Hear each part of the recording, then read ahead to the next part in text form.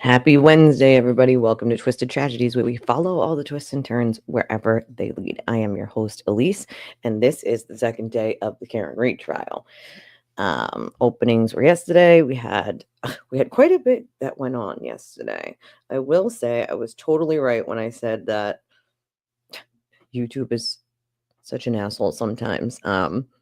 Well worth it, though, to play the tribute for John. I got the copyright strike this morning for playing the tribute to John, even though it's fair use. It's not the original song, it's a cover, and it's fair use. So I have to appeal the stupid copyright strike, but it was well worth taking the goddamn copyright strike to play it. So they can just, F right off on that one.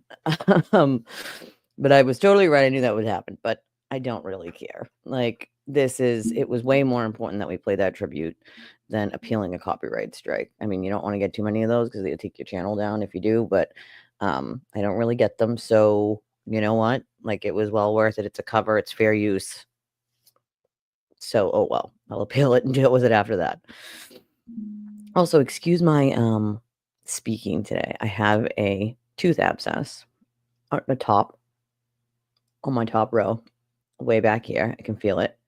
It hurts, and I have to start taking amoxicillin.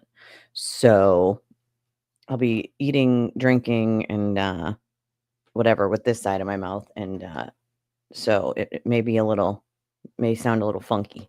It's a little swollen. So I apologize. If I sound a little different today, it's because I am dealing with tooth pain, which is about the worst thing on planet Earth, and tooth abscess. It's like on my gum. It hurts. I'll tell you that much. So, right.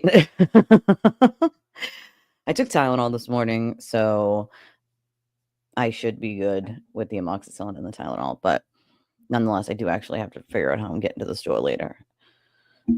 Oh, the joys of bullshit. So, anyway,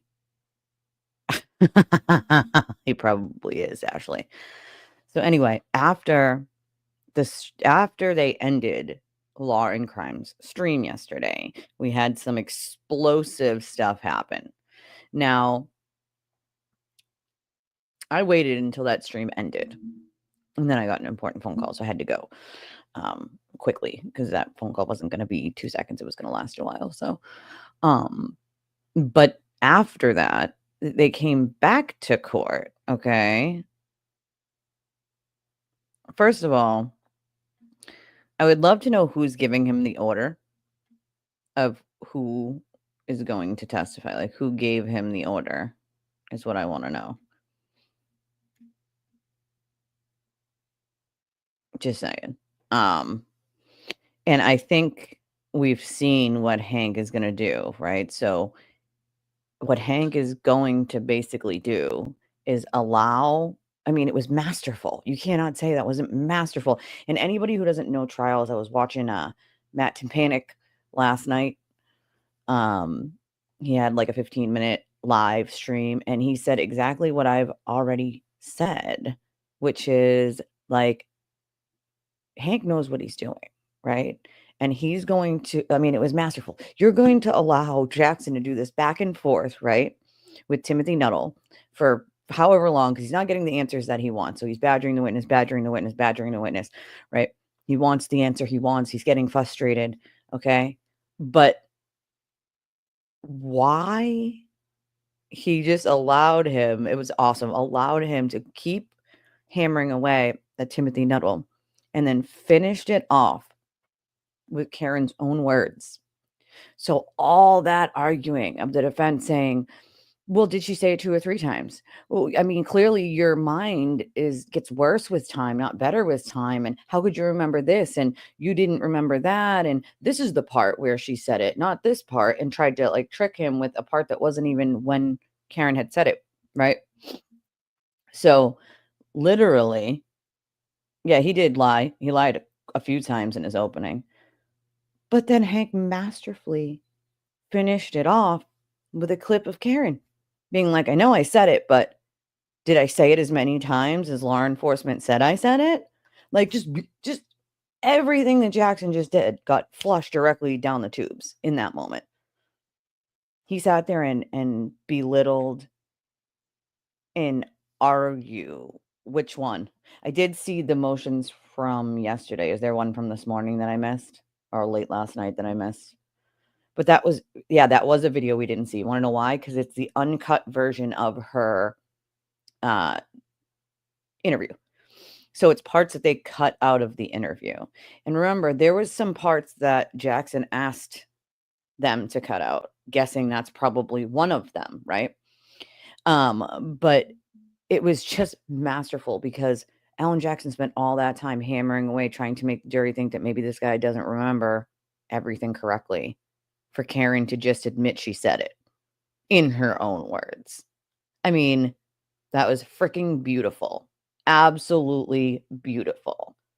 Like,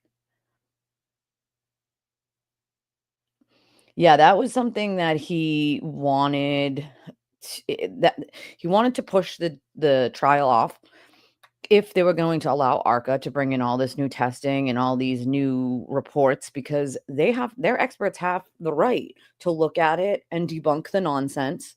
Okay. And how would they have time to do that if ARCA is giving stuff in the middle? That is trial by ambush. That's exactly what that is. So, I mean, Hank was like, either you exclude that and make them stick to the reports they already have, or we restart this trial and, we delay. Like, those are the options, And that's the thing. Does it matter whether she said it 2 or 3 times? All that really matters is that she said it, right? And then here comes Karen in all the glory of not ever shutting up, saying herself, well, I know I said it, but did I say it as many times as law enforcement said I said it? Because I don't remember. Like, basically saying she doesn't remember. So you don't remember. You don't remember anything, right? You remember nothing, but magically you remember that you didn't back into John. I mean, that alone, like, the implication of what she said wasn't just, well, she said, I hit him, I hit him, I hit him. The implication is that she can't remember a goddamn thing. And so how can the defense have a theory if she can't fucking remember anything? How can they say he went in the house? How can they say she didn't hit him if she can't remember? Just, you know what I mean? Oh, you will always get attacked by them, unfortunately. That's what they do, though. They take things out of context, they misrepresent, they spin, okay? And anything that doesn't fit into their small little conspiracy box, they ignore or spin. And unfortunately, they don't really have critical thinking skills, because anybody watching that clip yesterday, and a lot of them are just ignoring it, she admitted to saying it. She also admits to pretty much being blackout drunk. And you hear nothing from them. Nothing. Not like, holy shit, uh-oh, like, nothing. What did they do? Spin it. Oh, well, we know she was drinking. Like, we know she asked a question. Like, they can't even concede that was very bad for her. That whole thing. Jackson belittling and trying to, like, go after a first responder and firefighter, that stuff might work. Like, that flashy sort of, like, get the witness thing, that might work in LA. But I promise you, as a Bostonian myself, that will not work here. We do not appreciate that kind of shit. If you're coming at someone just as basic as a EMT firefighter, like, we expect that he tells you to go fuck yourself. Like, you know what I'm saying? Like, we're Bostonians, dude. It is not a good look. And I think Jackson's too stuck in the way that he does things in LA. It is not the same here. We are from LA to here are like 2 different worlds, literally. The cultures are different. The way we live is different. Like, the words we use are different. Our attitudes are different. Like, everything about it is different. And whatever he's used to working in LA with all that flashiness and pointing fingers and mixing words and trying to confuse, like, that is not going to work here. It didn't work in the first trial. It is not going to work again. Why hasn't he changed tactics? He knows it didn't work in the first trial. So if I was defense, I'm changing tactics, right? Like, why haven't you changed any tactics? Hank was masterful, and I expected no less. I mean, I guess you could argue that, like, some people didn't like the way he worded things, but, like, I'm not so much concerned on the way he worded things. Yes, but they already decided there was no double jeopardy. There was no, once you swear in a jury, it could apply. But again, it has to apply if you've already, if you already were tried for this and then there was a actual verdict. There was no verdict, which multiple courts found there was no verdict. So good morning, Jezebel. Good morning. Yeah, if I was Karen, I would have been sinking in my chair too. I would have been very nervous about what happened yesterday because that was not a good look. Good morning, Eva. Oh my God. I'm going to address this, right? All of the sewer turtles ranting and raving about Kerry Roberts and they're going to ruin her on cross and she's hiding something. I will tell you what this is. It's a big, fat, nothing burger. It is literally what we have already seen the defense do a billion times. Take something out of context, only take a piece of it, and spin. So watch what Hank does with it after they attempt that. Let's just put it that way. There is nothing that Kerry Roberts has to hide. There is nothing that Kerry Roberts did wrong. Kerry Roberts wasn't even at the fucking house that night. She helped out the next morning to try to find her friend, you know? So it's just utterly ridiculous. Like that he's even going on and on and on and on about what Kerry Roberts is going, like what's going to happen to Kerry Roberts. Like, for the love of God, dude. Also, anybody who listens to that man doesn't realize that he clearly does not know the law, no idea how trials work, and he doesn't even pay attention when he's in the courtroom. Like, anybody who listens to him, like, has got to, like, reassess how many brain cells that they have, because nothing he says, almost nothing he says is true. Like, Hank must get the exact timeline of the calls Karen made to Kerry and Jen into the record and public. It's imperative so that it can't be used for the innocence fraud campaign. I believe he will.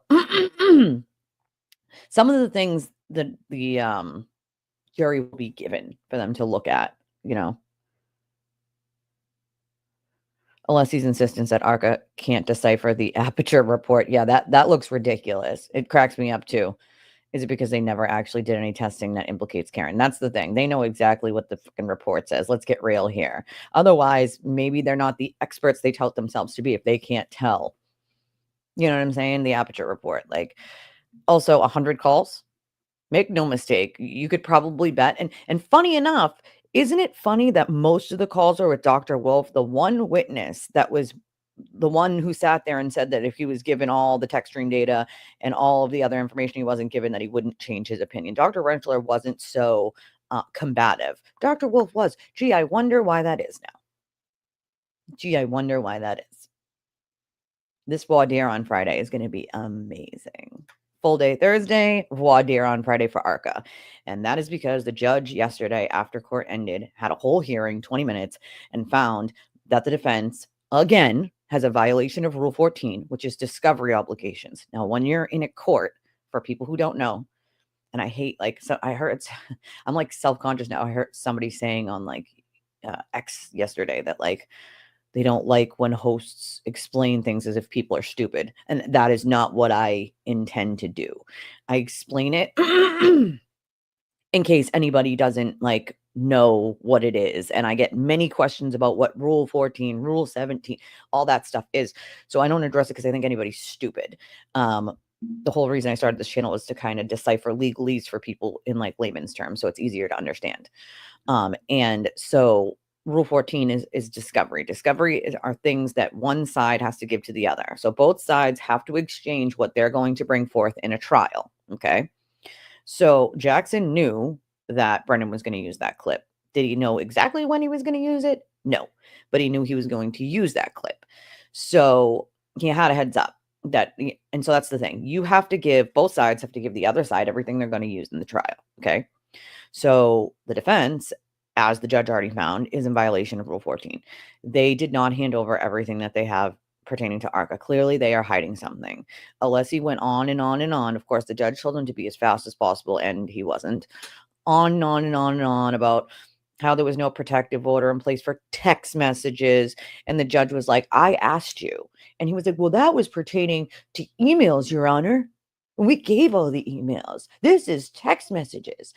So again, trying to play games with words. She meant communications. That's what they were talking about at the time. And because she said email, oh, well, that answer was only for emails. It's like, dude, you're insulting the judge's intelligence by doing that shit. Okay. And so the judge was like, I believed you, Mr. Alessi, when you said X, Y, or Z. And now I find that, yes, the defense is in violation again. They did not produce all of these things that I ordered them to produce. And now I'm going to put an order in for ARCA to have to produce them and bring them with them on Friday for a voir dire. So that's what's going to have to happen. But make no mistake, Alessi told the judge, well, we're going to have to talk to them and see what they have and what they don't have. In other words, they're going to call ARCA and say, hey, you're going to need to get rid of some of this shit and just say you deleted it. I have no doubt that's what happens.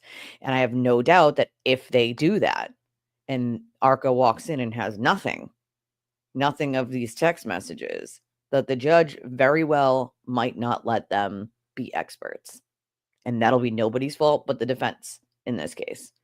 Now, will the judge do that? I don't know. She always errs on the side of caution and sort of lets them have it anyway. But in this case, it could be extremely biased to the Commonwealth to allow ARCA to have some new report. So I think maybe what she does is make them stick to their old report, no new testing. And depending on how the voir dire goes, limit what they can testify to. I think that's the best we will probably get. The fact that she is even still with this ARCA thing, I would have already thrown it out if I was a judge. But again, we're dealing with this judge. You know what I mean? Yeah, she did. She said, it's all my fault. I did this to another first responder. Remember that in the first trial. Insider Man said the fact that Bev is still considering ARCA stuff is insane to me. She even acknowledged the defense was deliberately withholding from her discovery order. Yeah, I know. It should have been thrown out already. I think she's making it unappealable, but at the same time, at what point is enough enough?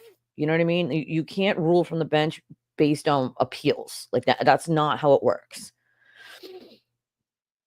I'm sorry. I don't want to read your name and butcher it because I will butcher it. But this person said it took them a few hours to come up with the defense to the damning clip. Now they're saying it proves she's innocent. You know what's so funny about it is, Jackson claims that mortally wounded she was talking about after she found him. It's very clear in that interview that is not what she's talking about at all. It's before. When she drops him off, when she says she drops him off, when he gets out of the car, that is when she's talking about. She is certainly not talking about after she finds him. He didn't look mortally wounded, but you're all over his blood. That doesn't make sense. You know what I'm saying? She's got blood all over her face and he's got blood on him, but he didn't look mortally wounded. That. The way they try to spin things makes them look stupid. Thank you, Angela. I don't understand how the courts allow the attorneys to lie in opening statements without evidence such. Opening statements are not fact.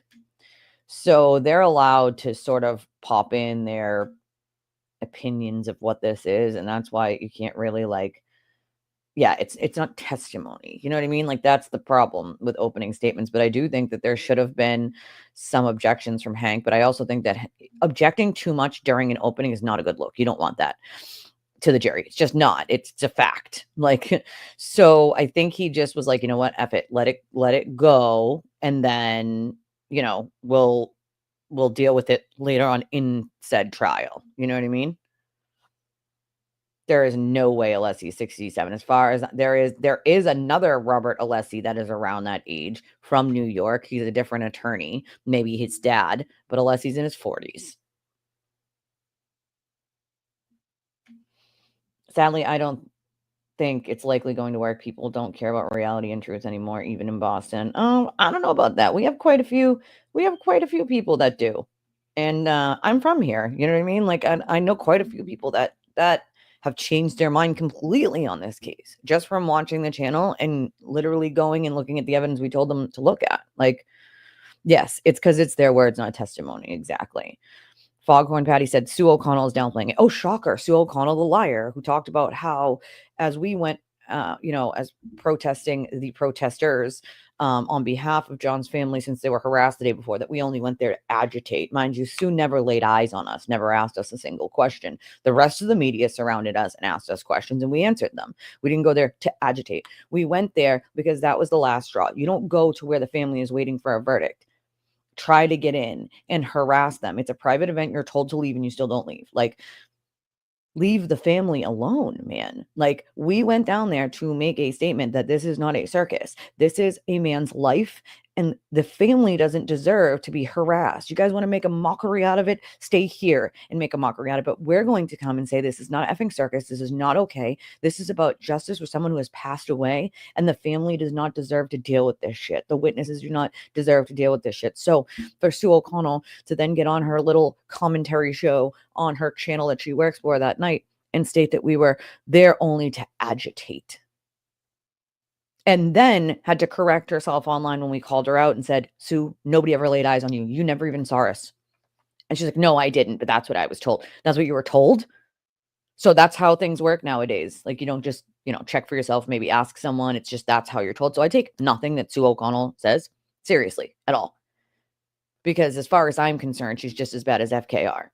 She tries to play like the like this side sometimes and middle ground sometimes, like, and I'm nope, I can't with her. She makes me laugh and chuckle on how ridiculous she is. Like, the fact that she could sit there and lie and say, they were there to, so we're there to cause a problem. That's what we're there to do. No, we had never been to the buffer zone. We had no idea, like, where it is on a map, but going there is different. So we walked like the back streets all the way down to try to like get to the back of the buffer zone, like to the very back of it, to find our own little space. But when we got there, you can't really tell how far up or how far down it goes. So we have walked down the sidewalk, which is through the middle of these people, but that's where the fucking sidewalk is. We're not going to walk in the middle of the road. Like, to try to see where the end of the buffer zone was and find a space there, like at the beginning. I should say the beginning, like closer to the courthouse. There was no space. There was FKR everywhere. So we went back the other way to the back of the buffer zone and found a spot there. Like, so for her to try to say why we were there without ever asking anybody why we were there is disgraceful. Like, and I don't know why that channel still employs somebody like that, to be honest. Like, well, that's the thing. See it with your own eyes, hear it with your own ears. But when you have, maybe that's, no, Alessi's not 65.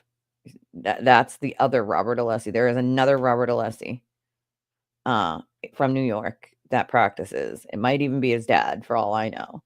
But he is not in his 60s. He is I think he's 40 something. I like it. I like it when they're chatty too. Hank explained everything perfectly and honestly. Jackson went off on a total conspiracy theory and Hank threw it back in Jackson's face. Pretty much. Yep, smoke and mirrors. You know it. I realize it's not testimony, but it sounds like I know. And that's the part that gets me too. It's because like the jury's sitting there. To them, it sounds like you're telling them facts. It's not facts. Like, TV in court yesterday. So does that mean he actually did not intimidate, harass Kerry? Kerry does not have an order.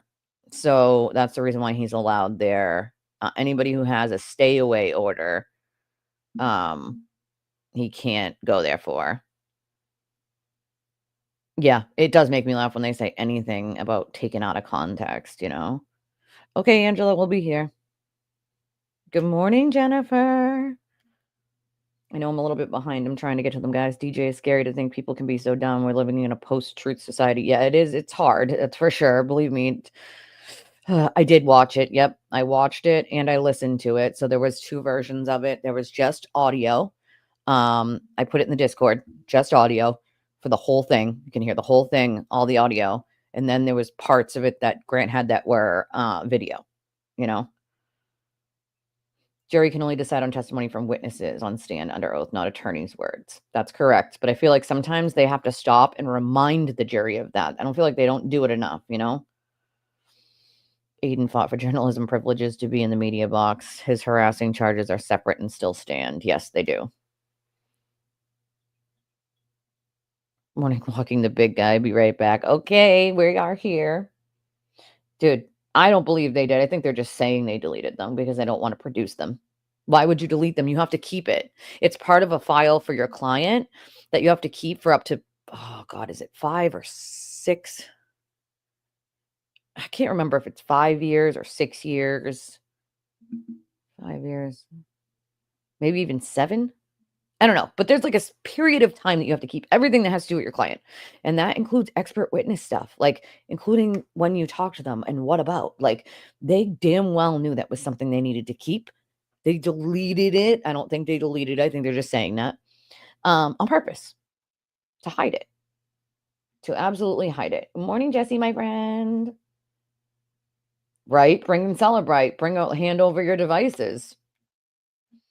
I mean, there's 143 of y'all. If y'all could do me a favor and hit the like button, that would really help out. Also, I didn't do my spiel in the beginning, but because of trial, I don't have time to like stop and pop this up on the screen. So what I will do throughout trial is just pop it up at some points to remind people that they can donate to help out the channel. These are extremely long days I'm here for now. These aren't just 3 or 4 hour lives anymore. These are 8+ hours throughout the entirety of the day. So I definitely need the support, especially since I have to pay StreamYard yesterday. I had to pay the internet yesterday. I had to pay Canva yesterday because I signed up all on the same day for them. So they're all due on the same day.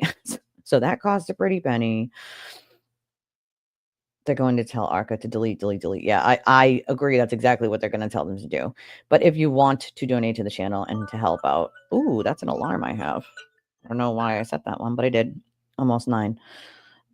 This is how you do so. Venmo, Cash App, PayPal, and yep, Freak's got the PayPal link for Apple Pay. If you want to use Apple Pay, we figured that out. It's always a huge help. I appreciate it more than you guys know. You guys know that. I read them. I don't read everybody's like government name. I just, with all the harassment that goes around, I feel like no. Hold on. Day younger than 90 with hair dye, right? Well, that's the other thing. Having things in your opening that you can't prove hurts your case. It does to the jury. It literally frigging does. Like, and so what I'm like going to tell you this is I have people who were sort of bouncing around to some of the FKR channels to see what was being said during all this. And apparently Emily D. Baker actually did call out Jackson by saying like he's saying things that he will not be able to back up. And that is misleading. And he is misleading. And that's not a good look, bro. Not a good look. You know? I agree with you, Brie. I agree. I mean, they'll definitely cross Kerry this time. They did not cross her last time. They absolutely will cross her this time and expect the same thing that you saw with Timothy Nuttall. But Kerry's very blunt. It's the best way I can put it. She's a very blunt person. She doesn't need to lie. There's nothing that she needs to lie about. And so she's not going to put up with Jackson's bullshit. She's going to be like, I already answered that, and this is the answer. Like you know what I'm saying? Like Kerry Roberts is not going to deal with Alan Jackson trying to like get out of her the answer he wants. Like that's just not going to happen. That's right. Judges have to rule based on the law. And I feel like there are some questionable rulings with her where she just gave it to the defense to just give it to them instead of denying it, rightfully so, because she had denied so many of them. She didn't want to seem like she was biased by denying it. But that is what the law called for. Like, doesn't matter if you deny every single one of their motions. If the law is sound in that department, that's what needs to happen, right? Like, yes, his opening was amazing. She could see him in front of her car. After she hit him, he would have been lit up in her headlights. Yep. Where did AJ get the idea John didn't die from hypothermia? Because he didn't have a ton of frostbite on him. So they're arguing that because he didn't have a ton of frostbite, that he didn't have hypothermia, which is completely false. The Emmy testified last trial that there was signs of hypothermia. So that's bullshit. You know, when Karen is convicted and sent to live with her new family, she'll definitely have blood all over her face too every 28 days or so. I can't stand you. He sure was Jennifer, and he's not getting the credit he deserves. Unless he looks like a skeleton wearing human makeup. I don't know how anyone can guess his age. I mean, I looked into him a while ago. That's how I know. But there's a second Robert Alessi that works in New York, and I would even guess that it would be his dad, and that guy is closer to 70 years old. So, I mean, I could see how people would try to say that that's him. It's not him. It's a different person. Police Chief Rafferty is retiring. Yeah, I heard about that already. I heard about that before anybody talked about it, but we wish her lots of luck in her retirement. I mean, if I were her, wouldn't you want to retire at that point too? Especially with all this fucking clusterfuck. What I want to know though is who's going to take her spot. Like, who is going to then be chief, you know? But we wish her, you know, and that's another thing. Like, being a woman, it makes it a lot harder because it's a man's it's been a man's job 90% of the time. So, an accomplishment in and itself being the chief and being a woman, it's got to be a lot harder. Women sometimes are held to different standards than men, and I don't think that's fair, but it's reality, you know.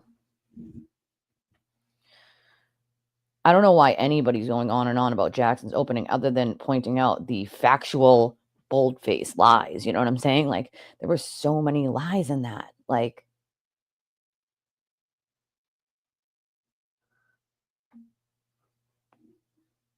as far as I know, he's not. He's in his 40s, 40 something.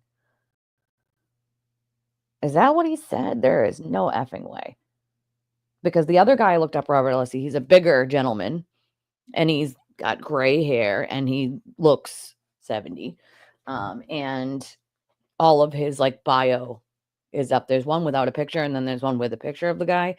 And when I had looked him up originally, that's the first guy I found, was the older one. And then I found the other one, the younger one. And I'm like, yeah, that makes more sense to why I found the first one, but the first one didn't show. That's crazy. If he is really that old, then maybe he needs a nap. Real journalism searches for the truth and facts. We have no real journalists that exist anymore except Julie Grant. The rest are no better than TV. I agree with you there, dude. Somebody else said like, well, that doesn't mean much. My daughter is over 20 and I'm in my 30s. So just saying, like, but I mean, hey, maybe if he is that old, then I guess I was wrong. But I don't know. When I looked into him a while ago, I found 2 separate ones. Oh, there's 4. You guys found 4? God, let there not be 4 Robert Alessis. Like, yeah, it is. It's gonna start getting into some of the really nitty-gritty stuff, like, oh, well, morning. Jackson stood there and read every sentence, yelled at the jury, and made promises he knows he can't keep. Hank told the story eloquently, no comparison. There is no comparison. I don't even know why anybody's talking about his opening because there were so many literal lies that can be debunked, like, right away. Like, things like no hypothermia and that the evidence will prove John went in the house. There is no evidence that John went in the house. As a matter of fact, there's evidence to prove he never went in the house. So that's just a bold-faced lie. So there were so many things that Jackson promised. And once again, like I said, even Emily D. Baker apparently said, like, he's misleading and he is saying things that he can't back up. Like, so that is not going to be a good look when you promise the jury all these things and then none of them come to fruition. You once again look like a liar. Cryogenics, right? Can I get some cryogenics? I'll freeze myself right here at 38. That's fine. I mean, if you want to go back maybe like 8 years or so, freeze myself at 30, that'd be fine. Jackson, the worst opening I've ever heard since Jose Baez and Casey Anthony, based on nothing but lies. Well, that's the thing. It is based on nothing but lies. That's the thing. Like, to me, like, 6 years after the case is concluded. Okay, so that's what it is. 6 years after. I knew it was somewhere between like 5 or 6 or 7. But you're supposed to keep everything that is supposed to do with the case. Everything. You know? Morning TB2. Hold on, guys. I just want to refresh this over here and make sure when I get the thing up on the screen. Hold on. Here we go. We got the fan. The fan. I'm going to pull it up on the screen just because. So we have it. But we got the fan. The fan. Uh-oh. I think here comes the judge. Here we go. Why can't I hear anything? Oh, well, the audio must not be on yet. Can't be me. Audio's not on yet. Hello? Oh my God. What the F? Hold on.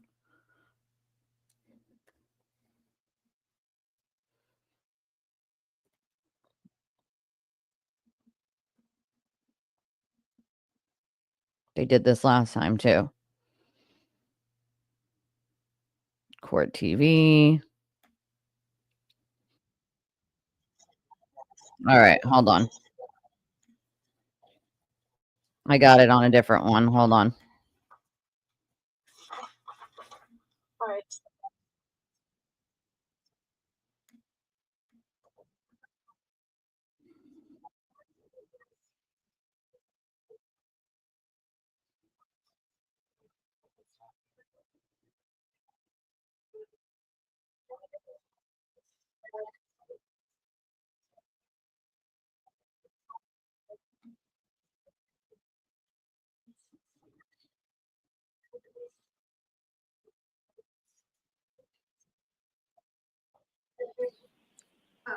Cut and copy text messages and various phone calls.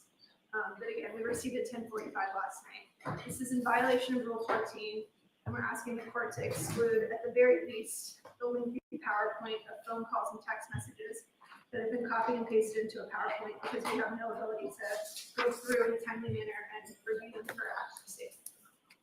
What do you say about that, Mr. Brennan? Your Honor, all of this information is from the phone discovery, which they've already had. There are a number of different select PowerPoints that were introduced. When did they get it? Last night, No, when did they already have? 2023. Okay. And so what you may remember from the last trial is that there is, for example, Mr. O'Keefe's entire phone log, and then it's separated by his phone calls with the defendant, perhaps another witness. And so what we did is we tried to consolidate. Instead of having 50 of these things, I try to make them more limited. We did use more updated software. The only difference is it shows emojis. In addition, we took the phone calls and the emails or the text messages, which was presented at the last trial. Content has not changed. We just put it in a PowerPoint so that when it's read, instead of just reading the text messages and then searching for the phone calls, where Trooper Gorino would then refer to a separate document, they're just simply in order. There is a presentation of a different PowerPoint, which is from the old data, 2023, but it is information that was not introduced at the last trial, although it was clearly provided to the defense in advance. And what it is, it's healthcare data of the defendant's watch, and Jennifer McCabe's watch. And what it does is it tracks her heart rate from midnight all the way through the next morning. Now, although that information was available to the defense, they could have done what they wanted with it. That information was never put in a PowerPoint presentation. I will not and do not expect Trooper Gorino to talk about it during his testimony. He's a witness I'm going to ask the court to recall. The reason I turned that over was to be transparent and to be collegial. We would not introduce it on direct, but as Your Honor ordered, there was an order not to get into third-party culprit evidence. Jennifer McCabe was never identified as a third-party culprit, yet in the opening, the defense suggested something about 227. If the defense is to cross-examine or suggest that a phone call occurred at 227, this would be to rebut that information. I could have waited until after the cross-examination and then sprung this as a surprise upon the defense because it is powerful evidence showing her heart rate is inconsistent with being in a criminal conspiracy, yet we provided it in advance so that it have notice days before Trooper Gorino would even testify about it.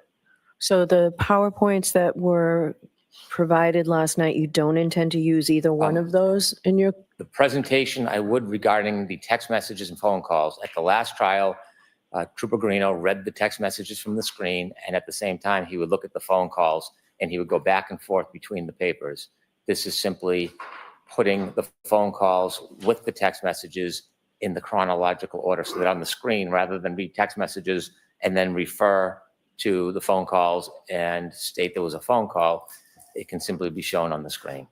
What do you say about that, Ms. Little? It's content you had, it's messages that came in at the last trial. The problem, Your Honor, is this is not from a Cellbrite report. It's been individually. I need to see it. I need to take a look at this. Do you have an extra copy for me, Mr. Brennan? I can provide a copy, Your Honor. So Trooper Gorino is not going to be your next witness after Ms. Roberts, is he?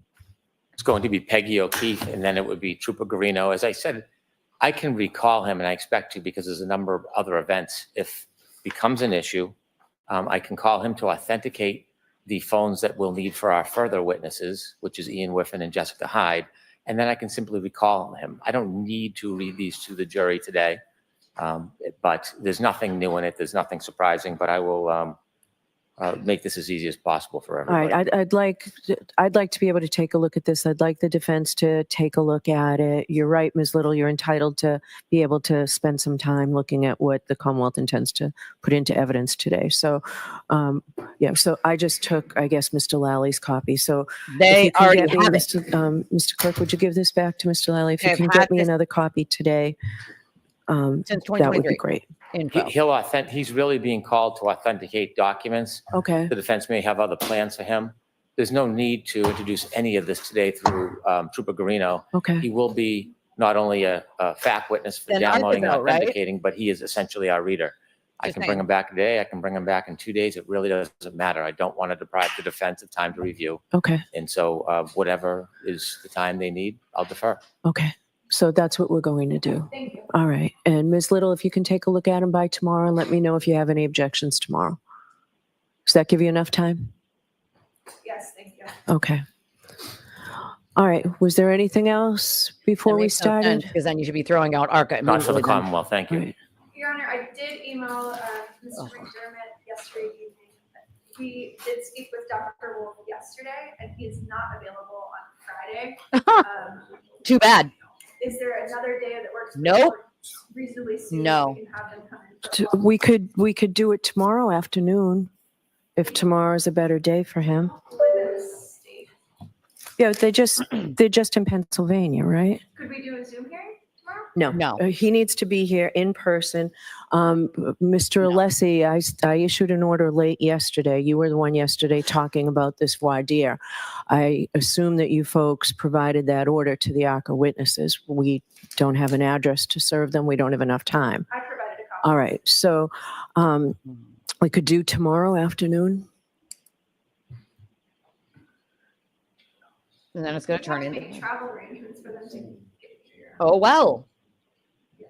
And that's, he has a conflict that begins on Thursday and goes until Friday. And so, Too bad. is there a day next week that works? No. Well, we could do Monday, but what I'm going to order is if it's continued all the way until Monday, the testing that he outlined that you were contemplating or were going to do, that has to be done by then. So we can do it Monday, but that testing has to be done by then. Uh-huh. We will make every effort to make that happen. I don't have a status on some of the shipping components that they need for the testing. Okay. So I need some. Yeah, you have to make them available. Too bad. All right. So that'll be done by Monday. We'll do this Monday. I don't want to devote a whole day We'll have to. where, I mean, Friday was easy to devote a whole day because the jury thought they were only going to be here a half a day. Can we do this just in the afternoon? Not with Your one. Honor, I am unclear as to what the subject matter of the voir dire is going to be. So I am indifferent to this voir dire, all right? I'm trying to help you out by having the witnesses here because I found a violation of your reciprocal discovery. So I don't know how long this is going to go. I would assume I'm giving you the opportunity to put them on and the Commonwealth an opportunity to cross-examine them. First, in terms of time, we can do it within a half a day. All right. Do you agree with that, Mr. Brennan? No. Regarding an afternoon voir dire of ARCA on Monday, Yes. we'll defer to the court whenever is available. I mean, I'd like to keep the testimony going. I've already told the jurors that they have a half a day Friday. So Friday we'll be back to where we were at the half a day. Will we have a chance to be heard on rulings regarding ARCA? Because I still have the same concern about new information. Yes. What do you mean? Before when? Whenever it's convenient for the court, but I have concerns about these witnesses bringing in new opinions that we will not have an opportunity to consider All right. Can we do that the day of the voir dire? whenever it's good for the court. All right. So maybe we'll break with the jury at 12 on Monday. Now they're going to have 2 half days in a row, but we'll break. Will we still do the voir dire and I'll have No. witness testimony prepared for Friday? Yes. Good, Casey. Your Honor, may I have one further follow-up question? Please? Yes. Thank you. The reason I asked for, and I appreciate the opportunity for the voir dire, it's not lost on me. But what I'm trying to understand is I want to hit the target, whatever the target of the court So is. one of the big concerns I have is that 105 or more text messages were deleted. And you said in due course. I have no idea what you mean by in due course. It's a pending case. I need to figure out that at least. That's and there- very helpful. Okay. In Your Honor, the 30-day, if you may recall, the defense had this very same issue with a matter with District Attorney Morrissey. There So isn't. you said, I'm unclear what deletions are, and we're happy to have testimony. There isn't. Our witnesses can discuss it. They're to bring them if they still have them. Exactly, that is also very helpful, but this 30-day auto delete, a lot of attorneys. Auto? District Attorney Morrissey So did that. I need something in writing about that. That's not my understanding on how you keep records in a pending case. Nope. And remember, you still said out of the blue, months later, a bill came. This gives me pause about that, frankly. Okay. We're happy to So- discuss that as well, Your Honor. All right. All right. So, Get your clarification. all right. And there'll be more. I'm not limiting it to that, but those are my big concerns. Appreciate it. All right. Are we ready to start? Judge, I just have a, yeah. So let's figure that out. Do you No, want but if to, she's gonna let's talk about see new counsel at information, sidebar about schedule. She needs to apply that same thing, okay, with the defense. You're saying to Mr. Brennan, like, oh, well, this is stuff that the defense has had since 2023. And they're complaining, well, we need time to look at it. We need time to look at it. Like, I'll go back, but I don't, he was basically, making up excuses about why he said the bill came out of the blue. You can't really hear what he said. It's mostly mumble. But that doesn't make sense. Like, she has to apply that same standard to the defense, and she isn't. And that's what gets me, is if you're going to say to them, here's information they've had since 2023. Commonwealth just used a better software so they could also get the emojis. So the whole thing is there. The whole context is there because emojis give context too. You're saying, oh, they definitely, just Miss Little is right. They have time to look over it. You can't just blah, blah, blah. But this is information they've already had since 2023. We're talking about brand new testing, brand new reports, brand new whatever with ARCA. They should have immediately been, that should have been excluded immediately because the Commonwealth has it right.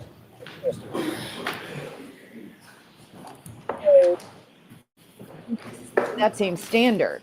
And she isn't. And it's very clear just with what happened this morning. All right. that she's So not. are we ready to bring Ms. Roberts back in? I can take 5 minutes while we line the jury up if you want. Ready, Your Honor. All right. Do you want me to get off?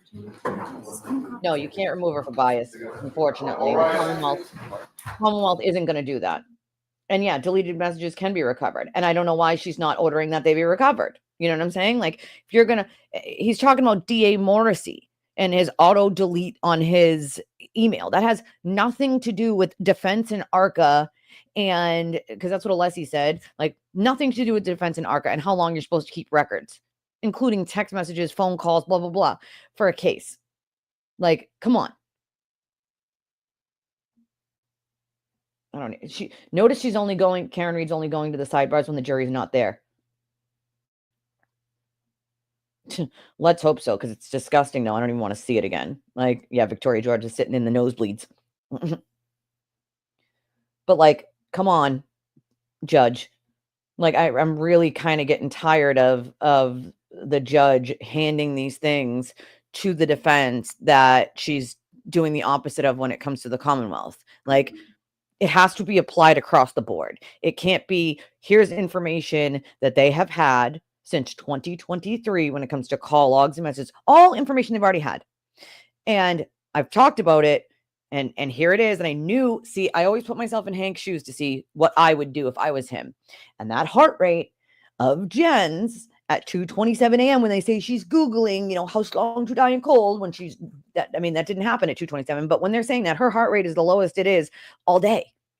And that's an important thing, right? They could have used it, but why would they? Why would the defense use something that debunks their own theory? They've had all that information for an extremely long period of time. This is not new information. It's already been handed over to them. So Hank has every right to put it in whatever order he wants to put it in and spring it. Like he said, he could have sprung it right after a cross-examination or a direct, at any point, because it's information they already had. But when we're talking about brand new information, the judge is saying, let's have a voir dire. Let's talk about it. Let's figure out these text messages. Bottom line is this. Those text messages are never going to come to light unless she orders that, they be pulled from their devices, from their phones. They deleted them. And they were probably told, ARC was probably told last night to get rid of them. Let's make no mistake about that, okay? So they are not going to come with 105 text messages. They should not be allowed to introduce any new reports or new testing because the Commonwealth's experts have to have time to debunk it. And if the Commonwealth had done that, the judge would have immediately said no. The defense has to have time to be rebutted. They have that right. Well, so does the Commonwealth. And just in this small thing that we saw this morning, she's not applying the same standard to the Commonwealth and to the defense. It's the Commonwealth, and then the defense is getting 1, 2, 3, 6 chances. It's already been found that they've done things incorrectly and that they've lied to the court over and over and over, including Alessi, Auntie Deb, that guy, and that's what I think they should do, TB2, is recover them, make them get recovered. You know what I mean? Yeah, I'm hearing there's only 20, 25 people outside. I think that's the tech guy that pulls up all the videos. They had that guy last time.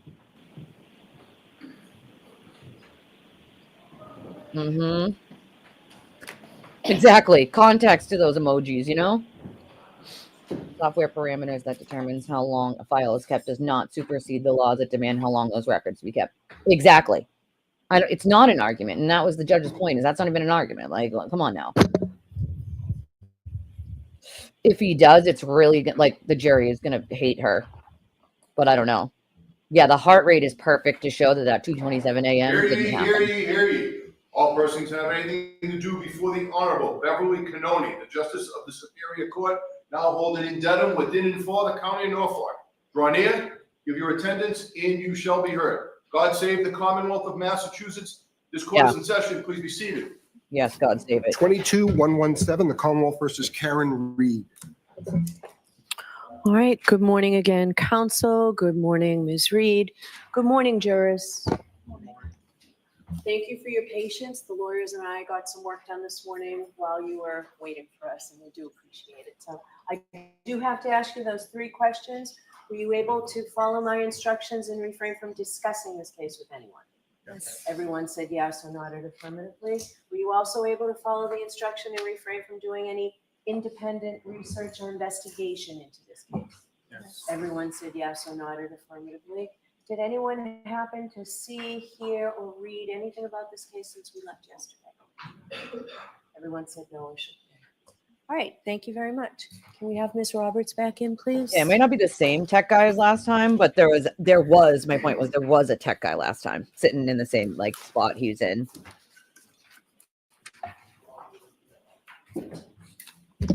I think one for the defense, and then the court does whatever for the Commonwealth, pulling up videos or whatnot.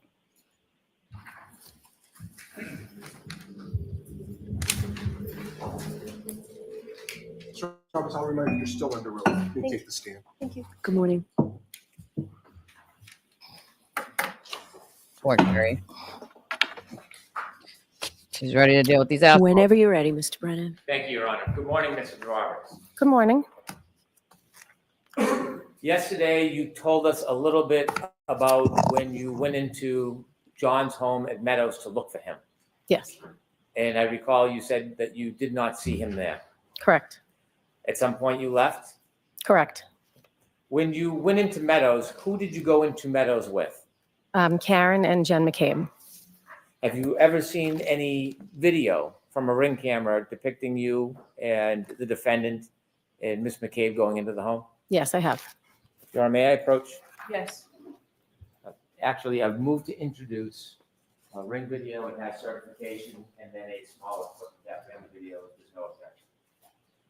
Did you say if there's no objection or there is no? If there's no objection. There's no objection. May I introduce Your Honor? Sure.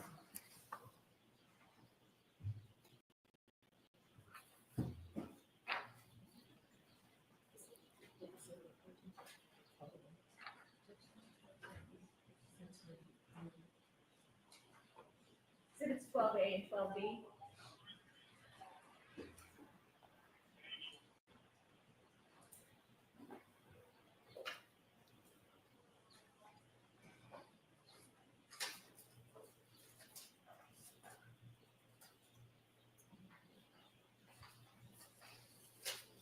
Thank you. One final. No, Chelsea. it's a clip. 12C would be just fine. Thank you.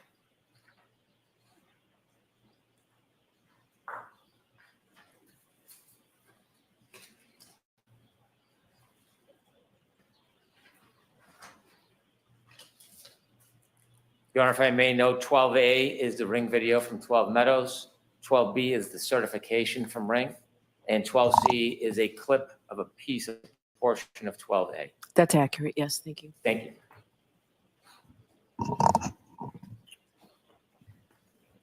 With the court's permission, I'd like to play 12C for the jury. Okay.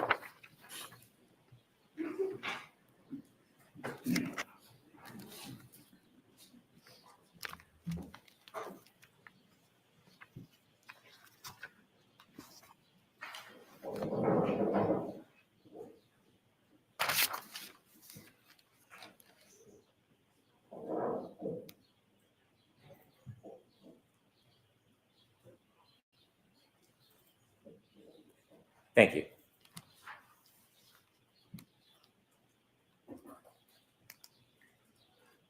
Ms. Roberts, you've seen that video before? Yes, I have.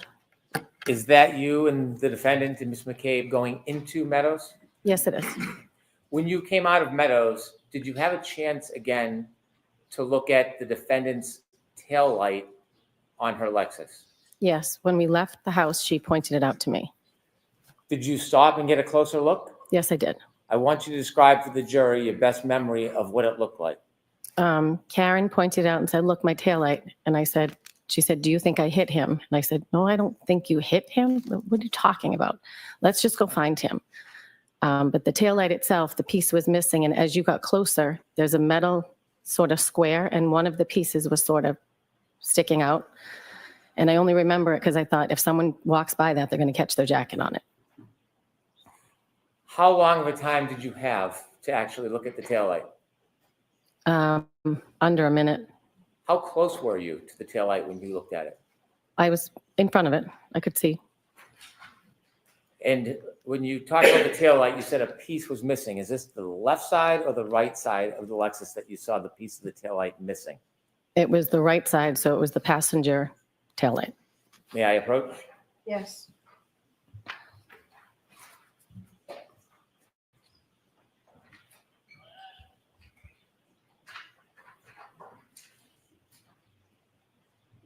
Should I remain, Your Honor? Sure. Thank you. May I recognize what is in that photo? That is Karen's SUV. Is it similar or a fair and accurate depiction of how you saw the vehicle that morning? Without the snow, I can't be positive, but this square piece was missing, as is in this picture. The photograph you look at is not the car in the snow in the driveway the day you saw it. Correct. Putting that aside, is that a fair and accurate depiction of the damage that you saw to the right rear taillight of Ms. Reed's car that morning? Yes. I move to introduce this as an exhibit, please. Any objection? No objection. Exhibit 13.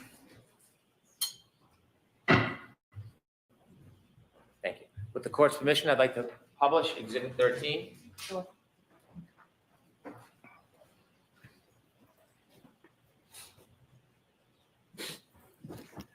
Ms. Roberts, I'm going to ask you to take a look at the photo that you just described. Do you see the white area in that photograph? Yes, Is that where the taillight had missing part?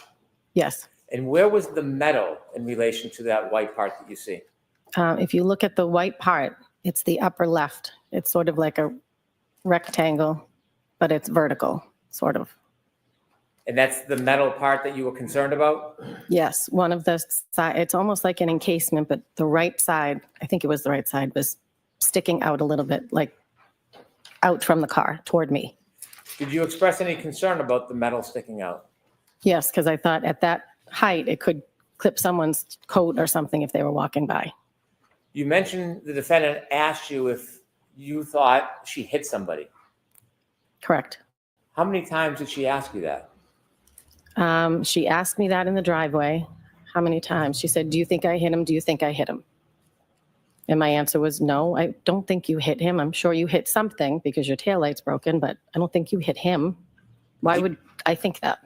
Did you have any reason to think at that point that she hit anybody? No. Did she ever repeat that phrase or question in the same or similar manner again that night? She did at the scene where we found John, Before or after you found John? after we found John. Okay, so we'll get to that then. Could we please take that picture down, Ms. Gilman? How far of a ride is it from Meadows to Fairview? I don't know, maybe 8 minutes.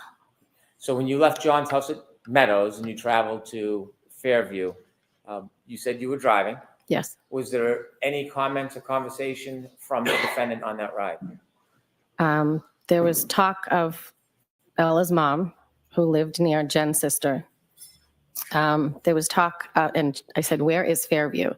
And Jen said, it's off of Chapman, so it was near Spring Lane. And I knew of somebody previously that John had dated on Spring Lane, so I brought it up thinking, could he have gone there if he was walking home? I don't know. I didn't know where he was or why he was missing. Describe the mood in the car. Well, it was scary driving, and Karen was, frantic, and she was yelling. I don't even remember at this point what she was yelling, but she was yelling. She had an elevated voice. She would be in between us while I was driving, and she would sit back in the back seat and be in between us. Did you have any words with Miss Reed? I told her to shut up several times because I was trying to drive. I couldn't concentrate. I told her to sit back and buckle up because it was bad driving. I didn't want to get into an accident and her not have a seatbelt on. How often was the yelling on the way to Fairview? Oh, several times. It was like you couldn't control her. And I was trying to drive in a blizzard. You went down Spring Road before you get to Fairview? No, Spring Lane is before Fairview off of Chapman. And did anything remarkable happen on Spring Lane? I'm sorry? Anything remarkable happen on Spring Lane? No. More of the same? Yes. Now, you mentioned yesterday that when you got to Fairview, the defendant began kicking your door. Yes. When you looked out, you didn't see anything. I did not. And at some point, you ran over to where Miss Reed was. Yes. Tell us what your first observations are when you get close to the defendant. Well, it was a shape of a body, like the length of a body, shape of a body. She ran over and I said, oh my God. I jumped out of the car. I ran over and she was lifting up his shirt to try and warm him, I guess. So I went over to his head and I began to dig his head out of the snow. Can you take us back and describe for us what you're seeing? His body was completely covered, but his head was completely covered. So I started to dig around his face and his eyes, and his left eye was fine, but his right eye looked like it was huge, like he had something happen to it. And after that, I told Karen to get off him. We were going to start CPR. I had been certified at work through the American Red Cross, so I knew chest compressions were more important. So I started to do chest compressions, and I yelled to Jen and told her to call 911. Karen was trying to do mouth to mouth. I don't know if she knew what she was doing, but I knew chest compressions were more important, so I concentrated on that. I yelled for Jen. I carry blankets. I have 2 kids, so I carry blankets in the car. So I yelled to Jen to get the blankets. I don't know what I thought I was doing with blankets, but I wrapped them around his head, just thinking we're trying to warm him up. He was covered in snow. When you first ran over, you mentioned that his head was covered in snow. Was his head fully covered in snow? Yes. When you look down, could you see who it was at first? At first, no, I had to dig him out. When is it that you realized that this was your friend John? When I cleared the snow off his face. Did you feel his skin? Did I feel what? His skin. Yes. And could you tell us how it felt? It was cold. Like he had been there in the elements for a while. You mentioned that his head was covered with snow before you brushed off the snow. Was other parts of his body still covered in snow? Yes. Can you share with us what you saw? His legs were covered. His arms were by his side. He was on his back. Karen had lifted up his shirt, so now his shirt was down, but I was doing chest compressions so you could see his clothing. He had blood coming out of his nose and his mouth. And when I put the baby blankets under the back of him, there was blood on the blanket. So I think he had a cut on the back of his head. Was the blood from his nose and mouth frozen or running? I don't think it was running. It was not gushing. You said that you brushed off the snow from John's face. Yes. Did you brush it off from both sides? Yes. Did you brush it off to the extent that you uncovered his entire face and head? Yes.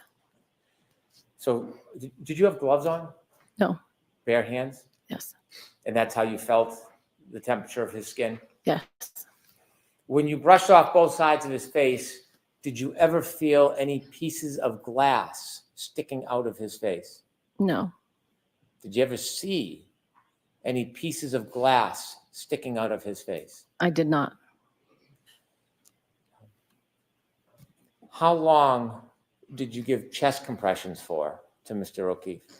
Oh, I can't be sure. I would say 4 minutes, 5 minutes while we were waiting for the EMTs. I had Jen take over at one point. And then the EMTs came. So however long it took for them to get to us, 6 minutes. When you were trying to save your friend John, did the defendant say anything? She was just running around screaming, Kerry, Kerry, Jen, Kerry, Jen. Was anything said at that point about her taillight? About what? Her taillight. No, when the EMTs were around and they were working on the body, she was running around and saying, did I hit him? Did I hit him? Is he dead? Is he dead? When you were waiting for the police and EMTs, just briefly, what was the temperature like and the visibility like? The temperature was freezing because I remember at one point I couldn't feel my knees, which is why I had Jen take over. And the wind was still whipping and the snow was still coming down. At some point, did help arrive? Yes, they did. And when help arrived, what did you do? I stood back and watched them work on him. Did you see first responders trying to give first aid to Mr. O'Keefe? Yes. How long were you outside for that morning? At that point? Well, the entire morning. Oh, maybe a half hour. When the first responders were trying to save John, what else were you doing? I was calling my husband. I called my mother. When they put him in the back of the ambulance, I then made a call to Mrs. O'Keefe. I think I called Mr. O'Keefe first, but he didn't answer. So I called Mrs. O'Keefe and told her John had been in an accident. And she screamed, I can't do this again.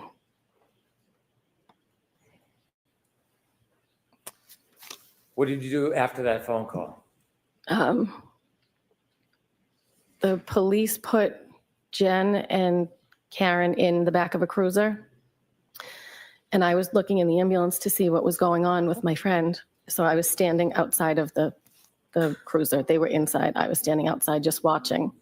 And Karen was saying, is he dead? Is he dead? Is he dead? And I said, no, they're working on him. I can see tubes moving. I can see them moving. Something, if he was dead, they wouldn't be working on him. She grabbed the front of my shirt and said, are they working on him? And I said, yes, they're working on him. At this point, I think I was in shock. I didn't know what was going on. I didn't think he was dead. I thought they could save him. I knew he was in the EMT in the ambulance with the EMTs. And I was just hopeful that they were going to be able to do more than I could. You said that at one point, Ms. McCabe and the defendant were in a car, and then you mentioned at some point the defendant grabbed you. Did she grab you when she was in the car or out of the car? She was in the car. I was outside of the car. At some point, did the defendant, Ms. McCabe, get out of the car? Yes. Did you go over to the ambulance before it left? Did I go over to the ambulance? Before it left? No. Did you watch? Yes. At some point, did you see the defendant get out of the car, the police cruiser? No, I didn't see them get out, but they were out at one point. They were what? They were out of the vehicle, but I didn't watch them get out. I was watching the ambulance. At some point, you saw them out? Yes. And did they watch, or were they near you when you were watching the ambulance? Did what? Were they near you when you were watching the ambulance? I don't know. I wasn't concentrating on either one of them. I was concentrating on my friend in the ambulance. When you were trying to save Mr. O'Keefe, did you ever see any signs of life? I did not. And I checked his pulse. No, I did not. After the ambulance took John to the hospital, tell us what you do next. I left. I told Mrs. O'Keefe, I said, I'm going to come get you. She said, well, I'm going to have Braintree Police take me to the hospital, which was in Brockton. And I said, they're not going to take you to Brockton. I will come get you because neither of their cars had four-wheel drive. So I asked if I could leave, and they said, give me your number and we'll follow up with you. And I took Karen with me. We drove down the street.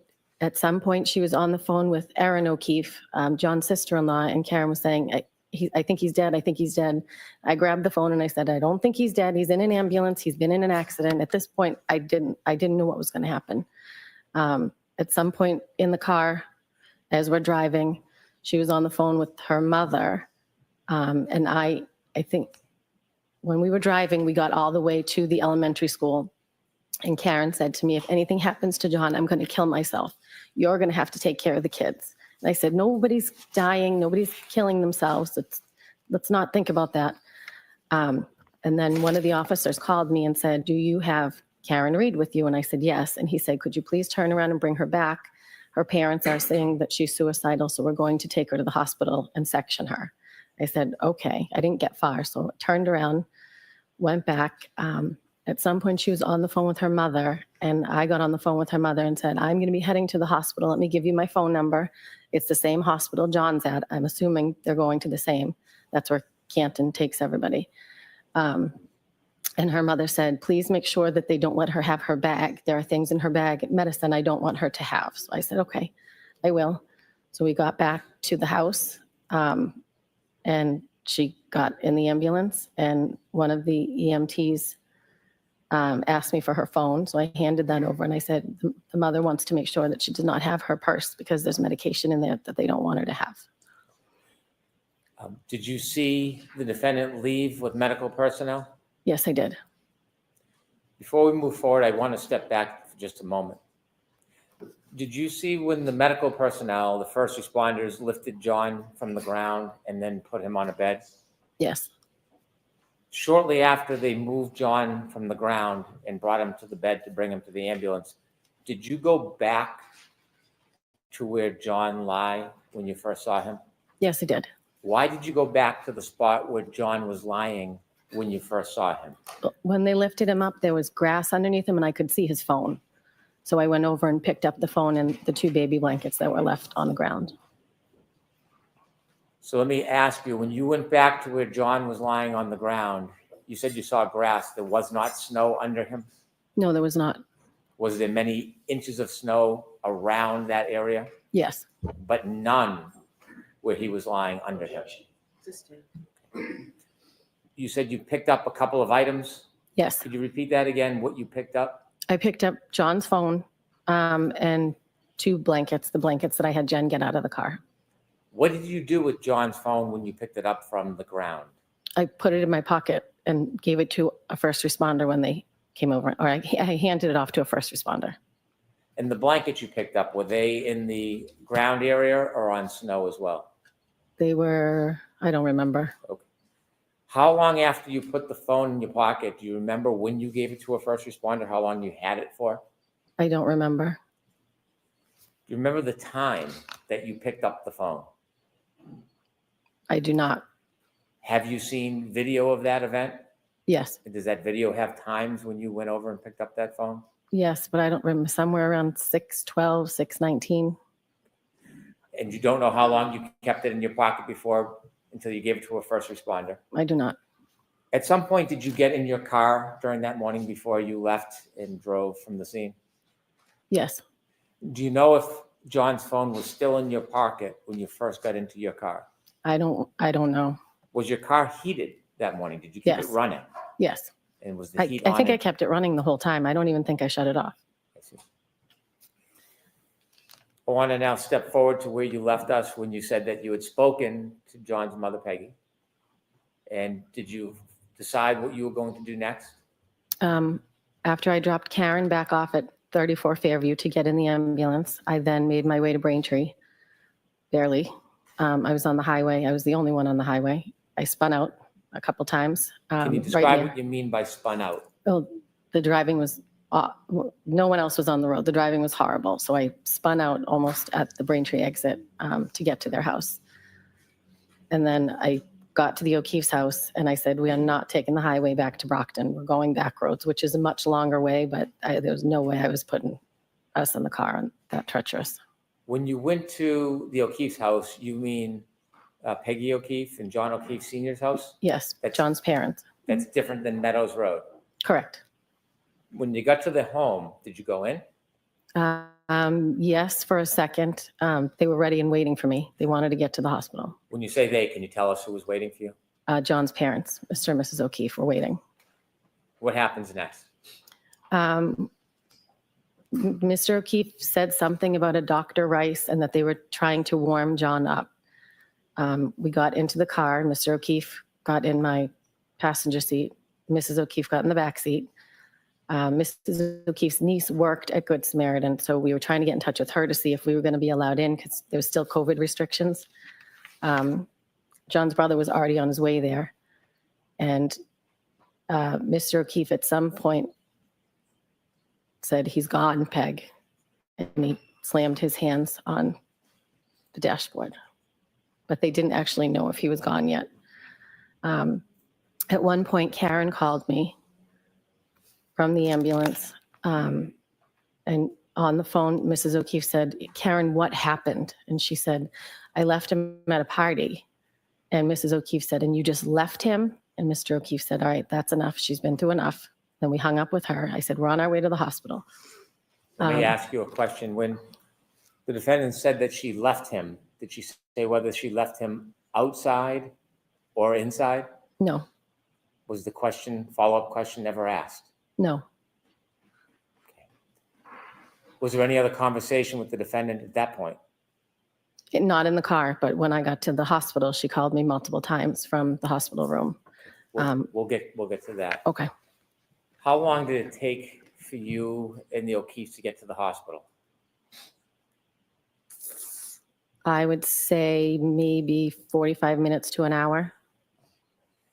Share with us the mood in that car. I think I was in shock, and I think they were in shock. There wasn't, other than talking to Mrs. O'Keefe's niece, trying to find out if we could go in for COVID reasons, there wasn't much talk. When you finally get to the hospital, take us through your first steps. What happens? We finally get to the hospital. We walked in. Paul, John's brother, was there.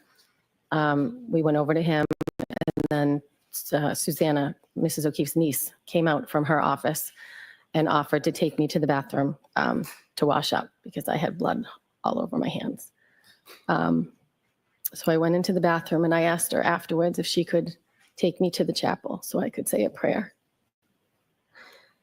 So she did. She took me to the chapel. And then when I came out, she took me into her office and explained to me that a Dr. Rice was going to come talk to the family and take him into an office and talk to the family. And then the family would be able to go see John.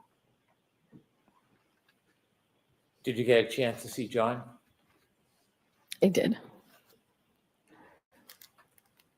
Would you be willing to tell us a little bit about what you saw?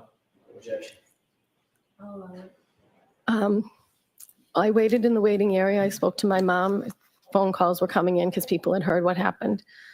And Mrs. O'Keefe, the family went in to see Dr. Rice. I watched them go in. I watched them walk down a hallway. And then when they came back out, Mrs. O'Keefe told me he was gone. Strike that statement, folks. Without telling us what anybody said to you, please just share with us what you saw. I went into the hospital room, and John was in a neck brace. At this point, there was a trail of blood going toward the gurney or the bed that he was on. This time, both eyes were filled with blood. They looked like raccoons. That's the only way to describe it. I thought he was going to look better seeing him in the hospital because he had been worked on, but he was not.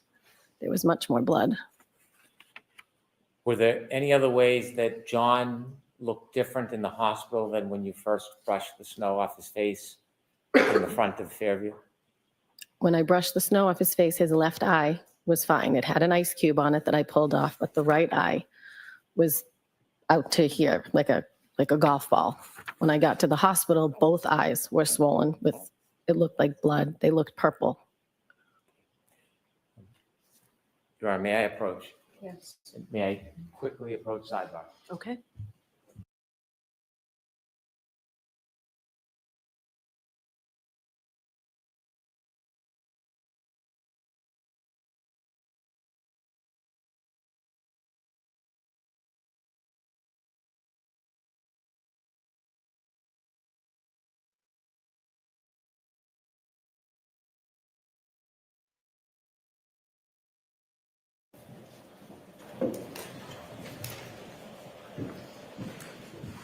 With the court's permission, may I approach? Yes. Thank you. I'm going to show you a photograph.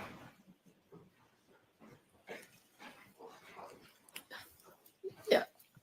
You recognize it? Yes, I do. Is that how John looked? Yes, he did. I'd ask that the camera not film that, please. I'd like to mark this as an exhibit. I will not publish it.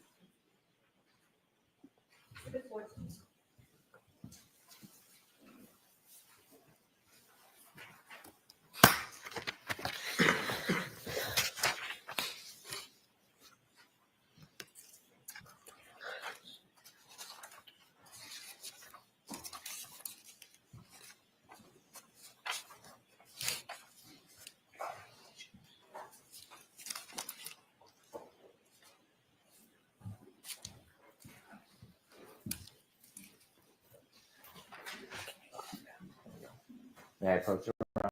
Yes.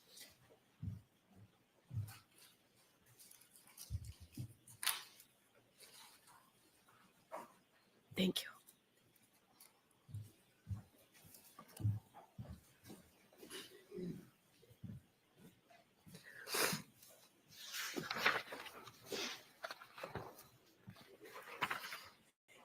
Are you ready? Yeah. Okay.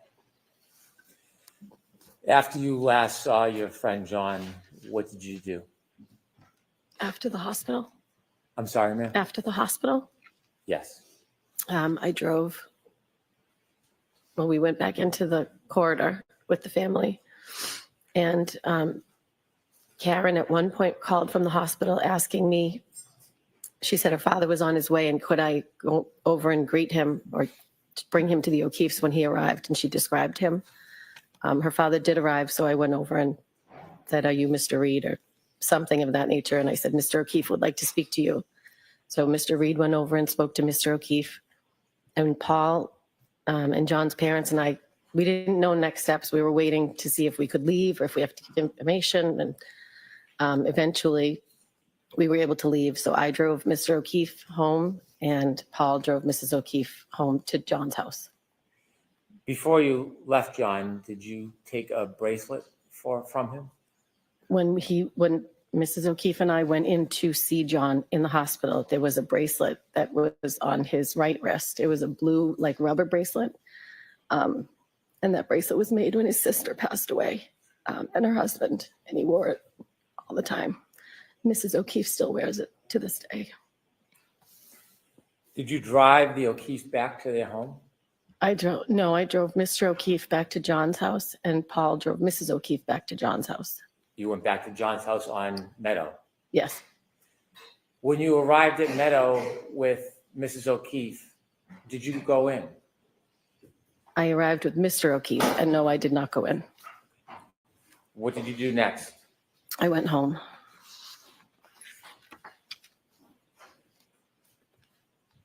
At some point after you went home, did you return to the O'Keefe residence or Meadows?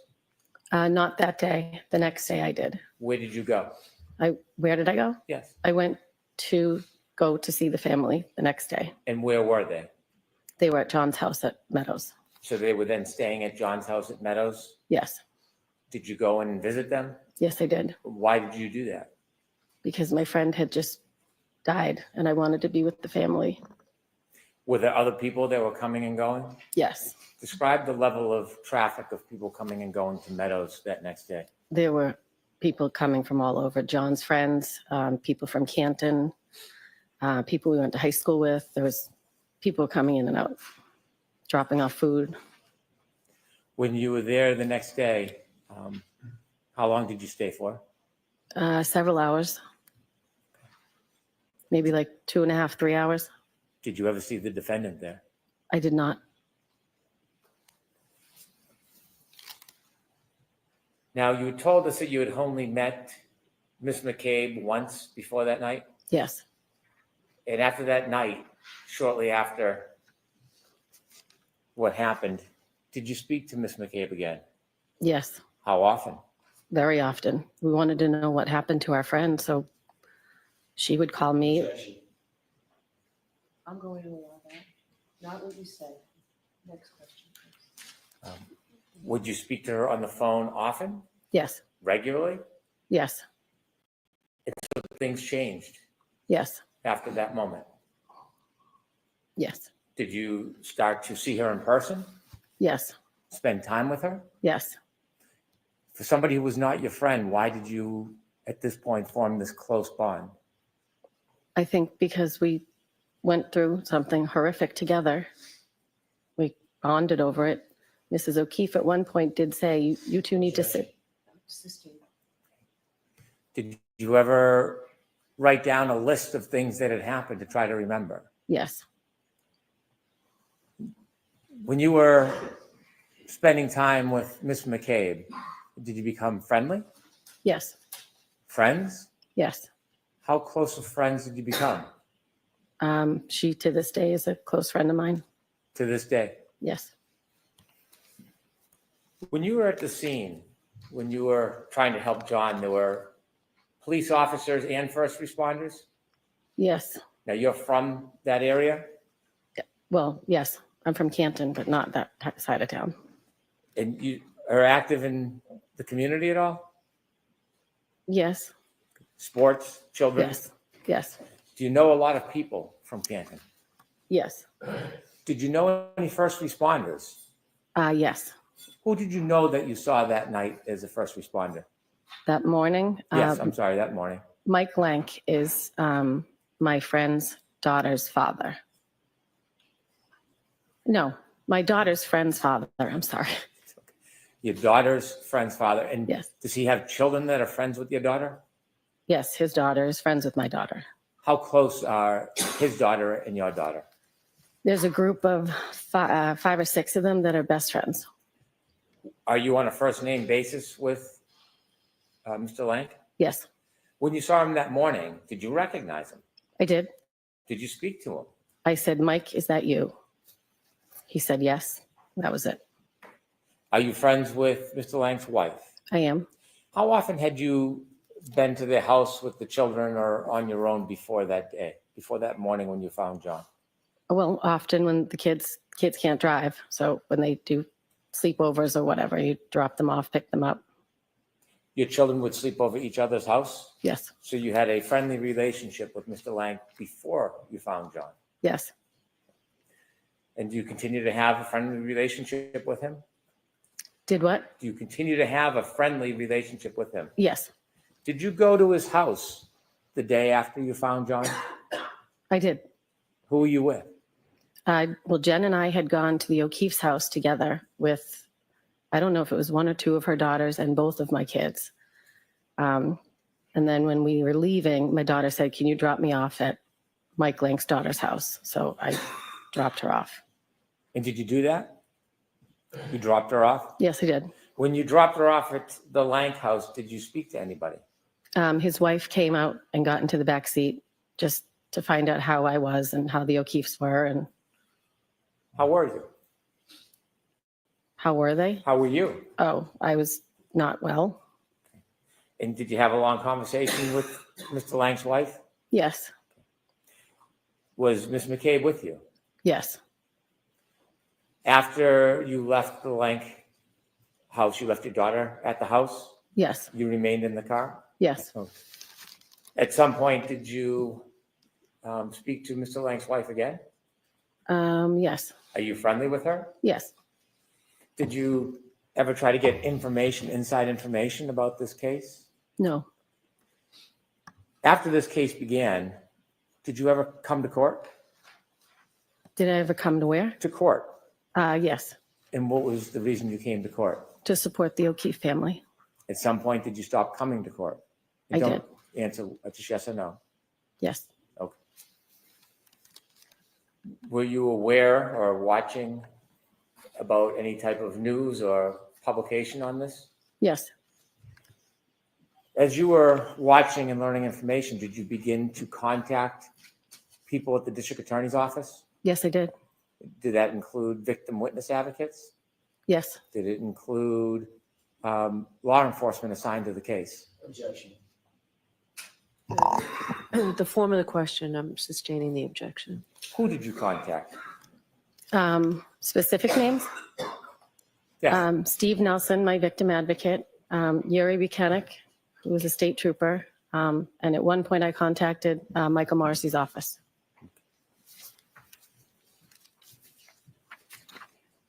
Do you remember at any time being interviewed by police officers or state police about this case? At my house on January 29th. So that same day you found John, you were interviewed? Yes, Do you remember who interviewed you? I do not. Do you remember your mental state at that time? I was not well. It was in the evening at some point. Were you interviewed at a later time by any other law enforcement? Yes, Okay, and where were you at that next interview? I think I was at Jen's house. We were making a timeline together when two law enforcement showed up to question her. But I happened to be there, so they took us in separate rooms and questioned both of us. Were you sober at that point? Yes. And what was your mental state then? Still, we hadn't even had a funeral. So I was still, I couldn't believe what was happening. And after John's passing, did you still continue to help out with the children? Yes.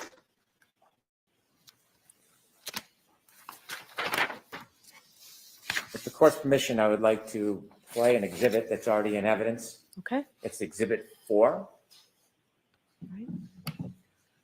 Before you start it, ma'am, I'm going to show you a video from the scene that night, okay?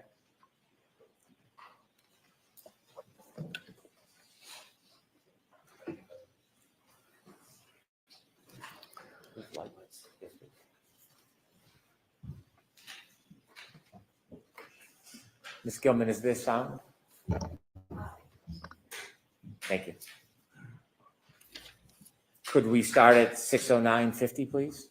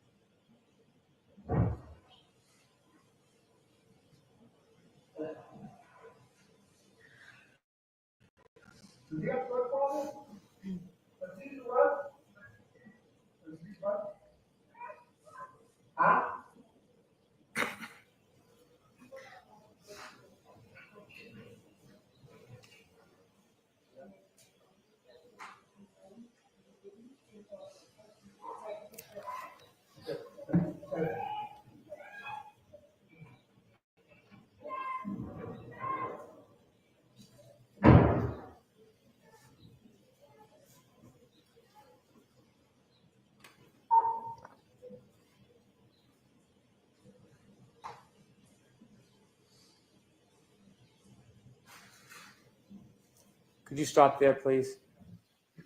Ms. Roberts, do you see yourself in that video? Yes, And where were you in that video? I'm over near the flagpole. What were you doing in that video before you stood up? I think I was picking up the phone and the blankets at that point. You see the first responders getting there? Yes. Okay. Continue, please.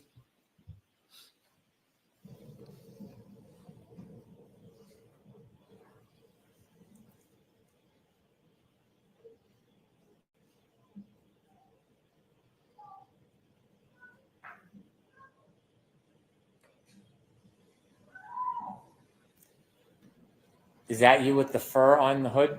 Yes.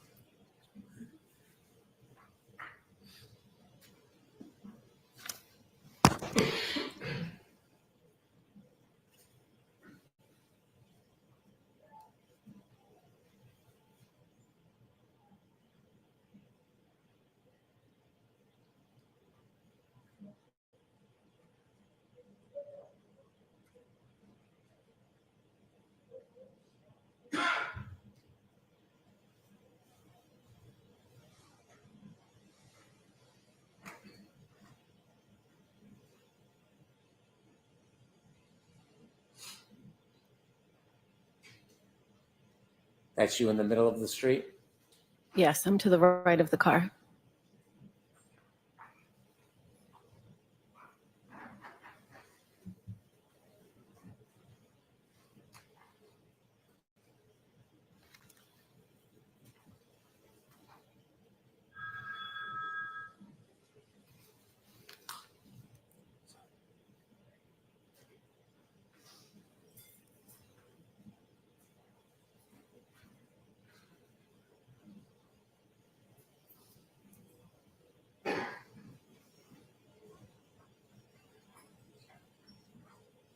Could you stop for one moment, please?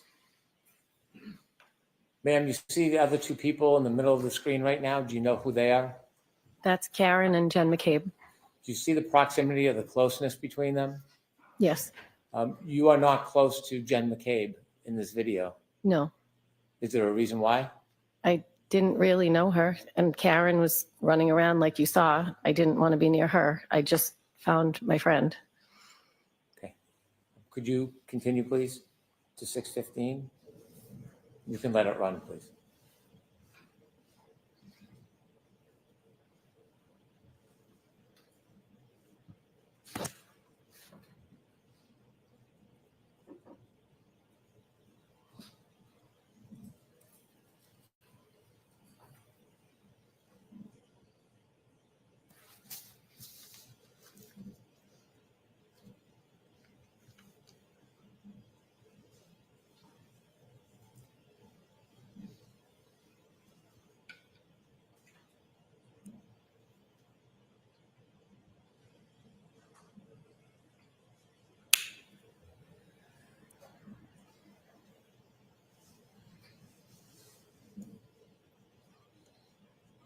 Stop, please. Thank you. Ms. Roberts, is this when the first responders were moving John from where he was laying? Yes. Please continue.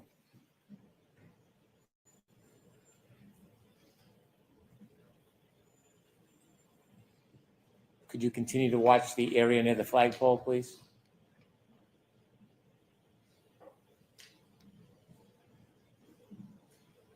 Oh.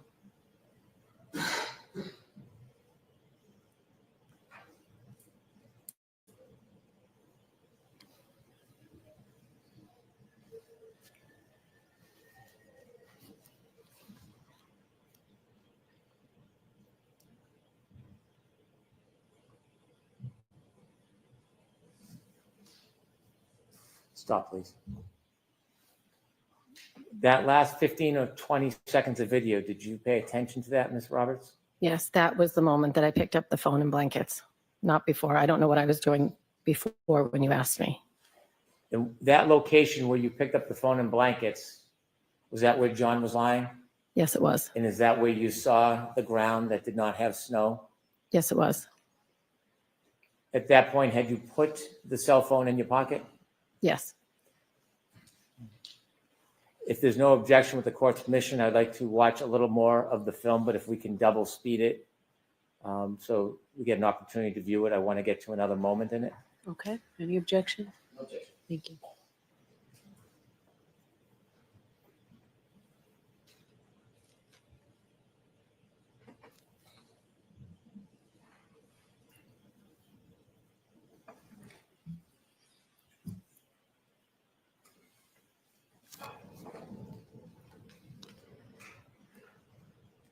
Around 16, 17 would be fine, Ms. Gilman.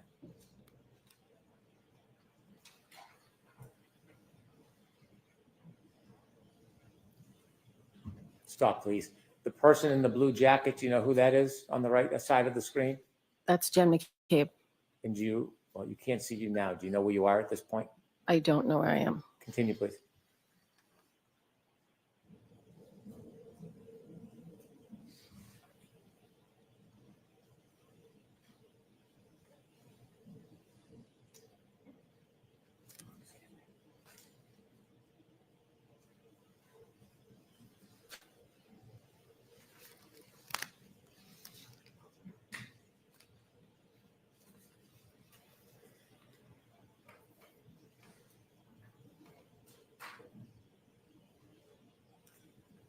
What are you doing, Ms. Roberts? Cleaning off my car.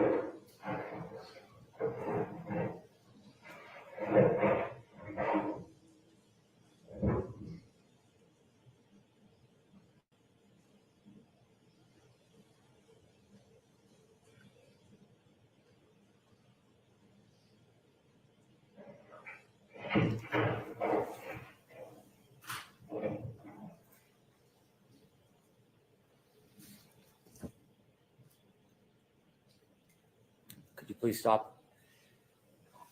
Did you mention at some point you went back and the defendant, Ms. McCabe, were in a car? They were in a police car at some point. Did you do anything with them when they were in that car? At one point, Karen asked us to say a prayer, to pray. So we said a prayer. Is it before or after this moment on the video? Do you know? I don't know. Okay. If you could continue, please.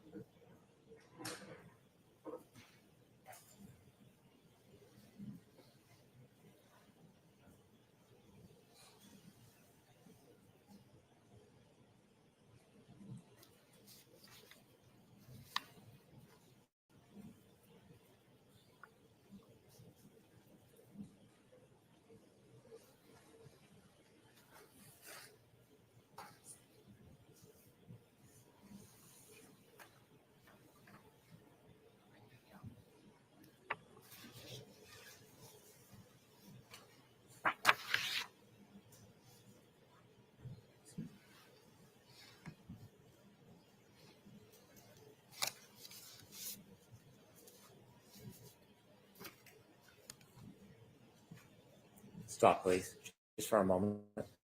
Do you know where you are at this point, Ms. Roberts? No. Okay. If you can continue, please.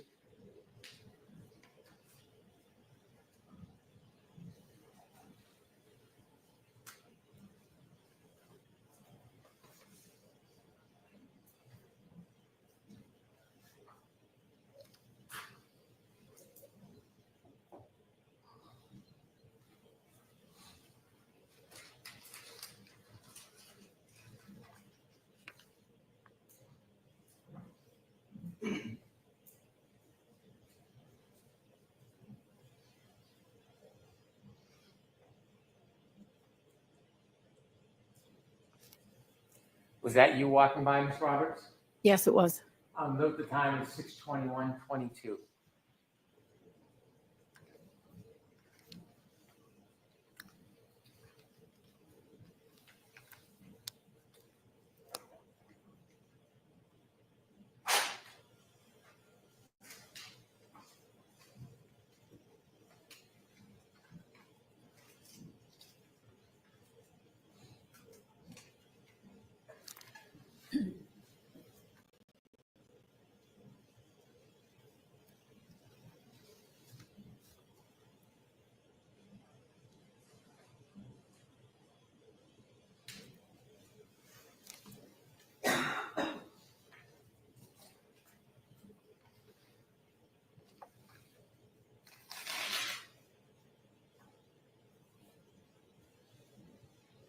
Do you know where you walked? No, I Are do you not. behind this car, this dash cam view? Say that again? Are you behind the view of the dash cam? I think it looks like I went over to the right of the vehicle. Okay.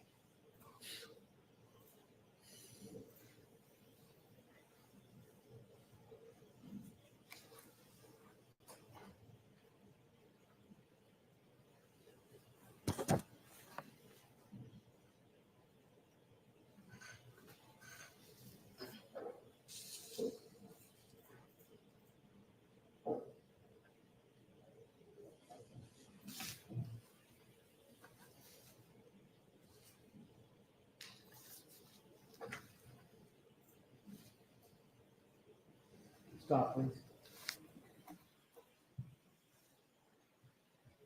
This is, for the record, 6:23:08. At 6:23:08, are you still beside or behind the view of this car? I believe so. And do you know where Ms. McCabe is at this point, No, or the defendant? no. Please continue.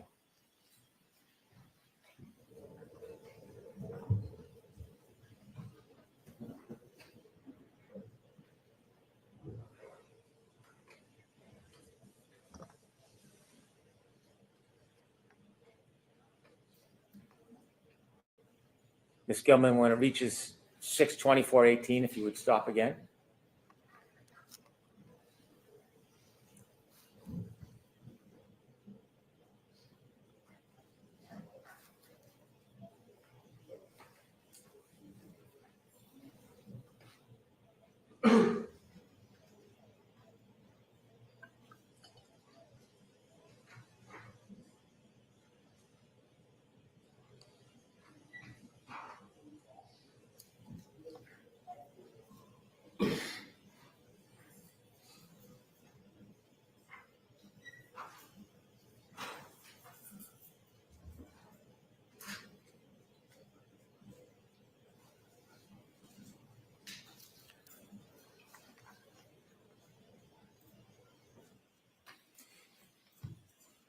At this time, 6:24:18, are you within view of this camera angle?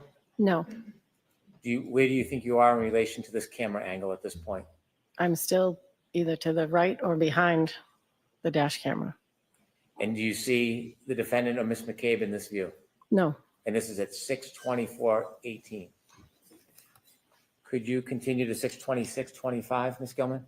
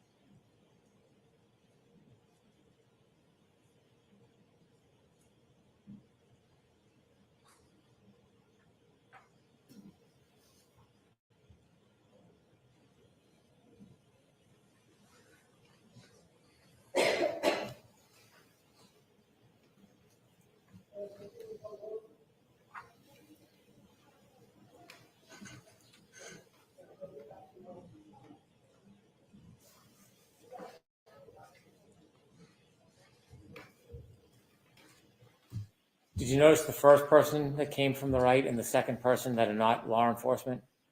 That was myself, and I think that's Jen McCabe. 62625. Continue, please.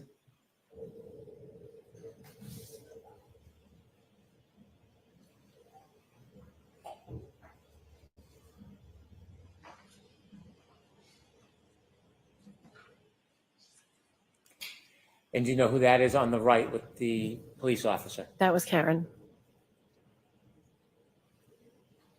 Do you know where the cell phone is at this point, Mr. O'Keefe's cell phone? I don't know. I could have handed it to a first responder at this point, or it could still be in my pocket. I'm not sure.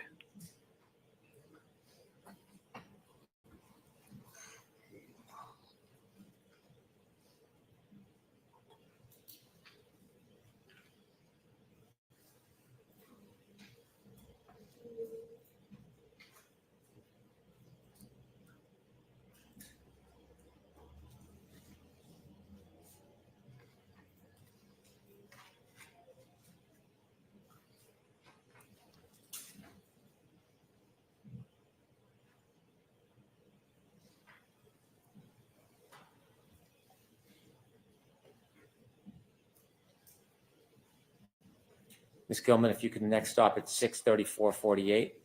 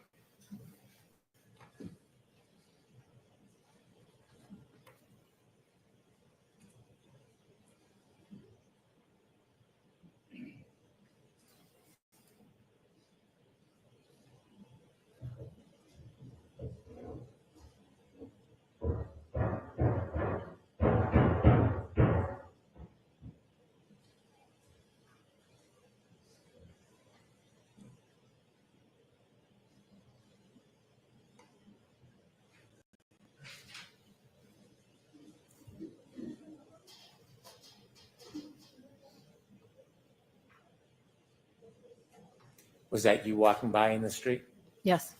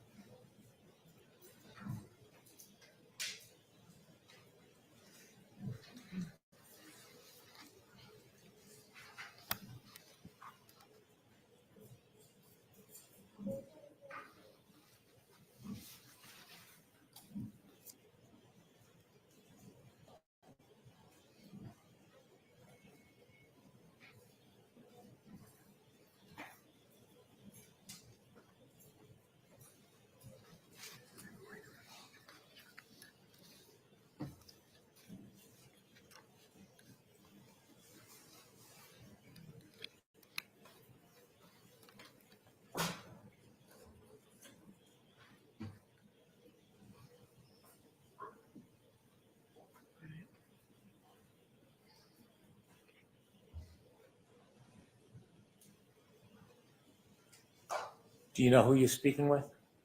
I don't know.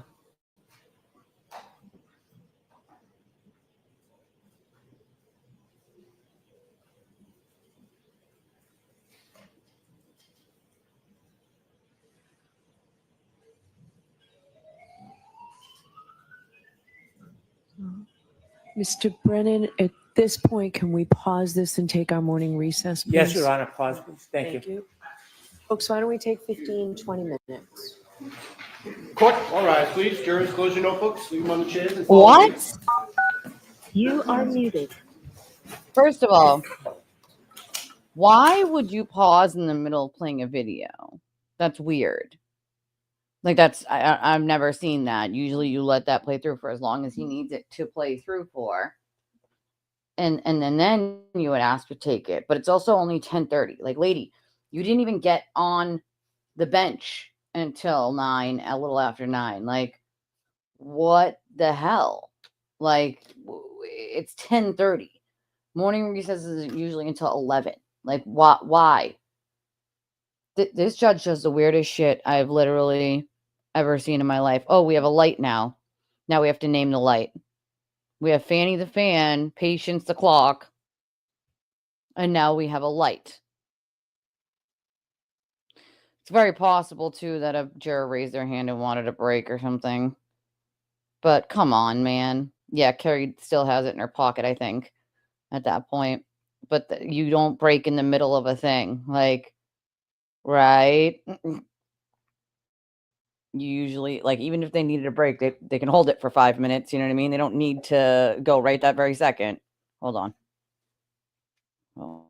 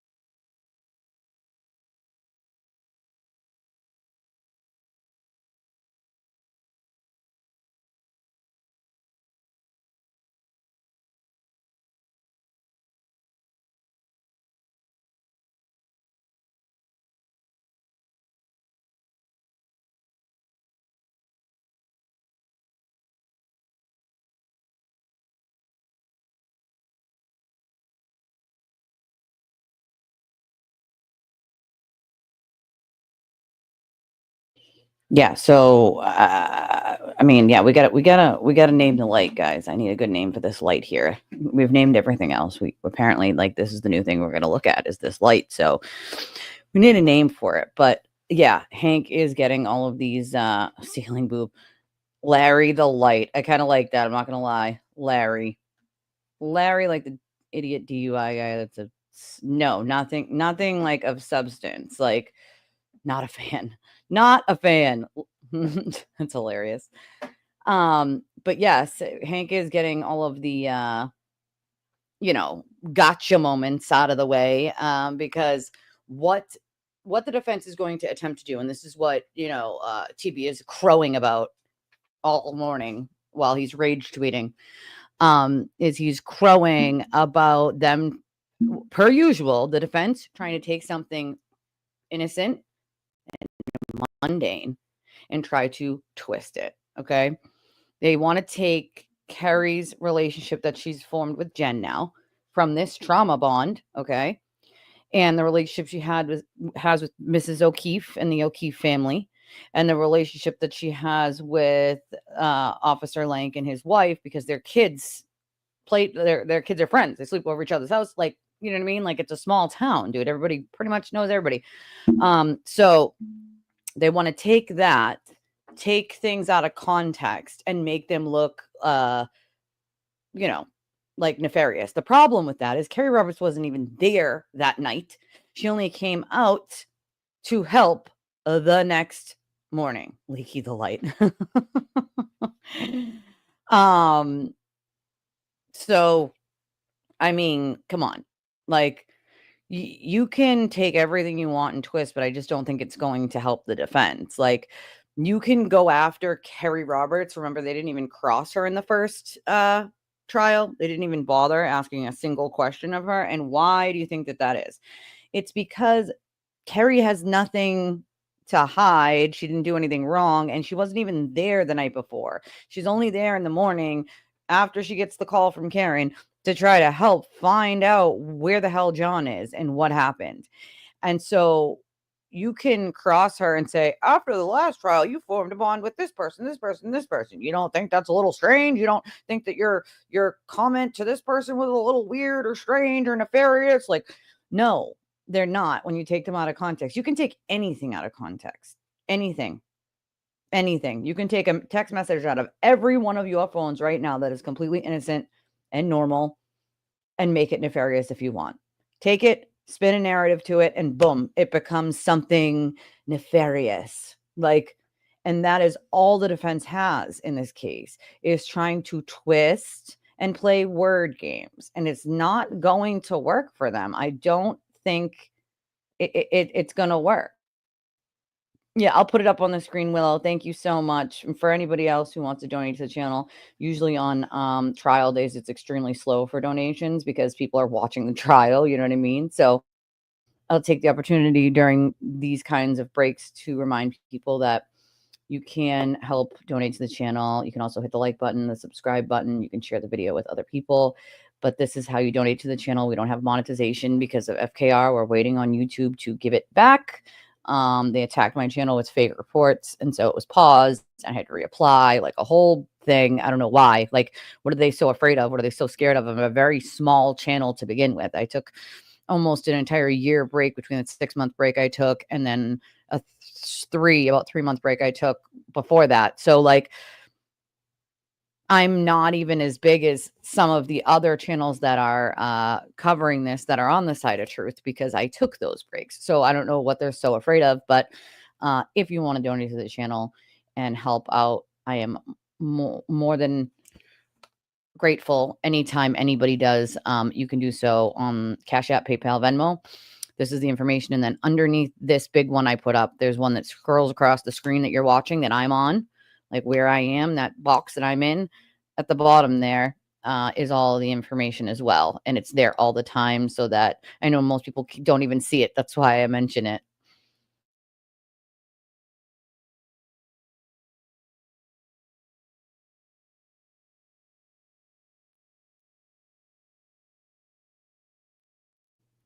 Sorry, guys.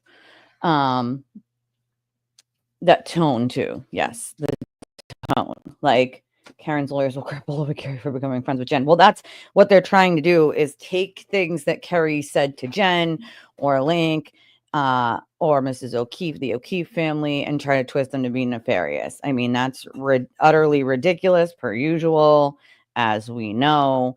So it just aggravates me because, like, also, I do want to point out that the ridiculous tweet that the sewer turtle made this morning about my very dear friend, Leah Genduso, who is a dear friend of mine and has been through hell when it comes to him. She was a state trooper in Massachusetts and had many awards as a state trooper. She's a K-9 officer. Many awards. She was an amazing officer. Her career was ruined by him, simply for doing the right thing before she was an officer and testifying against someone for weed they sold. Weed, okay, which is actually like legal now in Massachusetts. So for me, it just pisses me off further because she was one of those officers that you want on the force. But after dealing with someone like Hayden, who twists everything and lies about everything, she had to resign. And she even had to move states and states away to be left alone by him. And yet still, he doesn't leave her alone. It's amazing to me how any woman who wants nothing to do with him, he attacks, demeans, lies about. It's all a ploy, because if they tell you the bad things that he has done and that he's capable of, his point is to sort of make you look like the bad person, Darvo, right? You know, twist it on his victims and make the victim, attack the victim, make the victim the bad person. So I just want everybody to know that he can only wish and pray to be as good a person as Leah is. and so many more of his other victims, like Ashley, Kara, Lindsay. Like, you can go on and on. Each one of them are amazing in their own ways. And each one of them I am friends with. And it pisses me off because the amount of people, no, he can't. He can never let go. Never let go. Literally never let go. And that's half of his problem. He's clearly psychologically got some very serious issues. Oh, yeah, he's definitely mad that she's watching here. He's probably going to be even madder when he realizes that we're extremely close friends and we have each other's back no matter what. That probably piss him off a little more. But I really don't care, because here's the thing. When you actually get to know people, you'll find that other people's opinions of them don't fucking matter. I would never apply someone else's opinion of someone to them, ever. And I don't care who it is, whether they're on this side or on that side. There are people even on this side that are not here for the right reasons, okay? And I don't give a shit who says what, but a lot of lies float around, a lot of smears float around. I am not the one to get in the middle of those, but I will tell you this. If you form your opinion about someone based upon shit other people say, then maybe you should rethink that.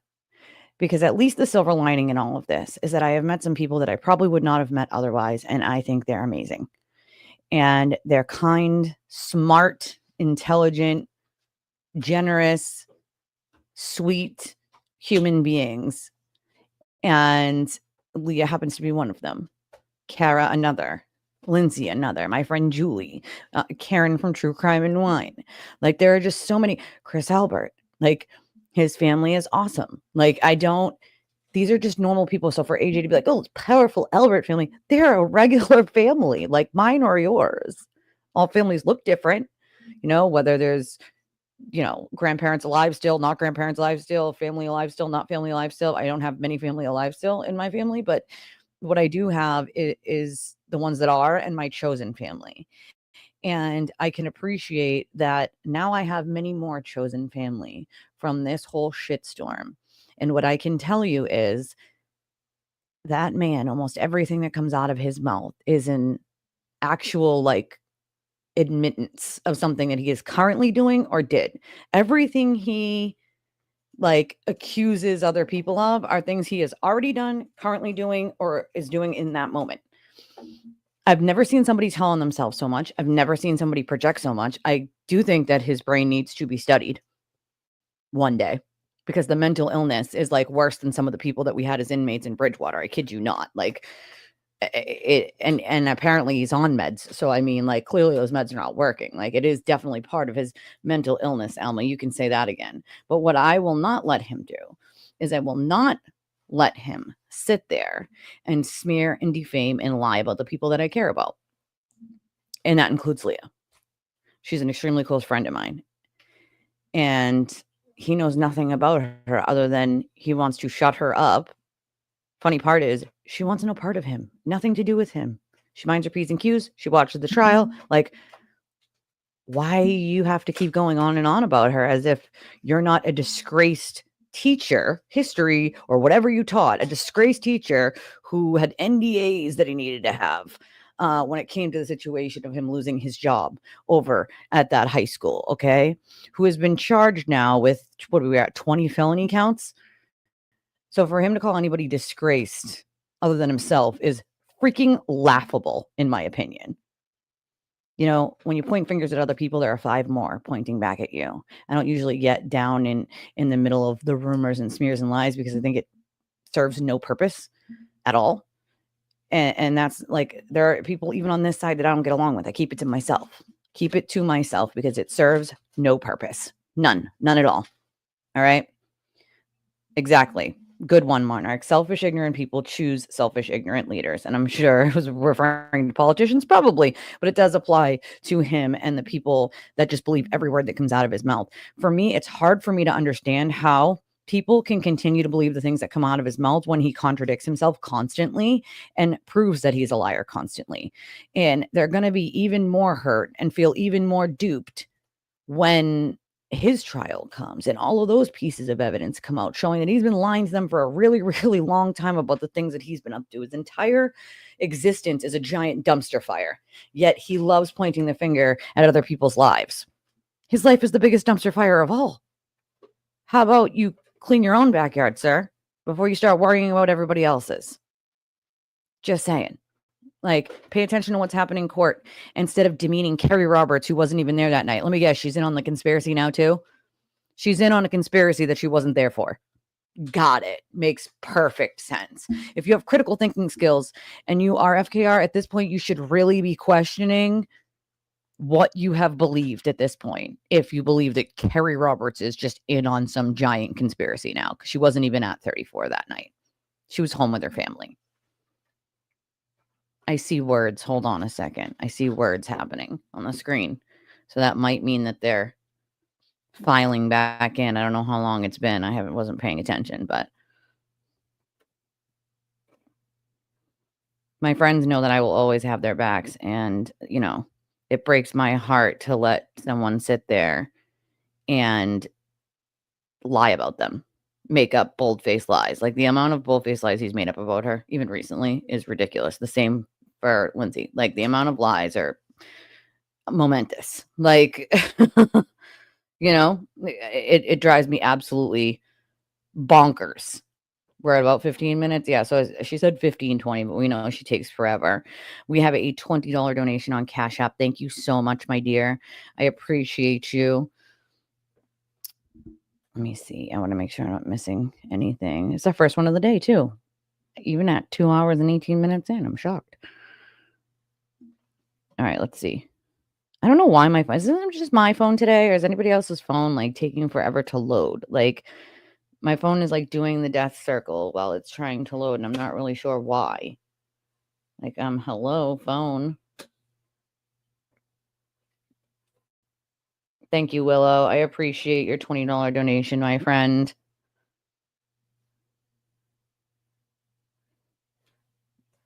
It's definitely a good saying, that's for sure.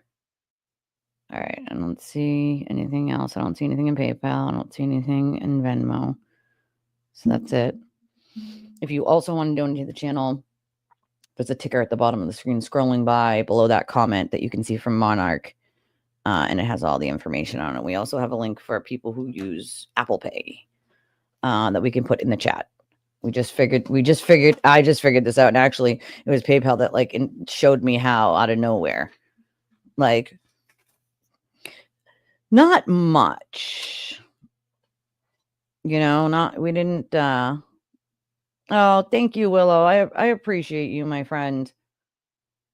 Trying to put a duvet cover on and watch at the same time. Funny enough, I need to buy new sheets today. I only have one set of sheets since I moved. I need new sheets, so I've just been like washing them, and I need a second sheet. My little one may have or may not have had an accident in the middle of the night, so now I need a new sheet and have to also do laundry. So yeah, duvets are a pain in the butt. Yeah, you don't have to go through PayPal. I mean, PayPal is an option for people who don't have like Cash App or Venmo. A lot of people who are out of the country don't have Cash App or Venmo, and they like the PayPal option, or Apple Pay isn't like that, has an option for that too. So,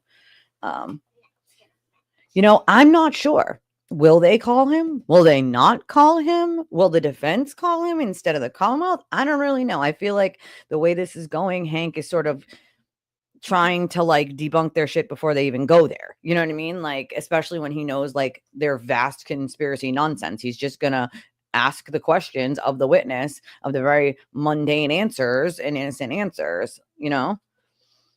You didn't miss much, Bree. It was really just a video that Hank was playing for an extremely long period of time of the dashboard cam and them outside talking to the police officers, like probably giving statements at that point.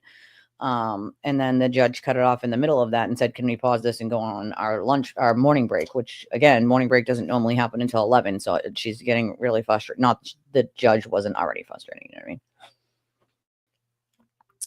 Yeah. I mean, Cash App's really easy to use. Some people are like, I don't have Cash App or Venmo. And I'm like, it's super easy to use. It's just like your banking app, like super, super like straightforward and easy. I think some people think it's like complicated. Thankfully, it's like super easy for anybody who's not tech-y. My husband's not a tech person, and even he can use it. Or Chime. Chime actually has one of those things where you can send. I have a Chime account, and like I did like a couple years ago, they came out with a thing almost like Cash App and Venmo, where you have like a what's called a Chime sign, and you can send money to anyone, even if they don't have a Chime account. So that's pretty cool. I've done that before to help people out. So, yeah, that's the problem though with the judges in the state of Massachusetts. They can't be fired, and they almost are never removed from the bench. That has to go through our lawmakers and then the governor. So that's the weird part. Like, our judges should be voted in my opinion. Every judge should be voted in by the people, and if they're not doing a good job, they get voted out. Unfortunately, that is not the way it works here in Massachusetts. So it's almost impossible to remove a judge. And if you ask a judge to recuse themselves, you're just risking pissing off that judge and having the judge rule against you, because they don't have to recuse themselves. It's their choice, right? So most of the time, someone's not going to ask the judge to recuse themselves. It's a very large risk. Like, most attorneys are not going to take that risk, Yeah, Chime. There's I sent it to Jesse and Ashley via text message so you guys could look at it. Yeah, she did go to that last sidebar while the jury was there. Usually, like throughout the first trial, she went to sidebar every time. This time, she asked for headphones so that she didn't have to go to the sidebar but could hear everything that was happening. And the judge was like, I'm not doing that. Like, first of all, you want that kind of accommodation. Usually it's for like medical or something. There's no need for her to have that accommodation. She can get up and walk over like everyone else or not. It's not a good look to be constantly going to sidebar with your attorneys. As the defendant, you need to let your attorneys handle it. The jury is in that room. The jury can see that she's on the computer and passing out paperwork to her attorneys. Like, why do you need that many attorneys? And this is what's going to go through their head if you're doing it work like you're an attorney. Oh, I see stuff moving. It's coming back. The court's coming back. Yeah. Yep. So they're not voted in here. So I wish they were, because there are a lot of judges that could really come off the bench, and that some lawmakers have been trying to remove from the bench for years, but that their fellow lawmakers won't vote it out of committee. It never makes it out of committee. Almost never is a judge removed here in Mass, and that is unacceptable, because there are some judges that do need to be removed. There are bad judges, just like there are bad lawyers, just like there are bad doctors. You know what I'm saying? Here it comes, guys. Yeah, 5 expensive attorneys. So why the hell, if you're going to do all their work, why did you hire all those attorneys? You know what I mean? Like, and that's what they're going to think. Yeah, I guess he has Back the in session, you may be seated. Zoom thing. It would be smart Yes. to take it down a notch. More charge? What do you mean? More charges. That would be nice. More charges. Ms. Roberts, we have about a minute and a half left. I want to watch the video until it reaches 6:35, please, Ms. Gilman.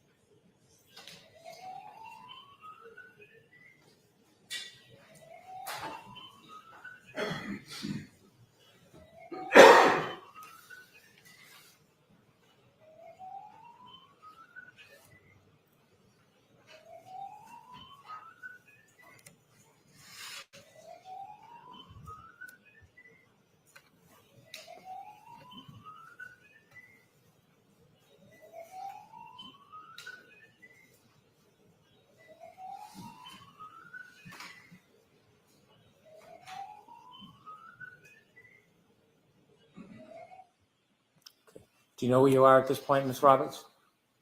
No. Could you fast forward just a little bit more, please?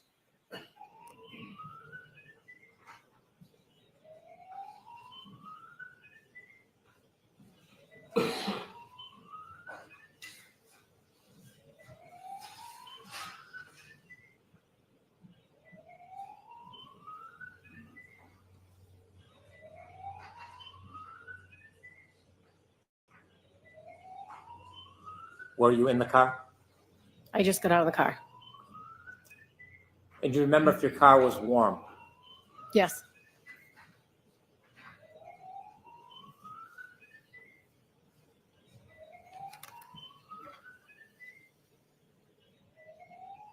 Stop, please. 6:34:36. Do you see yourself? Yes, I just got in the driver's side of my car. And at that point, do you remember whether you still had John's cell phone or you had given it to a first responder? I don't remember. Between you having it in your pocket and giving it to a first responder, did you put it or place it anywhere else? No. Did you take it out of your pocket and place it in the elements at all? No. So it was either in your pocket or in the hands of a first responder? Yes. Thank you for your time.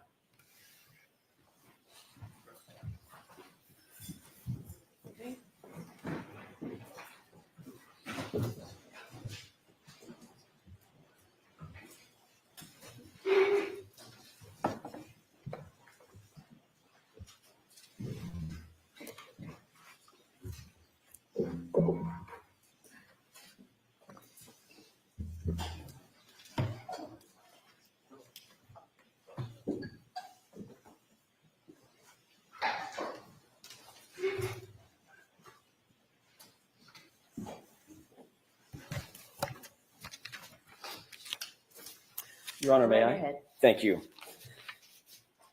Good morning, Ms. Roberts. How are you? Good morning. Under questioning by Mr. Brennan, you talked about the number of times or a number of times that you have spoken to the DA's office or some member of the DA's office.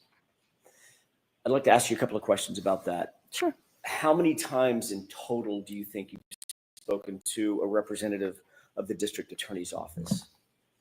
I don't have a number. Would you say it's more than a dozen? Yes. Would you say it's more than 50? Maybe around there. Okay. Maybe less. And who are the folks, Ms. Roberts, that you have spoken to at the DA's office? Steve Nelson, Okay. the victim advocate, Yuri Buchanan, who's a state police officer, and the DA, Michael Morrissey. And what was the, I want to take those in order, and two of those are at the DA's office. One of those is not. Yuri Buchanan is not at the DA's office. He's actually a Massachusetts state police officer. Is that right? Yes. Okay. Let's take those in order. How many times would you say you've spoken to Mr. Nelson? Just if you can give me a thumbnail. I don't know, maybe 30, 40. Okay. Have you received what you would consider to be updates on the progress of the case? from Mr. I would Nelson? ask questions and he would give me very broad answers. Okay. Were your questions ever prompted by conversations that you had with your friend, Miss McCabe, Jen McCabe? Sometimes Jen would say, could you ask Steve this? Because I had a rapport with Steve. Okay. Were those conversations by text message or phone calls or both? I would usually text him. Okay. What about the conversation with, or conversations with Mr. Morrissey, the elected district attorney? What were the circumstances under which you contacted Mr. Morrissey? Well, during the course of this trial, the witnesses have been harassed, That's not my question. Objection. but I'm answering your question. Hold on. I'm going to sustain the objection. Next question. Thank you.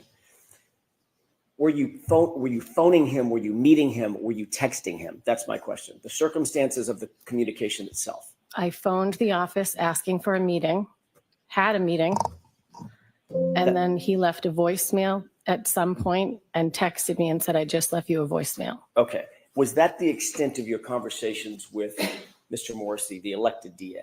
I had one other meeting with other witnesses Okay. and the DA.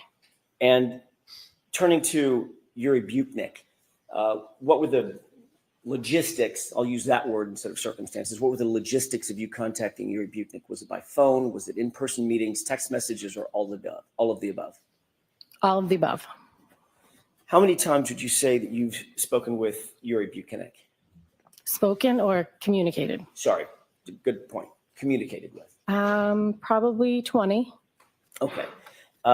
When was the last time? Actually, let me ask you a different question. Have you ever met with Mr. Brennan before your testimony today? Yes. What was the circumstance of that meeting? Going over my testimony from the last trial. Okay. And sort of just asking questions on what might come this time. Would I be cross-examined? I wasn't last time. Just sort of, all the things went through my testimony. Okay. When was that meeting? I don't know, in the last couple of weeks. I don't know. Okay. Where was the meeting? At the DA's office. Who else was there? Different times that I would meet with him. Steve Nelson would be there. One time, Brian Tully was there. Mr. Brennan's assistant. I'm sorry. Mr. Brennan's assistant. Okay. I don't know. Adam Lally and Laura McLaughlin. Were those meetings, you said there was 2 meetings? Or did I misunderstand you? Yeah, I think there were 2. Okay. Were those close in time to one another? You mentioned 2 weeks ago. Were those both 2 I weeks said a ago? few weeks ago, but the other meeting was just before I was going to testify. Meaning, what, yesterday, the day before? Last week. Was that also at the DA's office? Yes, it was. Were you shown anything at that meeting? Was I shown anything? Videos, testimony, transcripts, No, reports? no, Nothing? I don't think so. Okay. We went over my testimony on the screen. And then I just talked about my testimony from the last time. Okay. When you say you went over your testimony on screen, what do you mean? We watched my testimony from the first trial on a TV screen. Okay, so you were shown something. You were shown a video of your prior testimony. Yes. So I'd like to see counsel at sidebar for just a minute, please. She wants to know where this questioning is going because it's standard, once again, to go over your testimony, especially with the victim advocate. My problem right now with this judge is that harassment answer should have been allowed in. The door was opened. He asked a question. She answered it. There's no reason why it shouldn't have been allowed. The objection to his own witness. You're objecting to your own witness? I'm confused here because it was Jackson that objected. No, you're objecting to what the witness is saying. They're answering the question. It should have been allowed in. The door was open. He asked the goddamn question. Same way it got open last time with him asking a question, and that is the answer. You don't like the answer. Unfortunately, once again, toothpaste can't go back in the tube. The jury heard it. You can strike it from the record all you want, but the jury heard it.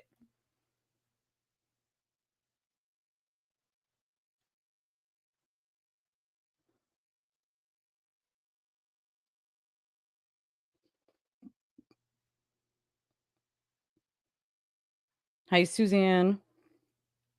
Good morning, my friends.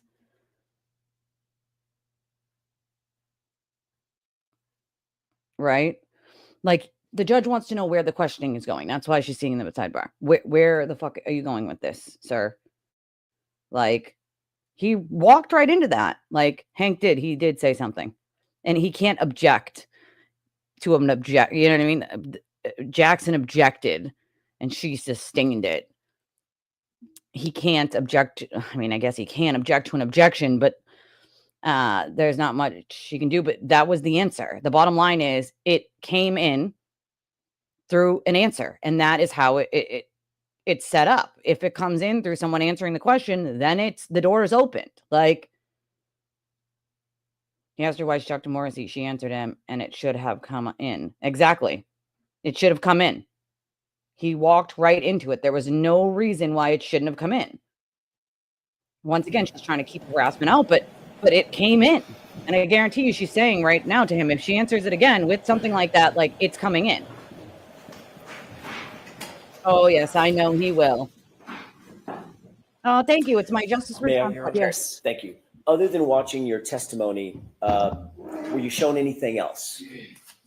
I have Sage. I love Sage. Transcripts, videos, like videos that you may have seen today, dash cam videos, anything like that? I don't think so. Okay. I don't think I was shown anything. Okay. Did you discuss other parts of your prior testimony? Yes. Okay. What was discussed concerning your prior testimony and how it would impact how you testified today on direct examination? Mr. Brennan had just asked me, can you just tell me what happened? So I told him the story verbally. Okay. Anything come up about specific instances of how you were going to testify today No, or yesterday? no. Okay. I want to talk to you a little bit, Ms. Roberts, about the video that you were shown by Mr. Brennan. It's the dash cam video of Officer Seraph. I'm not sure if you know which officer that is. No, I don't. It's the one that you've been watching. Okay. That dash cam that shows your car in the foreground. Yep. I'd like to ask you a couple of quick questions about your memory of that incident, and then perhaps show you the video depending upon what the answer is. Sure. Do you remember when the officer first arrived, you and Miss Reed specifically were at Mr. O'Keefe's body? Yes. Where was Miss McCabe at that moment? She was there too, but she was waving down the first responders because it was dark out and he couldn't see us. He had a spotlight. You and Miss Reed were both providing some level of CPR, some level of life-saving efforts. Yes, as was Miss McCabe. What was Miss McCabe doing? When I was doing chest compressions and Karen was doing mouth to mouth, Jen was either on the phone with 911 or handing me baby blankets. Okay. At some point, she did take over doing chest compressions because I asked her to. Okay. So Miss Reed was focused on Mr. O'Keefe's head, face area. Correct. You were focused on the chest. Correct. Miss McCabe was, at some point at least, she had called 911 or dialed 911. Yes. When Miss McCabe dialed 911 and was on the phone with 911, isn't it true that she was actually in a vehicle at the time? That is not true. She was outside? She was outside. That's your memory? Yes. Okay. Have you heard the 911 tape of that call? Yes. Okay.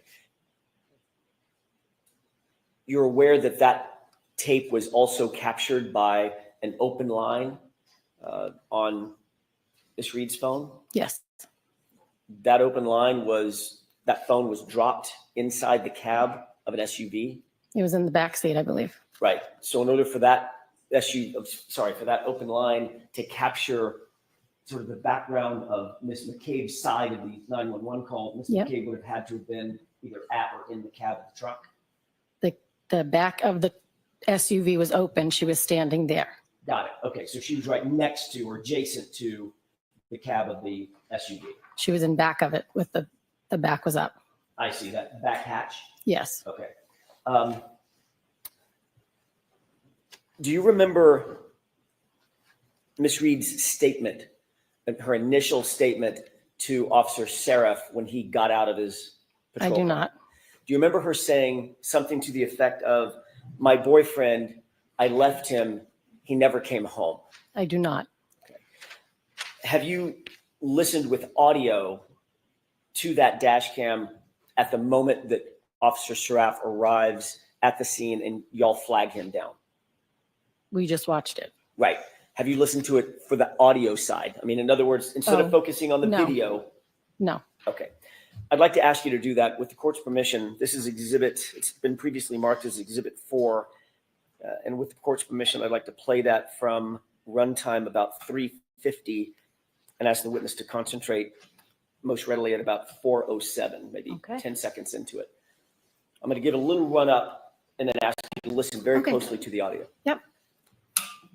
With the court's permission? Yes. Okay, Evan.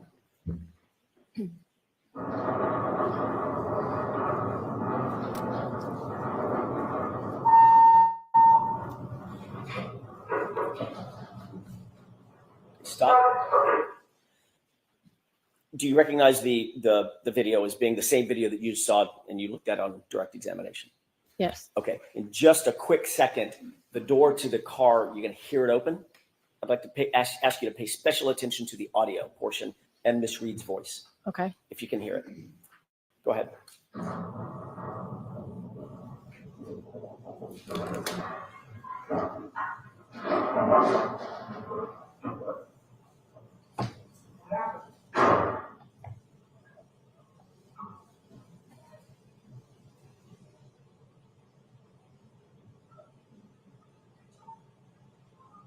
Stop.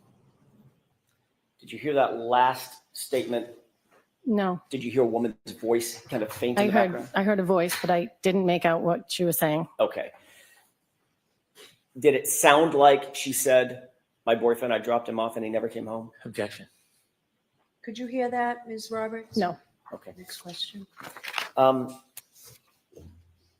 That's all I have for the video. We can take that down.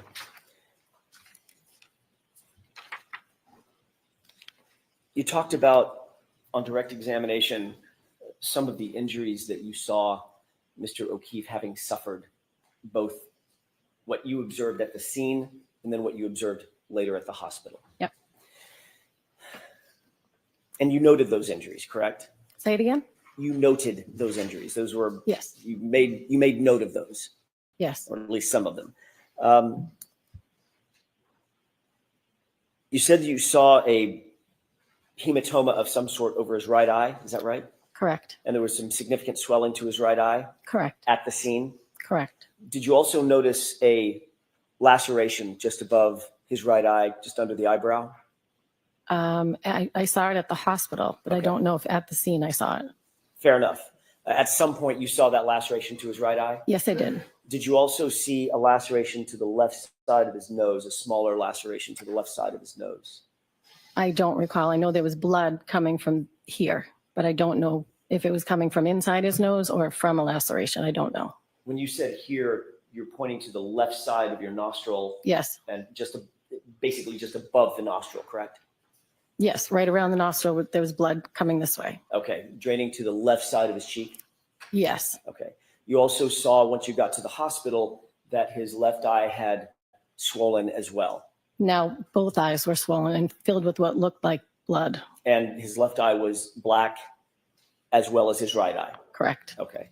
You also indicated that you saw, well, actually, I don't know if you did or not, so I don't want to put words in your mouth. I apologize. Did you see his right arm? I did. Did it appear to you that he had some abrasions or lacerations, parallel abrasions and lacerations and punctures on his right arm? They were scratches. Scratches.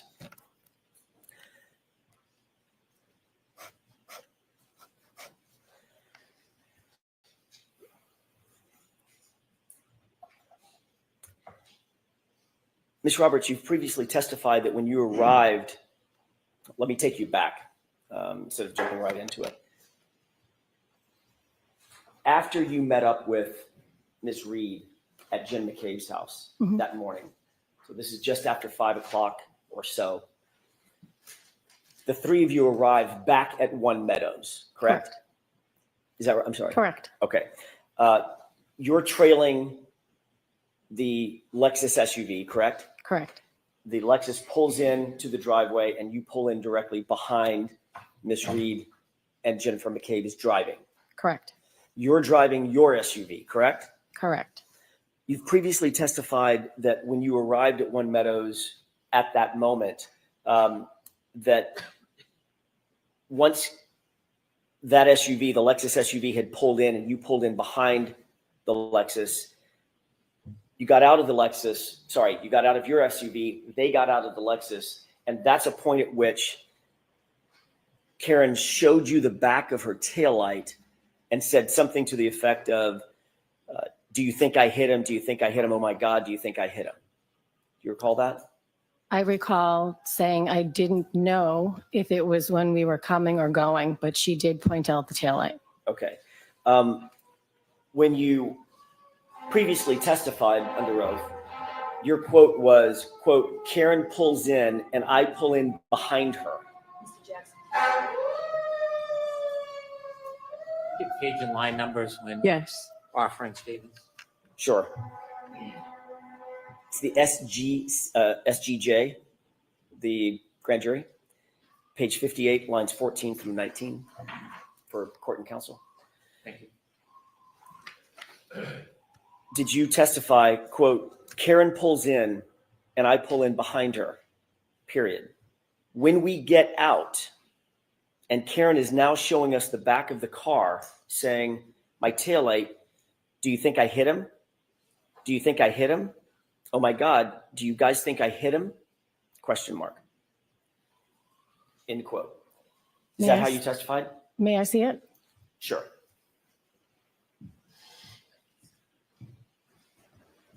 Smart girl, because he loves to take things out of context. Always asks to see it. He doesn't read the Apologize, I've already got question it up here. or the context it's in. Does it have a date on it, Mr. Jackson? It does.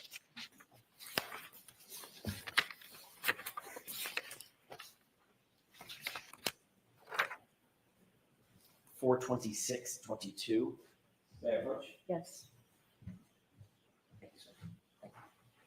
Thank you.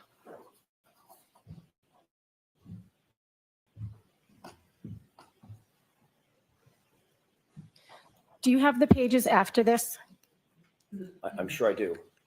Because in the pages after this, I say, My question, Ms. Roberts, is that a quote that I just said? Is that accurate? Do you see it in the? yes, it is. Okay. May I approach? Yes.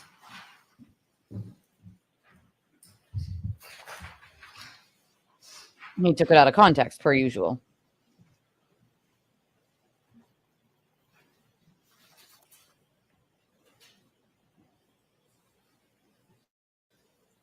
Always ask to see it. Always. Your Honor, may I approach Yes. one more time? Thank you. Just for reference, I'm going to show you both pages. That's the page I asked you to look at, and then the following page as well. He knew she was going to Please take ask your time. again to see it.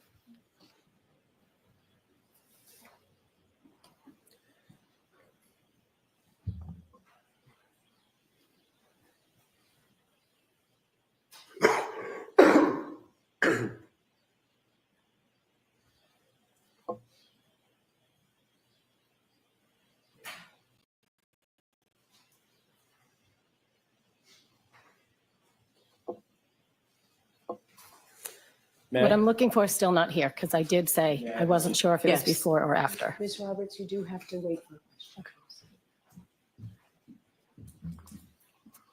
When you gave this testimony, you were in front of a grand jury, correct?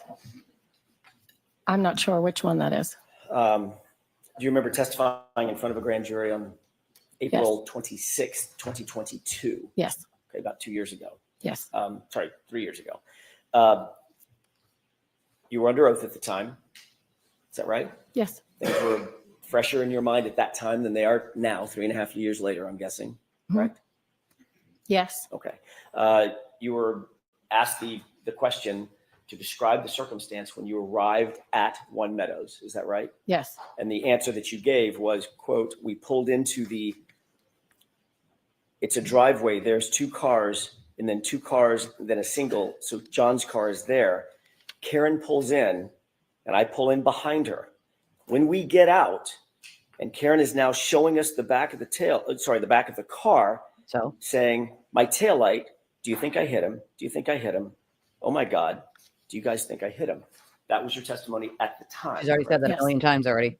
She said the exact same thing, like 3 or 4 times now. I don't know what he. Just to be clear, Doing here. I'd like to take a look at a quick video that you may or may not have seen before. We'll find out. Your Honor, I'd like to have this. Actually, this has already been previously marked as Exhibit 12C as in Charlie, Okay. and it's a short clip. So I'll play the entire clip with the court's permission. Okay. Let's go ahead and take a look at that video.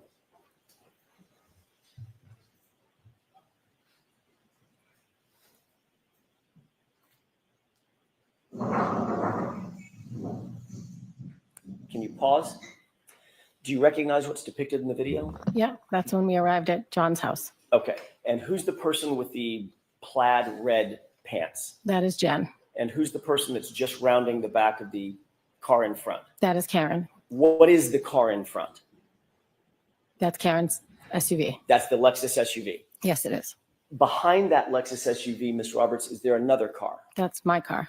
And who's getting out of that car? I am. Okay.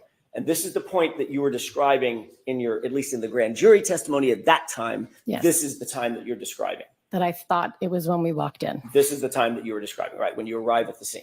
Yes. Or sorry, arrive at One Meadows. Yes. Okay. Those are missing let's go ahead and videos. go through. You're saying.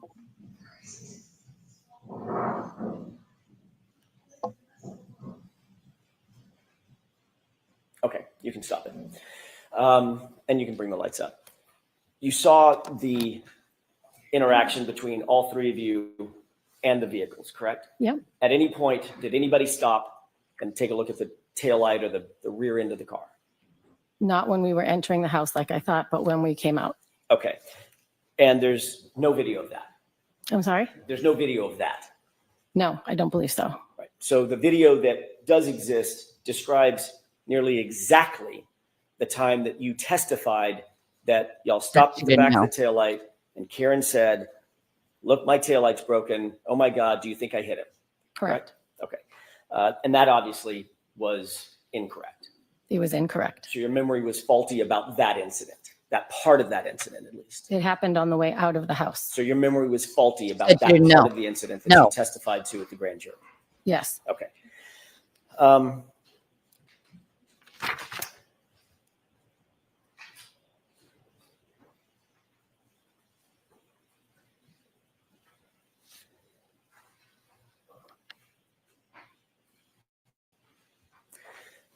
You were interviewed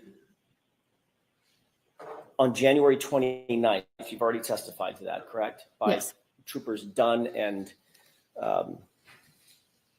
my memory's failing me now. There were two. I don't know who they were. Okay. I'm sure it's in my notes Oh, somewhere. your memory. Two individuals that interviewed you on January 29th, correct? Yes. Obviously, things were very, very fresh in your mind at that point. Yes, but I believe I was in shock. So The incident had just happened. yes. Okay. And you were asked to recount certain of the specifics about the incident that you had just experienced, not days or weeks, but just hours before, correct? Yes. Okay. And you did your best, I'm sure, Ms. Roberts, to be as full-throated as possible, to provide them with as much detailed information as you could and to be as honest as you could. Yes. I mean, you weren't going to lie to these police officers, right? No.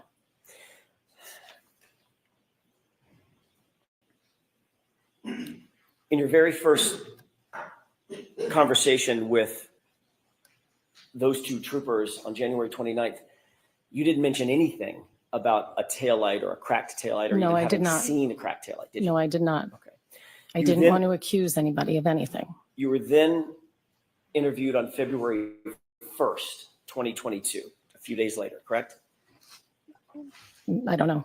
Does that I don't sound know the right? exact date. I was interviewed again, but I don't know the exact date. Okay.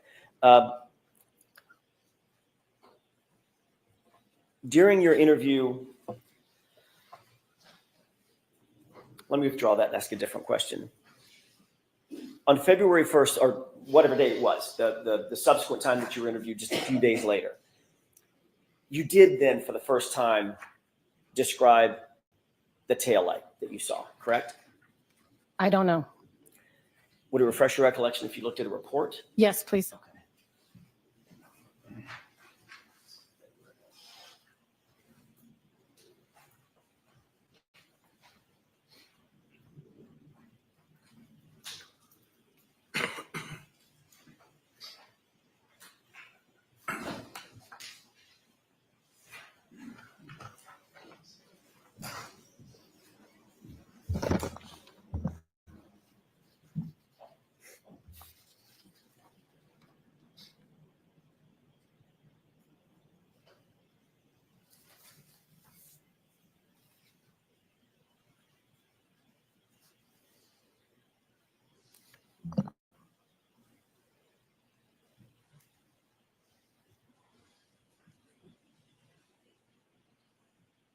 I may have just a moment, Your Honor. Sure.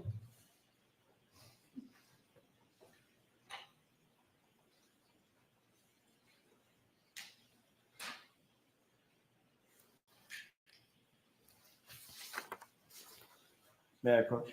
Yes.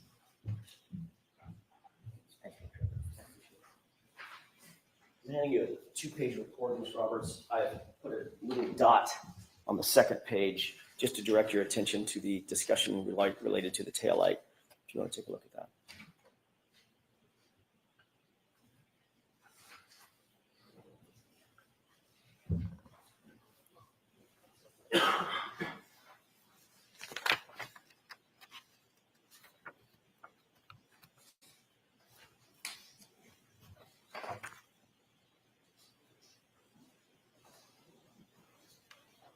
Okay. Okay. May I? Yes.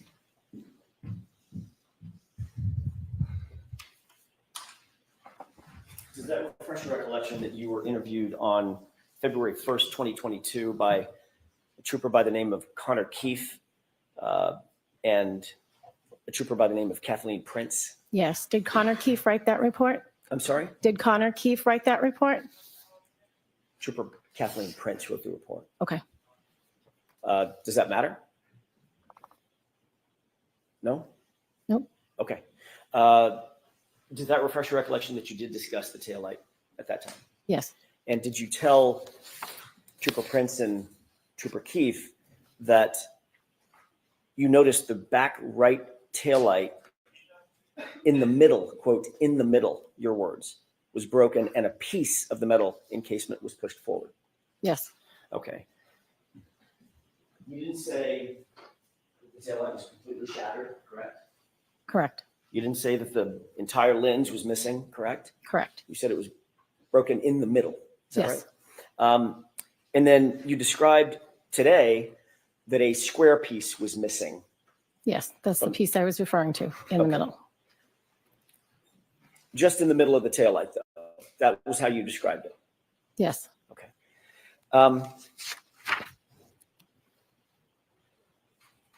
I'd like to shift gears for a quick second and talk about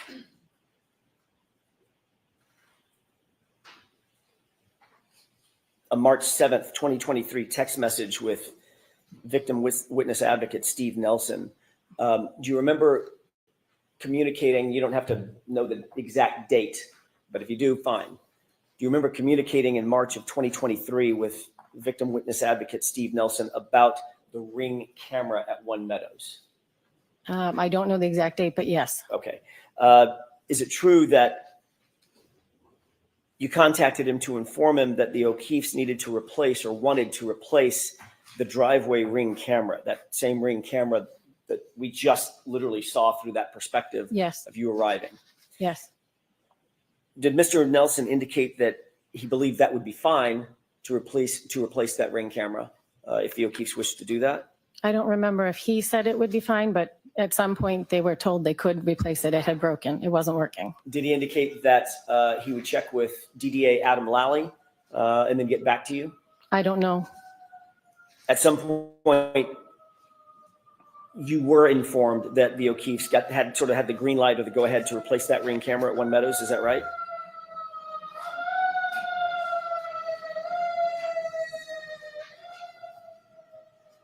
Yes. Okay. And then ultimately you then relayed that to the O'Keefes that they had the green light. You've talked to somebody at the DA's office and they said, yeah, go ahead and replace the camera, correct? Yes. Okay. Did you ever receive any kind of response from the DA's office either before or after you relayed this information to the O'Keefes to say, wait, hold on, we need to do a reconstruction. We need to make sure that the camera is in the exact same spot that it was at the time of the incident? No. Any communication like that? No. So the communication that you got was, yep, go ahead and replace it. It's no big deal. Correct. Okay. And ultimately, you learned that the O'Keefes did, in fact, replace that Ring camera. Correct.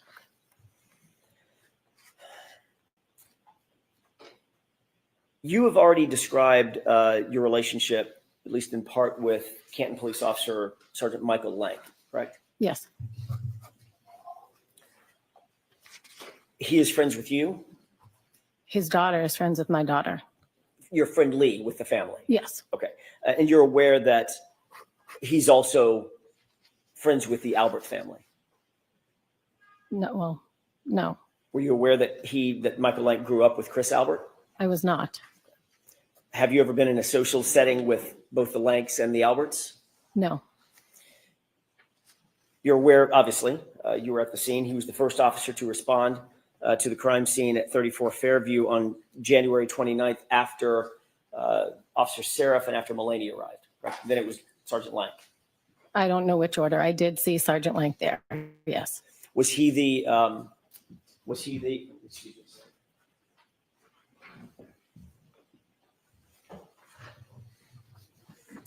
I was just reminded, you indicated that you don't remember the date of that text communication between yourself and Mr. Nelson.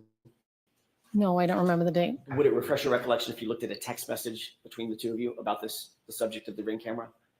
Sure. Okay. Do I need to know the date? May I approach? I need to know the date. Oh, okay. Sorry. Thanks.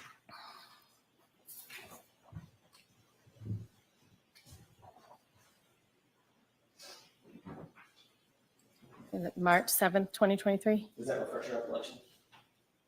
Yeah. Okay. Thank you.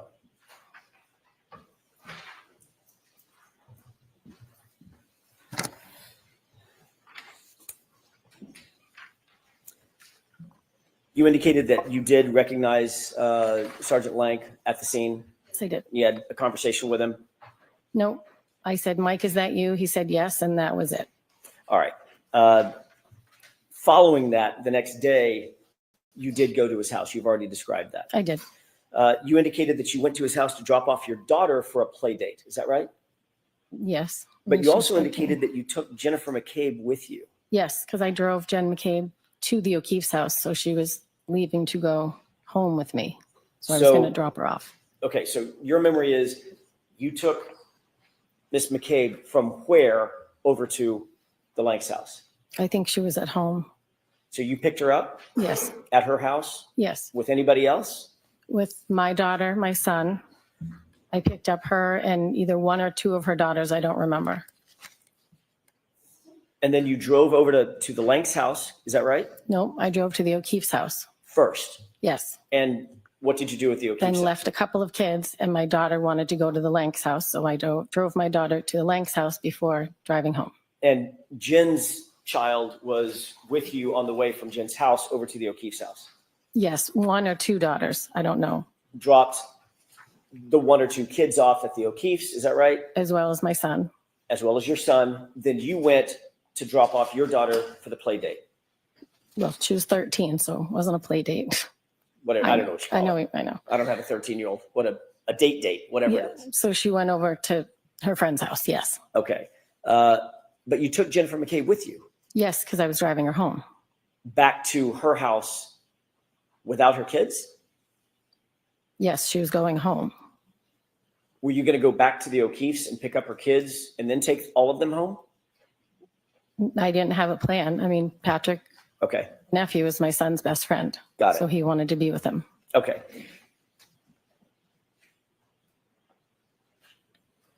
Did you, I think you just answered this, but I want to make sure I'm clear about it. You didn't take separate cars.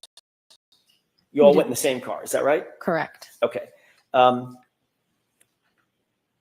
Did anybody stop by or go by 34 Fairview during that roundabout?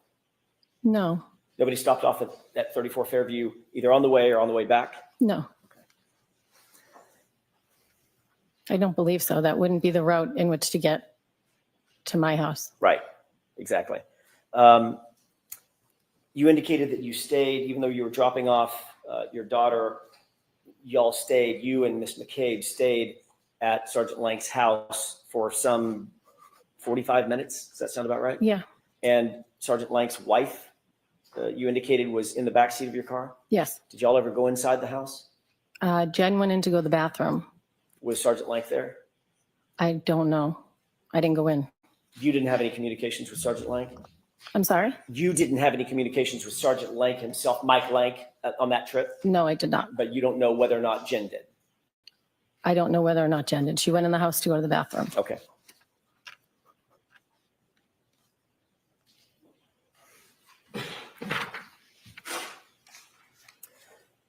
You've indicated that there have been occurrences in which Jennifer McCabe has asked you to contact the DA's office on her behalf to ask a question here or there, get some information, correct? To Steve Nelson, yes. Okay. How many times, just the number of times, the volume, would you say that Ms. McCabe has asked you to reach out to the DA's office in one particular or another on her behalf? I don't think very many. What does that mean? Of the 50 times that you've had No, communications? maybe like 4, not many, to my knowledge.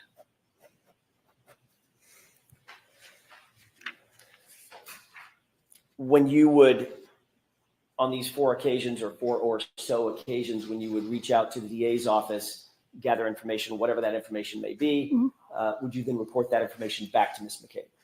Yes.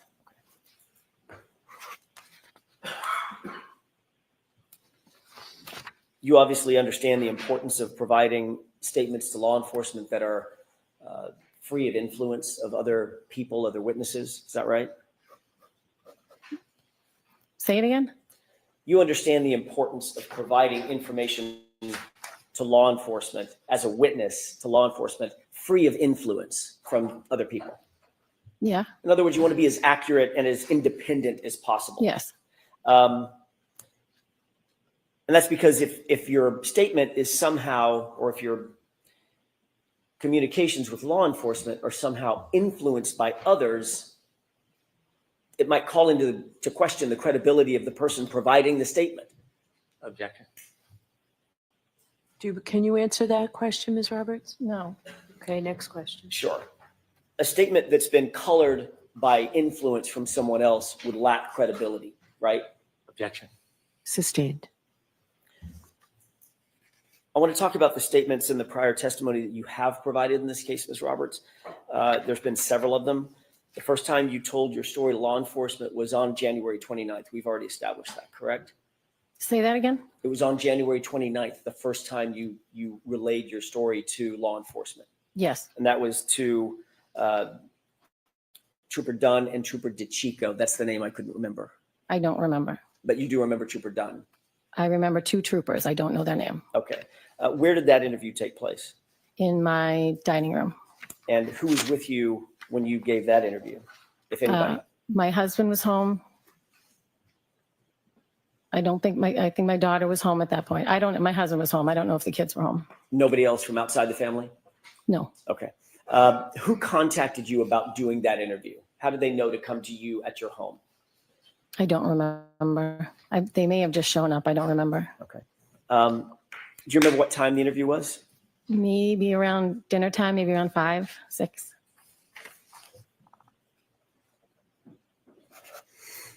Was it recorded?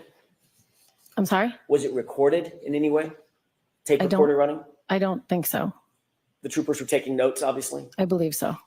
During your conversation with, and I'm jumping around a bit, so I apologize. During your conversation or conversations with Mr. Brennan and the members of the DA's office in preparation for your testimony, were any of those interviews recorded? No. Was anybody taking notes? No. No, none of the DAs were actually taking notes, the ADAs? I didn't look around the table to see if anyone was taking notes, but I didn't see them taking notes. No pads and pens on the table? There was a lot of stuff on the table, but I didn't see anybody taking notes. Okay.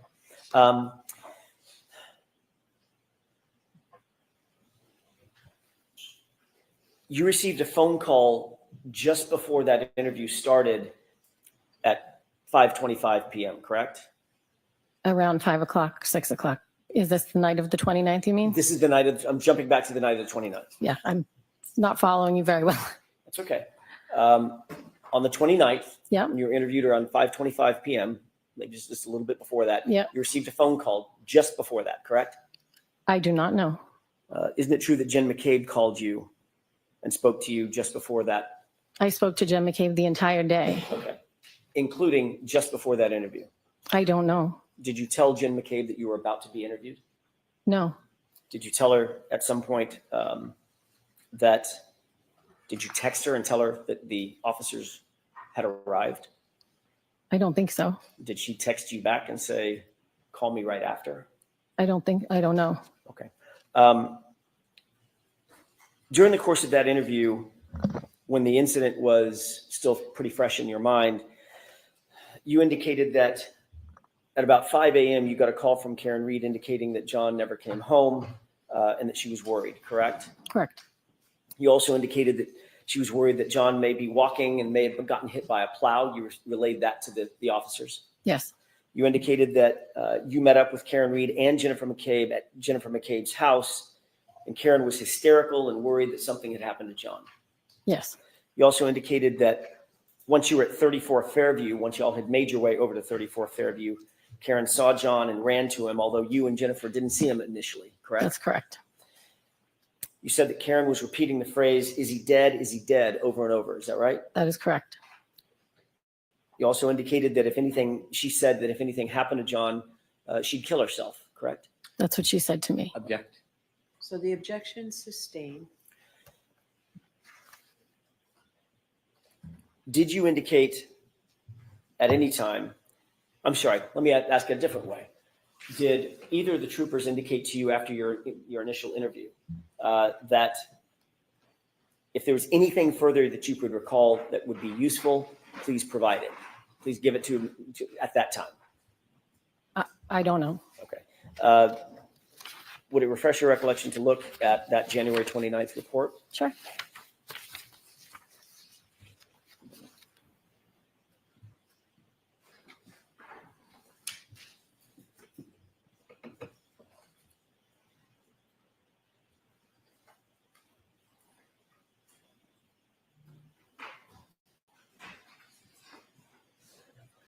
Thank you very much. Thank you. Show the second page of that report, January 29th.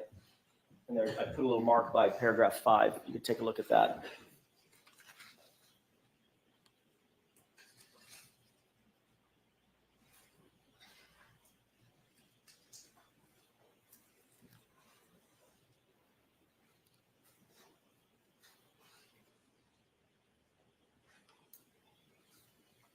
Okay. May I? Yes. During this interview with Trooper Dunn and Trooper DeChico, they indicated after you gave your statement that if you wish to provide anything additional, now is the time to do it. Objection. Sustained. Were you informed that you were limited on time in that interview? Meaning, we got to get this done, we're leaving, we're out of time. No. They didn't cut you off, correct? No. They didn't tell you that they had a limited amount of information that they wanted and then they were just going to leave, correct? I don't remember. I don't recall. As a matter of fact, they told you that anything you wanted to provide to them, provide it. Give them as much detail as you could, correct? I don't recall. You just read the last statement that these troopers indicated, correct? If there's anything further she could recall that would be useful, please provide that information. Object. Sustained. Don, may we approach? Yes.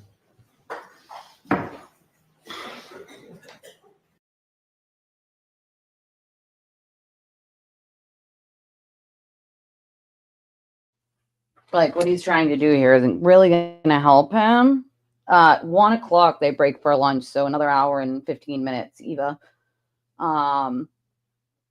Yeah, you can actually still and go watch the interviews. I know one of the families of one of Whitey's victims. And there were a multitude of families that thanked Hank Brennan and hugged him and then did interviews with the media about why. One of the reasons he took the case wasn't to defend Whitey Bulger, because you can't defend the indefensible. It was because he was asked to bring out the government corruption part of it. And that is why the families thanked him. Good for Kerry, though. Like, May I? Yes. good Thank for you. Kerry. Having looked at the No, report, no. Bring it to her and show it to her again. she's just, it's the same thing that I just showed. Doesn't matter. Having looked at the report, does that The refresh your judge recollection just- about what? Trooper Dunn and DeChico told you at the end of the interview? I don't recall. It's not refreshing. I'm not remembering it. Even reading it, I'm not remembering it. I see. Okay, fair enough. So as you sit here, the details about what you told or what those two officers told you are not fresh in your mind, and nothing's refreshing your recollection about that. Right. Okay, but you do remember the basics of what I just described in that conversation with those two troopers? I mean, they asked me what happened. I told them, but I was also in shock. You never said during the course of that interview that my client called you at 5 o'clock in the morning, just hours earlier, and said he's dead and then hung up, correct? No, I don't believe I said it at that point. I did not remember that until a couple of days later. I see. Once again, being in shock, that's how it works. And in fact, Dumbass. when you were asked about that particular statement, I'm sorry, when you asked about that particular series of events, that never came to your mind. No. That literally the first words out of Karen Reed's mouth, according to you now, is he's dead and then hung up. Yeah. Correct. When you heard that, you didn't take that to mean that she killed him. No. Of course not. She was panicked, correct? Yes. You did add that, I'm sorry, one other thing that you didn't add in your initial statement to Nothing from Trooper Dunn and Trooper DeChico is anything about the taillight either, correct? Not. Okay. And you also didn't say anything about any sort of a Google search or the praying that you talked about in the back of the patrol car, anything like that? No. Okay. I don't know. I don't remember.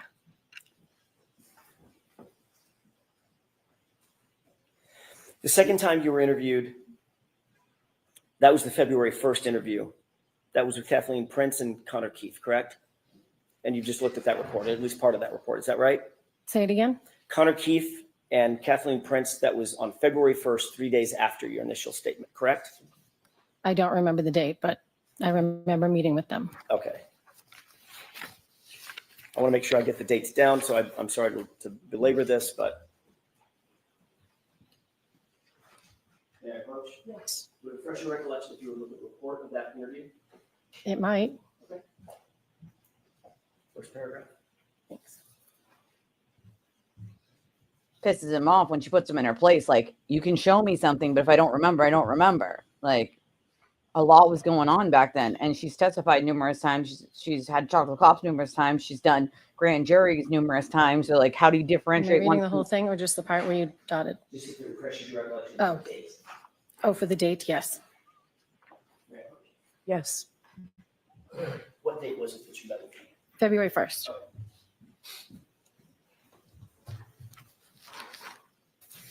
That second interview was conducted at 12 Country Lane, correct? Yes.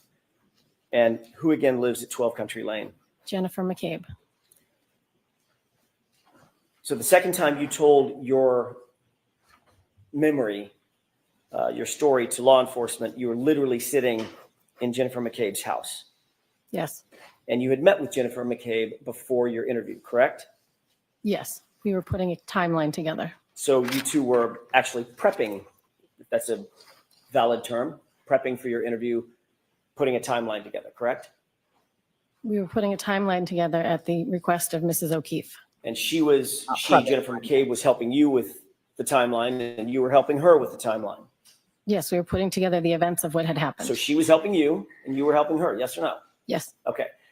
So both of you were assisting in each other's memories, correct? Yes. I remember this and you remember this. And okay, now I remember this, correct? Yep. Obviously, that would help influence your memory going Yes. over the event with someone else, correct? Yep. So what's on that timeline, you would agree, is not completely independent, your memory. It's a combination of your memory and Jennifer McCabe's memory. Isn't that right? Yes.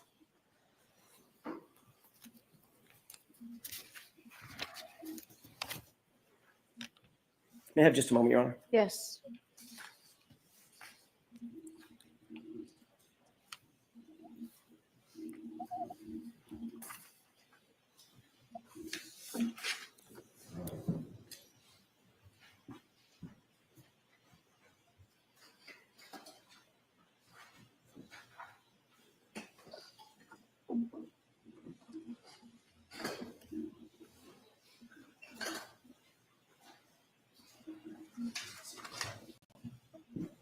Thank you, Your Honor. So the two of you drew out some sort of a timeline for for you to follow during the course of that interview. Is that right? For me to follow what? During the course of that February 1st interview, as you were interviewed in Miss McCabe's house. I mean, that was the purpose of the timeline, to help you with that interview. No, that wasn't the purpose of the timeline. You used it for that purpose, though, obviously. We did not. I was at Jen's house making a timeline, and the two officers showed up to interview her. I just happened to be there. Right. And when they interviewed you, did you have that timeline in front of you? That's my question. No, I did not. Okay. But you had just created it along with Jennifer McCabe. Some of it. Okay. And then it was after that that this timeline was coordinated between the two of you, that you actually told your second story to Trooper Prince. And when I say second story, I mean as the second time you were interviewed on February 1st as opposed to January 29th. Is that right? Yes. Did you ever become aware of text messages that Jennifer McCabe was sending to others in a group chat talking about you in that interview? No. You were never told or became aware that she sent text messages to a group as she listened in on your interview? No, I don't think she could listen in. She wasn't anywhere near me. You weren't aware that or are you aware as you sit here that she sent a text message that said she's telling them everything, all the stuff? Sustained. Have you ever been provided a text message or told about a text message that perhaps Jennifer McCabe was sending to a group? No. Listening to your suggesting that she was listening to your interview? No.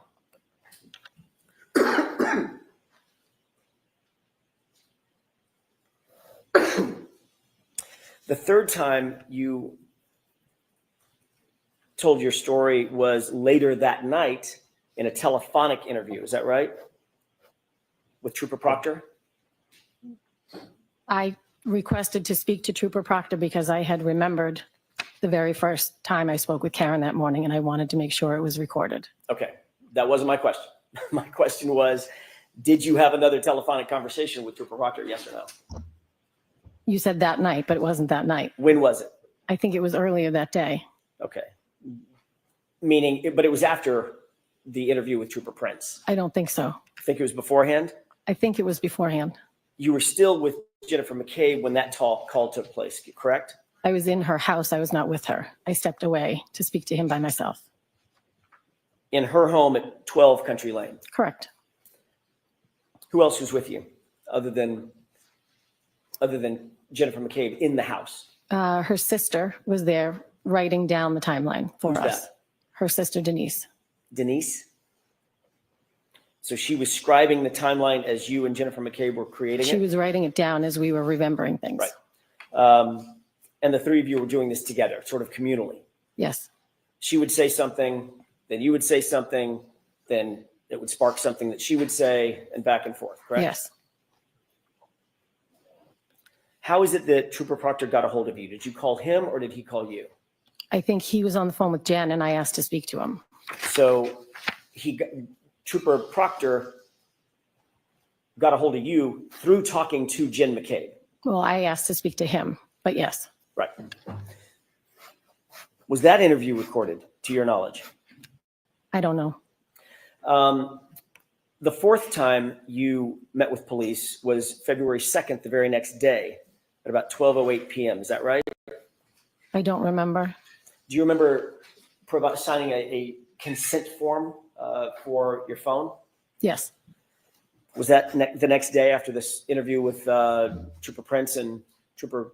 I don't know Keith? what day it was. It was right after Karen was arraigned for the first time. Jen and I met with them and both handed our phones over willingly. So you just answered my question. So when you met with police, whatever the date was, it was a few days later, you met with police. You had a fourth time, you were still in the presence of Jennifer McCabe when you met with police. Yes. And handed your phone over, is that right? Yes. She handed her phone over, is that right? Yes.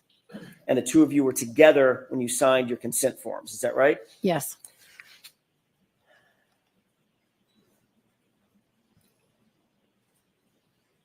The fifth time you told your story was in front of a grand jury, is that right? I don't know. Do you remember testifying in front of a grand jury? I do. Okay, let's talk about that for a second. Before you testified at that grand jury, just physically, you were brought into an anteroom where you waited to be called by ADA Adam Lally, correct? Yes. Who was in that anteroom with you just before you gave your testimony? My husband and Jen and Matt McCabe. So Jennifer McCabe was with you yet again just before you gave Yep. official testimony under oath concerning this case and concerning the incident. Correct. Ms. Roberts, when was the last time you've spoken to Jennifer McCabe before you testified in this trial? In this morning. Did you discuss your testimony? No. So you and Ms. McCabe, who became friends Correct. because of this incident, Correct. talked as recently as this morning before your testimony. Correct. And your testimony now is that you did not discuss anything about what you're doing here No, or what you're going I to did testify not. to. She called to wish me good luck today. When did you talk to her the last time before this morning? I don't know, maybe a couple of days ago.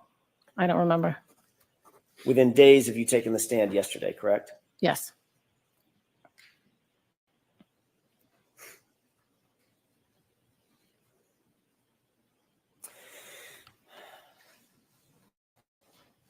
Did you ever? Yes.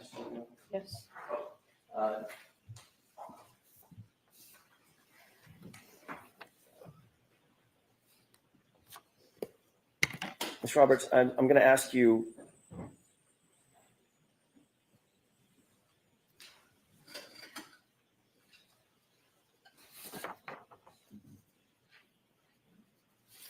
To take a look at, actually, let me ask it a different way. Did you say that you did or did not recall texting with Jen McCabe during the course of that January 29th interview with state police? Do you recall that or no? No. Okay. During the interview, I didn't text anybody. Okay. Are you saying you didn't text anybody or you don't recall? I don't recall. I don't think I had I wouldn't be texting somebody if I was being interviewed by the state police. Right. Okay. Would it refresh your recollection to take a look at a report of text messages? Sure. May I approach you? Yes.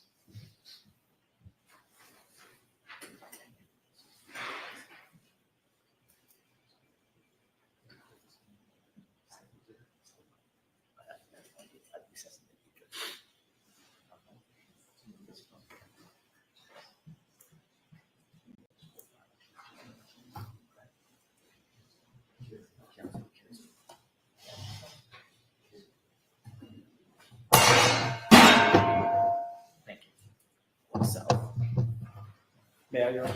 Yes. Take a look. There's two tabs. Take a look at the tabs and the data across the two tabs, if you don't mind.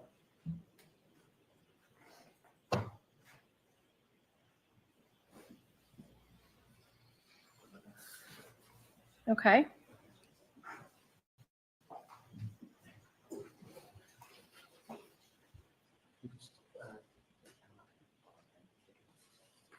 Absolutely. Absolutely. I'm in the rush. May I? Yes. Take this back?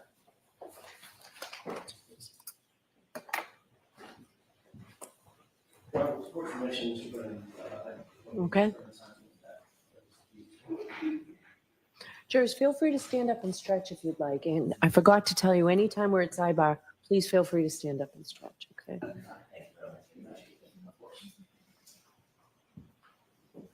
That was quicker than we thought, Judge. May I Okay. proceed? Yes. Okay. Did you take a look at this document? Yes. Does that refresh your recollection that there were two text messages at around the time of your interview with those two troopers? No.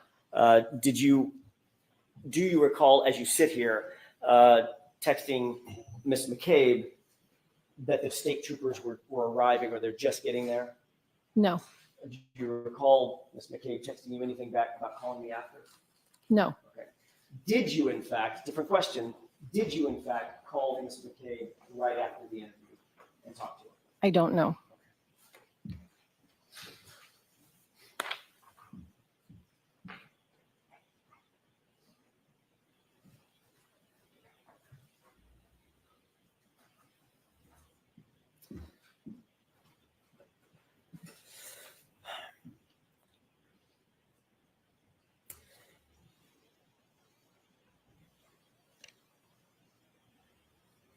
have you ever testified that at the scene, Miss Reed was seated in the back of a patrol car along with Jennifer McCabe, and you were standing just outside the car, and there was an interaction among the three? Yes. Have you ever testified, or have you ever stated in any particular, that during that interaction, Karen asked the three of you to pray? Yes. Have you ever said or testified that during that interaction where you're seated, where they are seated in the back of the patrol car, and Miss Reed asked you to pray, that Miss Reed said to Jennifer McCabe, Google hypothermia? No, You've never said that. I've never said that.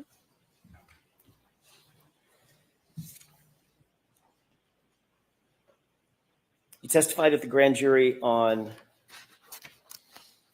April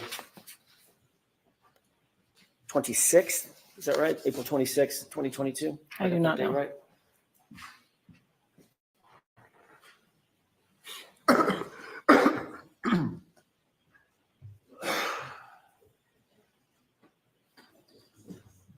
Does that sound right? April 26th, 2022? I have no idea. Late April 2022, does that sound right? I don't know. It was 2022. You testified under oath, correct? Yes. Swore the same oath that you swore here. Yes. Tell the truth, the whole truth, and nothing but the truth, but guilty of perjury. Is that right? Yeah.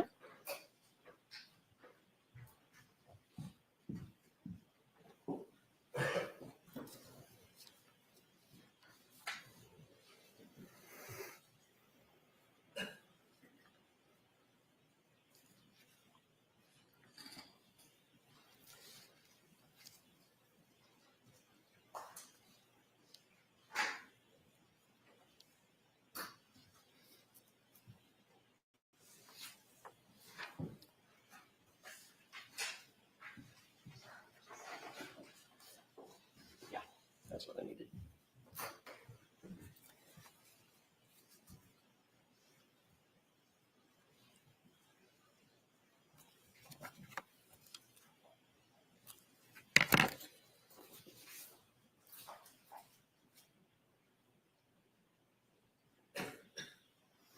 Is it your testimony that you have never said that Karen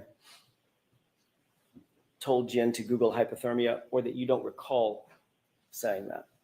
I don't recall saying that. Would it refresh your recollection to look at portion of your grand jury testimony from that day? It might. May I approach? Yes.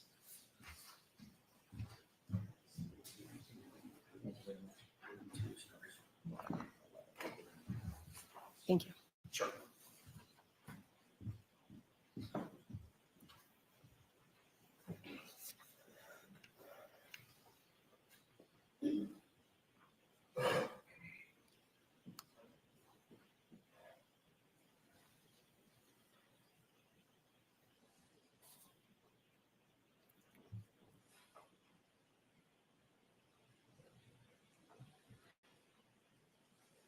And if you can read on to page 83 as well.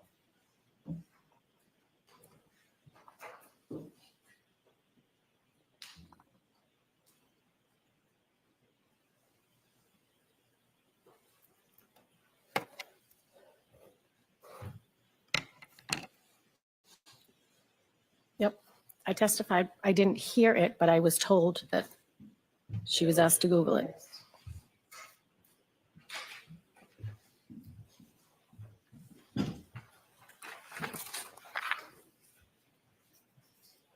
You testified under oath at the grand jury that at some point Karen was in back of the police cruiser, correct? Yep. Objection. No, I'll allow that question. Does that refresh your recollection as to what you told the grand jury? Yes. And isn't it true that at some point during the course of your testimony under oath, you said that Karen was in the back of the police cruiser? Yes. And then you went on to describe that Karen and Jen and I were standing outside, and she made us all start holding hands and starting to pray. Yes. Meaning what the she being Karen Reed, correct? Yes. And at this point, they had lifted John up and taken him onto the gurney, correct? I That's don't what you know. described. I don't recall. I'm going to do this again, just so we're clear.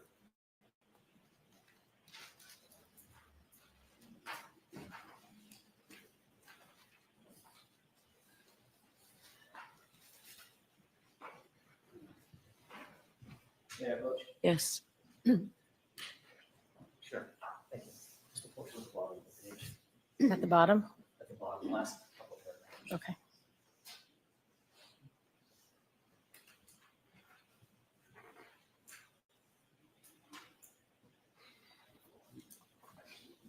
Yep, I say I think, so I'm not positive. I have a question for you. Okay. Does that refresh your recollection? Yes. Okay, thanks. Thank you. And you testified basically that you think, at least that's what you were telling the grand jurors, that you Yep. think that was the point at which they lifted John up Yes, and moved him into the ambulance, correct? Is that right? yes, And then you were asked a question, what, if anything, did she, Miss Reed, ask Miss McCabe while they were sitting in the back of the cruiser that you heard, correct? Objection. Do you recall that? I did not hear the question about Google being asked. That's not my question. May I ask? May I inquire? Just repeat that question. Sure. Isn't it true that you were next asked by Mr. Lally in front of the grand jury, quote, what, if anything, did she, Miss Reed, ask Miss McCabe while they were sitting in the back of the cruiser that you heard, end quote. Remember being asked that question? No,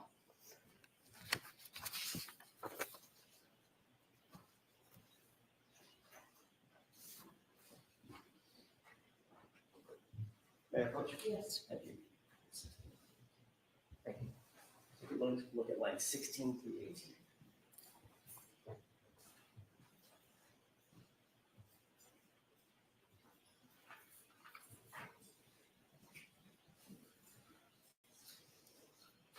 okay, Yes.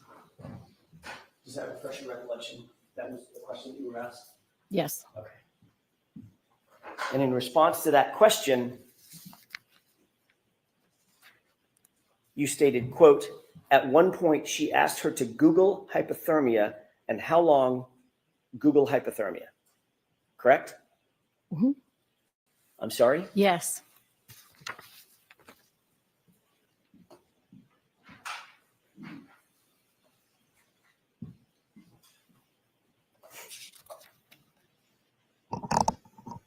That was very detailed. You'll agree that that's a very detailed and specific recount of an event. You recounted where you were, back of a cruiser, or they were in the back of a cruiser, correct? yep, You recorded or reported the time. It was right around the time that you thought they were lifting John up and scooped him up onto the gurney, correct? yep. I thought it was about that time. I wasn't sure. Location, I'm sorry, I didn't get that answer. You were talking over each other. that's my mistake. What was your answer, Ms. I Roberts? thought it was about the time they lifted him up, but I wasn't sure. You were very detailed about who was there. It was you. It was Jen. It was my client, Kerry Yes. Reed, correct? Is that right? Yes, You were so detailed that you talked about where you were standing next to the cruiser open door, correct? yes, What the others were doing, holding hands and praying. Is that right? yes, And the actual words used. You were as detailed about all of that as the actual words used. She asked her to Google hypothermia and how long, and then you stopped, Google hypothermia, end quote, correct? correct. You will agree, at least for that purpose, you painted a very, very detailed picture in front of the grand jury, didn't you? Yeah. Except it's not true, is it? I did not hear her ask that. I was told she was asked that. In the, The answer to my question, Ms. Roberts, and I'm not a trick question, what you told the grand jurors was not true. You never heard her, my client, ask anyone to Google anything, did you? I did not. And yet that's what you testified to under oath, under penalty of perjury in front of the grand jury, didn't you? I did. And the reason you did that, the reason that you said that false statement was because someone told you to say it, correct? Object. Is that, I'm going to let her answer. Nobody told me to say it. I knew it happened at that time, How did you which know is it why I happened? said it. How did you know it happened, Ms. Roberts, if no one told you it happened? Because we wrote a timeline. We already spoke about So that. the timeline that Jennifer McCabe helped you with, that influenced your testimony in front of the grand jury, correct? Obviously. I was telling what happened in the back of the Ms. cruiser. Roberts, the timeline You can answer. you wrote, So when you ask a question, let her answer, okay? the timeline you wrote with Jennifer McCabe's help influenced your testimony to testify in front of the grand jurors to a statement that you never heard, correct? Yes.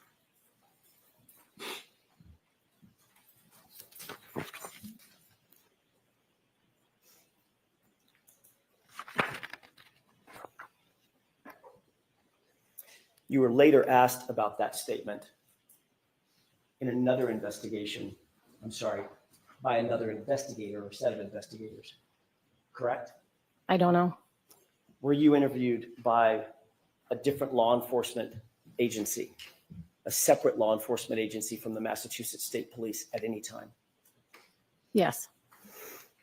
And you were told that to lie to those agents would be a crime, correct? Yes. Punishable by prison, correct? I was not told that. They asked you whether or not you heard Karen Reed ever say anything to Jennifer McCabe about Googling anything, correct? I don't know.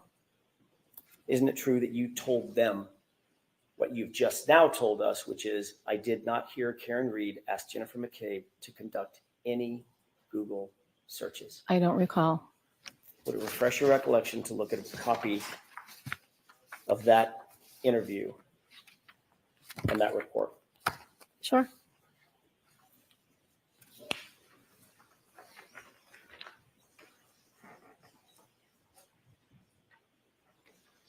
This isn't doing what he seems to think that it is. And he's saying, I know where it is. Yeah, he's a lawyer. Yes.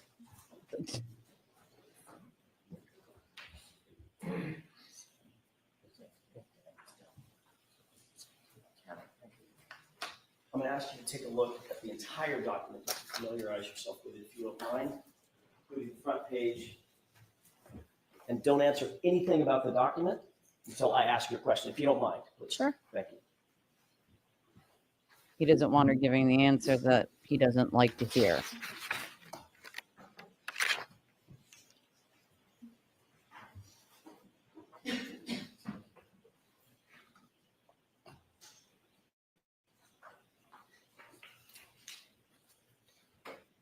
Ms. Roberts, do you recognize that as being a report of an interview that you conducted? I've never seen this before, but Understood. Yeah, you may never have seen it, but does it remind you that that's yes. a report of a conversation you had with another law enforcement agency? I'm going to ask you to turn to page 7 of that report.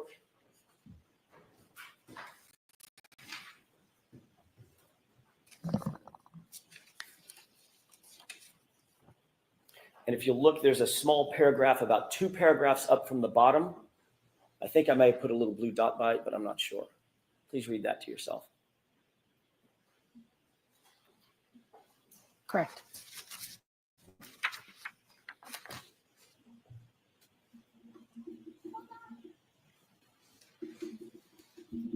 Done? Yep. Thank you. May I approach? Yes. Thank you. Roberts. Yeah. Ms. Roberts, does that refresh your recollection about what you told these investigators? Yes. And what you told them was you, quote, did not hear Karen Reed ask Jennifer McCabe to conduct any Google That is searches. correct. And you went on to say you saw McCabe on her phone. I'll allow it. You saw McCabe on her phone, but you did not hear Karen ask Jennifer to Google anything. Correct. So what you told the grand jurors was in fact false. I misunderstood Mr. Lally's question. Got it. Thank you. Okay. Mr. Brennan, any questions? Thank you. Thank you.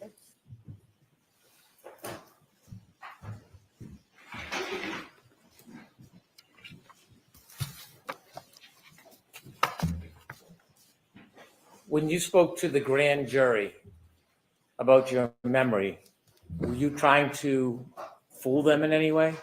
No, Were you trying to, Objection. Watch the form of your questions. were you trying to mislead them in any way? Objection. Sustain, watch the form of your questions. When you spoke to the grand jury, were you honest? yes, When you were asked the question, what, if anything, did the defendant ask Ms. McCabe? Did you begin your response by saying at one point? You can show her her response. And approach Yes. page 83, line 19. Can I ask you to look at page 83, line 19? Just read it to yourself and the lines that follow. You done?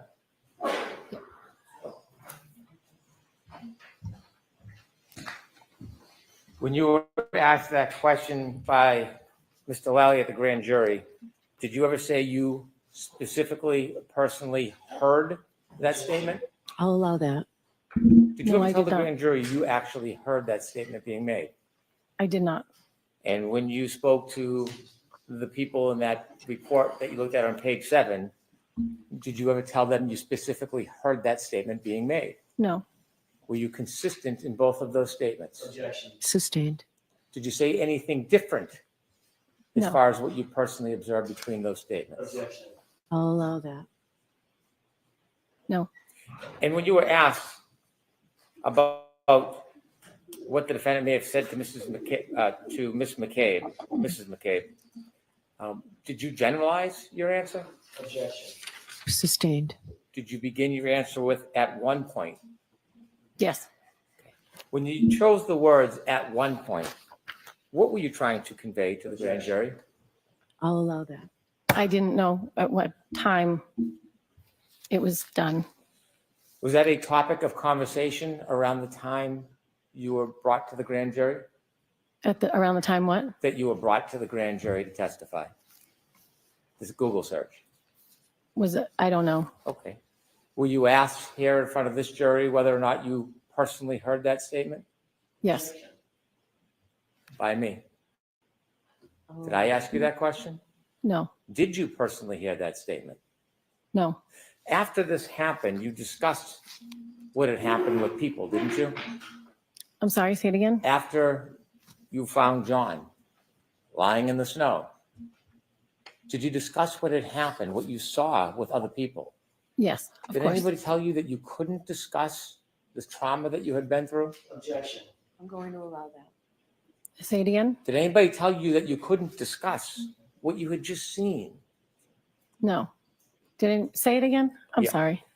After you found John that morning, did anybody, civilian or law enforcement, ever tell you you weren't allowed to discuss what you had just went through? No, Did anybody ever tell you that you couldn't have support of other people? Objection. No. I'll allow that. no, Was this a traumatic event? yes, Have you spoken to it to a number of people about it? yes. Tell us why you would want to speak to somebody about what happened that morning. Objection. I'm going to allow that.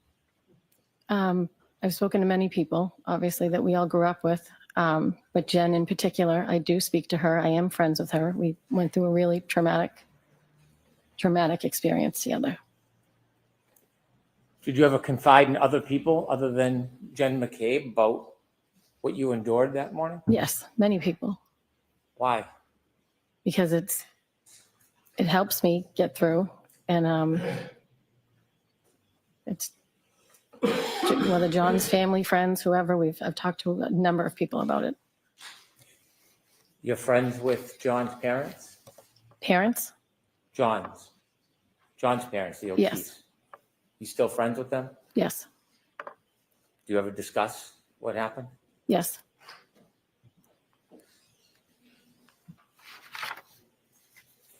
You were asked by law enforcement if they could have your telephone? Yes. Was there a warrant? Objection. Sustained, ask it differently. Did you feel like you had any obligation, legal obligation, to give your phone to law enforcement? Objection. I'll allow it. No, they asked for my phone. I handed it over willingly. Did you think you had to? No, but there was no reason not to. When they went through your phone, do you know whether they saw all of your phone calls that were on that phone? Objection. Do you know that? I don't know. They cloned my phone, so I assume they saw everything. Objection. Please. I'm going to strike that answer. So the answer is I don't know. What type of information did you have on your phone when you voluntarily gave it? Objection. I'll allow that. Text messages, phone calls, call logs, pictures.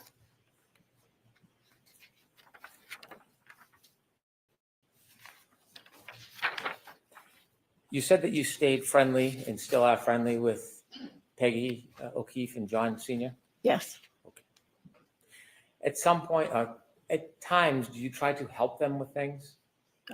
Daily. Do you try to help them with the children? With- Objection. Sustained. Well, you were asked about contacting the district attorney's office about replacing a ring camera. Yes. Whose ring camera was that? It was at One Meadows where Mr. and Mrs. O'Keefe, John's parents, are now living. What motivated you to call the district attorney's office about the ring camera? Because we knew the ring might be some sort of evidence that they didn't want to take the camera that was not working down without permission. Do you have a ring camera? I do. Do you know if there's a difference between the actual physical camera and the iCloud storage that keeps the actual video on it? I don't know the difference. Okay. Did you ever ask to replace any hard drives or storage, or were you asking to replace the camera itself? Just the camera. And that was in March 7, 2023? I don't know when.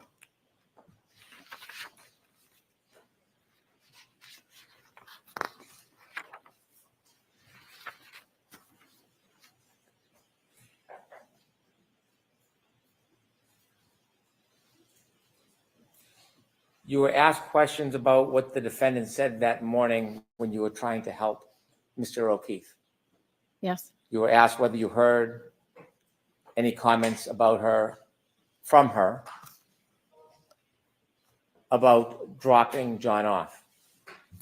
Say that one more time. You were asked whether you heard any comments about her saying she dropped him off. In the car on the way to the hospital. She said it to Mrs. O'Keefe.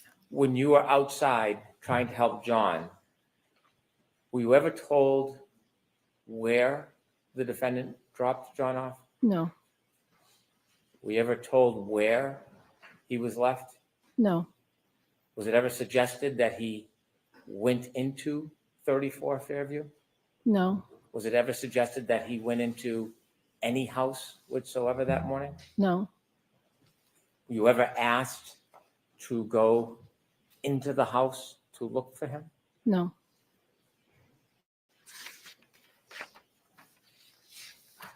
When you were being interviewed by law enforcement, did you ever refuse to be interviewed? No. Were the interviews all the same or different? They were all different. They were all different. Were you ever asked to give a complete review and detail of everything that you knew? I was just asked to tell me the story of what happened that morning. And at some point when you were interviewed, you were asked about the phone calls that the defendant made to you that morning at 5 o'clock. Yes. When you received those phone calls, Jennifer McCabe was not on the line, was she? No. Was she a party to the calls?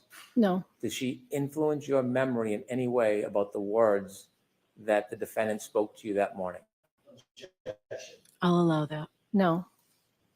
Do you have a clear memory of what the defendant said to you on the morning of January 29, 2023 in 22 at around 5 in the morning when she first called you. Yes. Is it your independent memory? I'm saying, Is it sorry. your independent memory? Yes. How well do you remember it? Objection. Sustained. Tell us what you remember her saying to you. Objection. I'll allow it. When she first called, she said, John's dead, Kerry, and hung up. And she called you back. She called back. When she called back, was there any other party on the line other than you and her? No. What do you remember the second time that she called you? Yes. She said, John, I think he got hit by a plow. He did not come home last night. He would never not have come home. I wasn't supposed to stay in Canton, and Kaylee was here. He would never leave Kaylee by herself.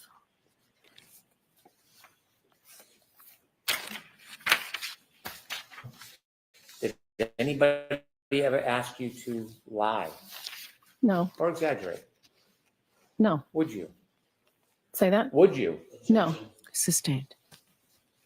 You were asked whether or not you told people on January 29th about the missing pieces to the defendant's taillight. And you began to say you didn't tell anybody that morning. I didn't think it had anything to do with John. I didn't want to point fingers at anybody Why not? because I had no idea what had happened to him. I wasn't going to point fingers at his girlfriend. Was it in fact broken with missing pieces that morning? Yes.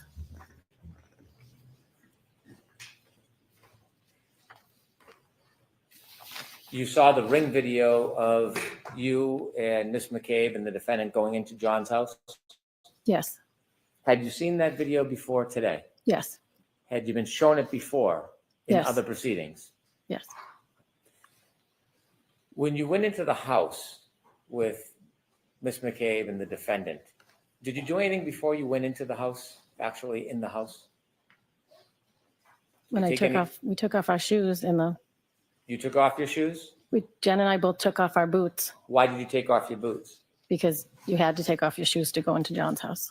Well, you say you had to. Explain to us a little bit of the background on that. John was a neat freak. You were not allowed to wear shoes in the house. Had you ever worn shoes in his house? Oh, Had you ever seen anybody wear shoes in his house? no. You and They Miss do McCabe? now. They do now. I see. You and Miss McCabe took your shoes off? Yes. Did the defendant take her shoes off? She did not How do you remember that? because Jen and I were standing there for about a good 2 minutes trying to get our boots off and she had already gone in the house.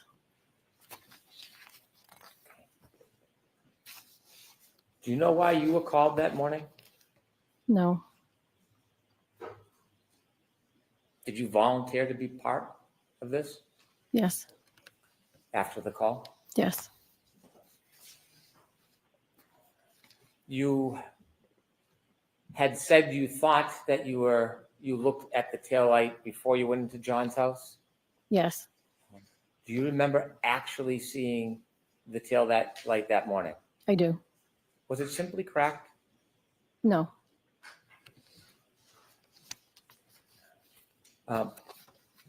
Do you know that the portion of the ring video from when you came out of the house with the defendant, Miss McCabe, do you know that that portion is missing? Objection. Sustained. Have you ever seen any ring video depicting when the defendant was showing you her missing pieces of taillight that morning? No. Despite no video, are you certain that you saw it? Say it again. Are you certain that you looked at it with the defendant that morning in that driveway? Objection. Sustained. I'd like to play clip 3, please. Okay.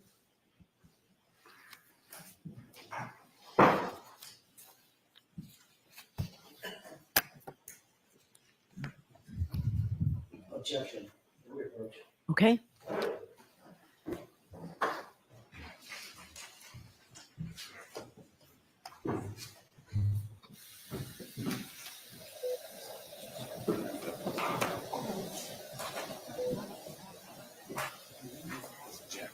Quiet, folks, still on the record.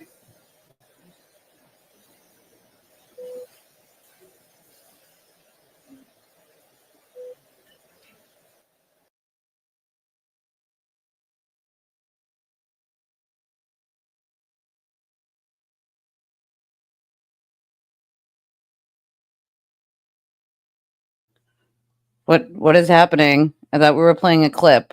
Like, why are we looking at Fanny right now? Fanny. Yes, Fanny the fan.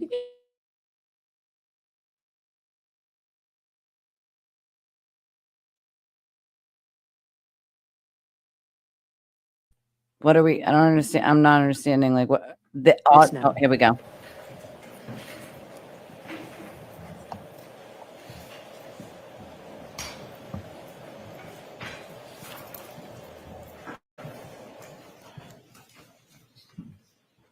All right, go ahead, Mr. Brennan. When you first got to John and you were trying to save him that morning, do you have a distinct memory of it? Yes. Counsel had asked you if it was your story. Was this a story? Say it again. Was it a story that you told? A story? Yes. It's what happened. Do you wish it was just a story? Objection. Sustain. No further question. Okay, so recross. Just asked, just a few minutes ago.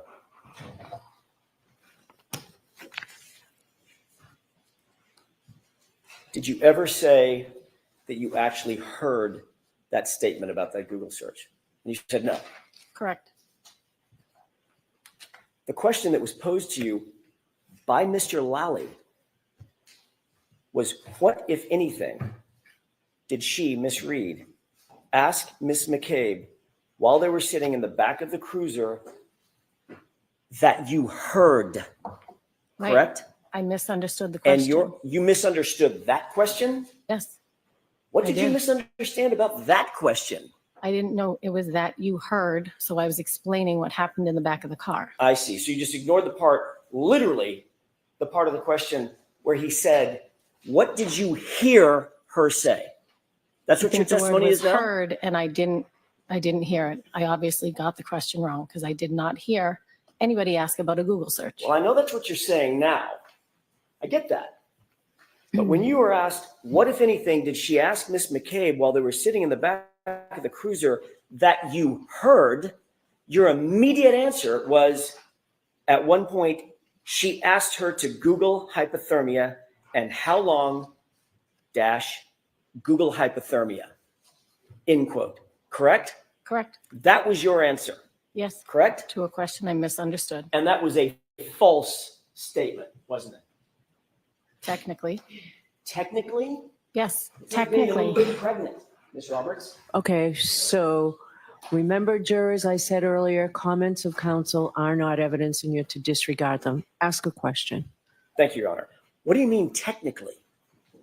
Technically, I was under oath and I did not hear Karen asked Jen to Google it, And yet under oath. but I knew it happened at that And yet time. under oath, you said you did.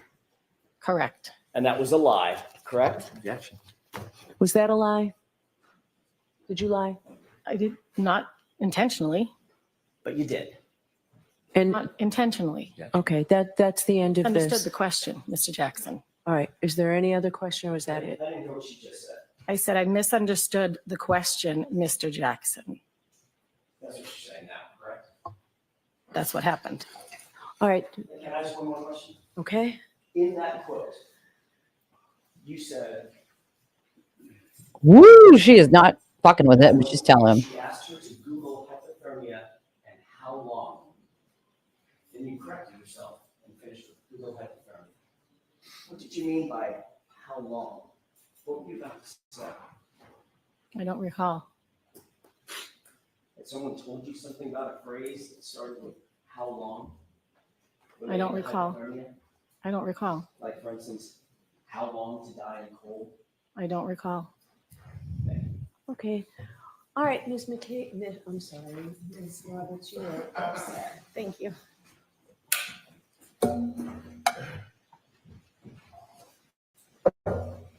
Watch her say they'll break for lunch now. Watch. That did nothing for the May I? defense. Yes. I'd like to play clip 3, please. Here it comes, y'all. All the badgering is going to mean nothing. Before this is played, is it possible to take a quick break so we No. can review this? There's a lot of clips. I'm not sure what this is. I'd like to see it before it's played. All right, how long a clip is this? Probably about 10 seconds. He's able to, 15 he's already seconds. seen everything before trial. So no. All right. Jurors, we're going to ask you to take a break, and we'll bring you back in, and we'll see you at 10 seconds. All right, we'll give you a 5-minute break. That's fine. Thank you, Ron. Court, all This rise, is please. ridiculous. Jurors, close your books. Follow me. She's not gonna, no, she has to let it in. It's already been allowed, but this is sort of like fucking up the whole, like, you know, then let her off the stand, then play the clip. They had a chance to see all of this, all of it already. So yes, you're allowed to see like papers before it's given to someone, but the clips should have already been reviewed before trial so that this didn't interrupt anything. They shouldn't have to review every single clip beforehand. They've seen it. They had it. They know what it is. It says right on the screen, interview Gretchen Voss. Like, that's ridiculous. She should have said, no, Mr. Jackson, you've had all of this. Clearly it's the Gretchen Voss interview. Like, take a 5-minute break for what? So we can see a 10-second clip? No. And all of that badgering he did to Kerry Roberts is not going to help him. As a matter of fact, it's going to hurt him. All the objections, objection to every question, it's not going to help them. It's the jury's going to wonder why you're objecting to everything they're saying. The jury's going to be like, why so much objection? Like, you know what I mean? Like, technically they're not supposed to take that into effect, but it's going to like, they are going to take it into consideration. Like, why are you objecting to everything so often? You don't even want to let the witness speak about anything. And that is a red flag to a jury. Like, it's the bottom line. You're not helping. You know what I mean? Like, they're not helping their own case. And what happens is they badger the witness. And then here comes Hank with a clip debunking the BS Alan Jackson just came in and tried to create. And so I don't know how any jury couldn't vote guilty on this with Karen's own words. He lets Karen's own words finish everything off with each witness. It's friggin' brilliant. Like, you know? They let her, yeah, exactly. They let her do the interviews. Like, I would never advise, if I was an attorney, my client to do any interviews. None. You keep your right to shut the F up, and you don't do anything until there is a result. You want to talk after a trial? Cool, great. Or if you want to testify on your own behalf, that's one thing. But all these interviews, they can all be used against you. It is not a smart idea. They took a victory lap in the ID discovery, and it has come back to bite them. They never thought there'd be a second trial. Well, here we are, folks, in a second trial. I appreciate that, Ashley. Yes, if you do want to support the channel, you can do so one of 3 ways: PayPal, Cash App, Venmo. We do read them. We got one this morning. I appreciate it. It's from Willow. Thank you, Willow, for this morning's Cash App. Also, if there's almost 300 of you, if you want to like, subscribe, that's really helpful. Oh, girl, listen, you don't have to apologize to me for swearing. I have toned down my swearing for my streams, but in real life, I let the F-bombs fly quite a bit. So you never have to apologize to me for swearing. You know, you're entitled to your opinion, and swearing is a part of that, especially if you live in New England. You know what I mean? Like, that's what I'm saying. If this jury isn't tampered with in any way or tainted, like, there is no chance that they get anything but guilty here, unfortunately for them at this point in the trial. All of the things that Jackson has been trying to do, like, it doesn't make him look good. Kerry Roberts wasn't even there that night. She came to help the next morning. It's pretty desperate. Like, it's what it's looking like, is extremely desperate. It doesn't help them any. Like, it's sad. Sorry, I'm just making sure I don't miss any donations from anybody that I need to read. I don't see anything. I just want to make sure. Because sometimes, like, it'll come in and then it'll be like an hour or 2 before I get to say thank you. And I don't ever want to forget. We're not a huge channel. Most of us know that. I'm a small channel. And, you know, the only way my channel survives is on these donations. So I don't have monetization. I don't get paid per view. I don't get, memberships and super chats and super stickers.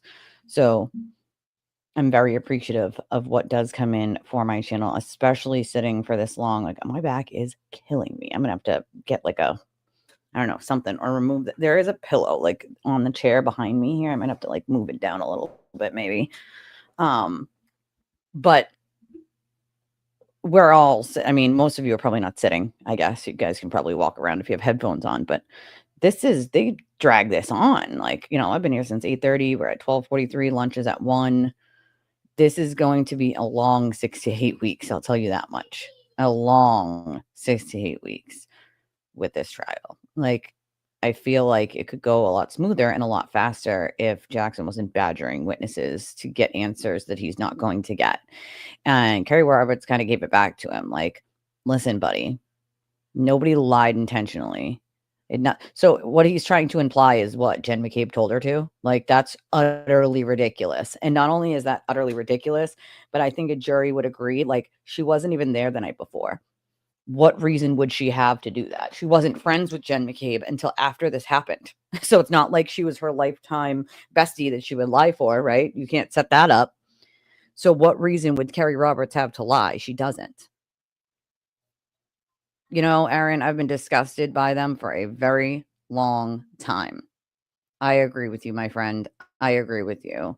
And it's funny because the mob themselves, what happens is you do trial 1, you do trial 2. So, and here's the funny thing. Kerry's like answers were all the same last trial.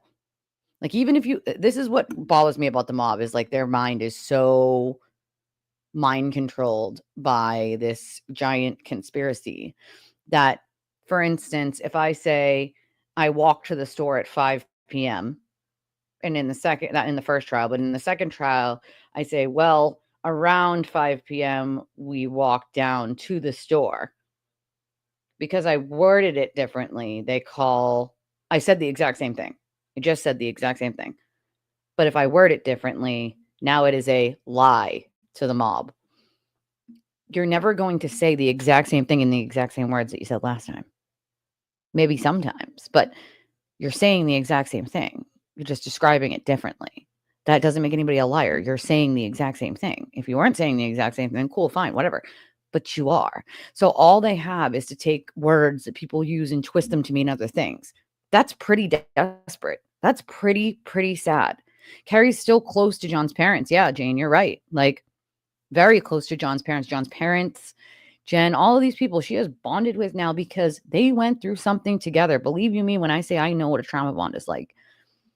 Ashley can tell you. A lot of us victims do know.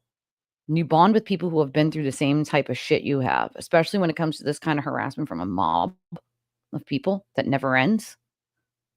Yeah, you bond with people. You become friends with people. They've been through the same things. And talking about it oftentimes can help you get through it. Like Kerry said, it can help you get through it. Like, you might need to say it 1,000,000 times. You might need to say it 1,000,002 while it's bothering you. But as long as you have somebody to talk to about it, you get through, right? You get through. There is no stretch of the imagination on why Kerry talked to Jen before her testimony and why she talked to Jen this morning. Like, listen, me and my best friend were sewed together by the leg, all right? If we could have been, that's what we would have been, all right? Where I was, she was. We talked every day, multiple times a day. That is not normal. You know what I mean? Like, it's not normal. Like, it's normal. Like, to be or talk to your best friend or someone you're really close friends with every day. There's a lot of people I talk to every single day, sometimes multiple times a day. Like, whether it's text, call, whatever. Like, there's nothing that I heard her say that was new, though, besties. There's nothing that I heard her say that was new. She's always said that they looked at the taillight, but that they didn't know whether it was when she was coming or going. You are unmuted. And we know that video no longer exists of when they did. There wasn't anything I heard her say here that was new. We know that she went to Lang's house and dropped the kids off. Like, none of it was new. Like,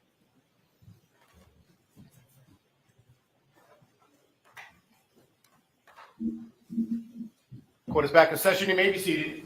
She definitely cared, that's for sure. I just wanted to give her a hug, honestly. Like, you show those pictures to her of her friend who is All passed right, away. Mr. Brennan, whenever you're ready. I'd That's like to play hard. clip 3, please.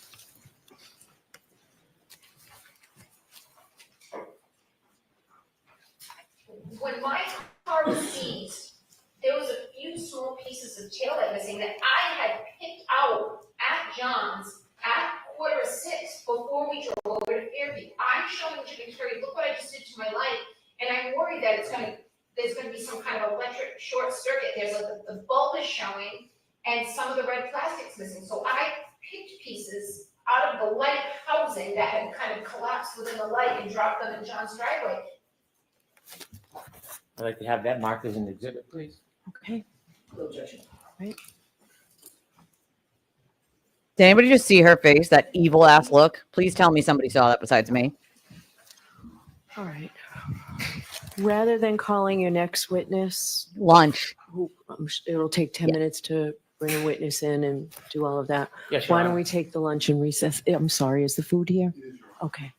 Folks, we'll take a 40-minute lunch and recess, okay?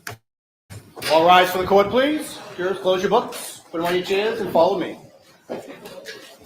Let me just mute this. Hold on. I'll mute it. Boop, boop, boop, boop, boop. Give me 1 second. Get over to it so I can mute it just so. I mean, they muted themselves, I guess, but I think he had to show it to her, unfortunately, you know. But I think because I think he was trying to prove the point of like, was this what you saw? Was it scratches? Was it deeper? You know what I mean? But still, like, to look at that, that's a hard pill to swallow. That's somebody you loved and cared about, and now you have to look at them in that way. I will never forget when my best friend passed. She was in a coma for 6 days. And I begged her to get out of that coma. I begged her to get up for those 6 days. And obviously she did not. And I remember her family asking me if I wanted to be in the room when they shut the machines off. And I said no. I did not want to be in the room when they shut the machines off. I didn't want to watch the life drain from her face. That is not how I wanted to remember her. Not that you want to remember your best friend as being intubated either, but I didn't want that to be my last memory of her, right? Like, I didn't want my last memory of her to be her lips turning blue, because when there's no oxygen to the brain, I've done CPR enough people to know when there's no oxygen to the brain, your lips start turning blue, the tips of your fingertips, your ears. Like, I did not want that to be what I remembered. It's traumatic. And I said my goodbyes and I left and let the family be in the room for when they shut off the machines. And I remember going out to my car, and I had a Maxima at the time, and I kicked the plate like underneath where you would get in. Like I started to get into the car, and I kicked it was like a kick plate where like all the, you know, fuses and stuff go, and the thing flew off. And I just remember getting in the car from Kearney Hospital and driving, and within like 5 minutes, it was like within 5 minutes, her sister called and said I hadn't even gotten 2 exits. You know, I was just going from Dorchester back to Quincy, and she called and said she's gone, and that was it. That was it. And it's hard enough for me to sit there and remember the 6 days I begged her to get out of that coma. But I did not want my last memory to be of them shutting those machines off and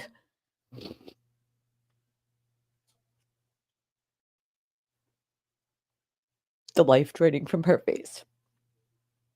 So I can only imagine the memory that Kerry Roberts has of the life already drained from John's face and then having to see that picture of him. It is awful. And if you've ever lost somebody you care about, you know, reliving it in that way is awful. And I'm glad that I chose not to be in that room. And I'm glad that I chose to sit there with her for those 6 days. And I'm glad that I fixed her hair because she would have been mad if someone didn't. And I'm glad I brought her Mary Lou's every morning, hoping she would get up. And I'm glad I brought her a whiteboard so that if she woke up, she would have messages from us all. And I'm glad I made the choice not to sit in that room, but not everyone has that choice. Not everybody has that choice. Not everybody has the choice to not see something like that. And that is where the trauma bond comes into effect, right? Something traumatic like that happens. And you bond with people who have gone through something similar or who went through it with you.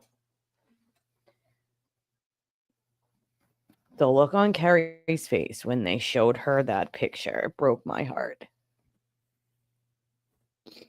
It broke my heart because I've lost my dad to suicide. I lost my best friend. And so many other friends and loved ones.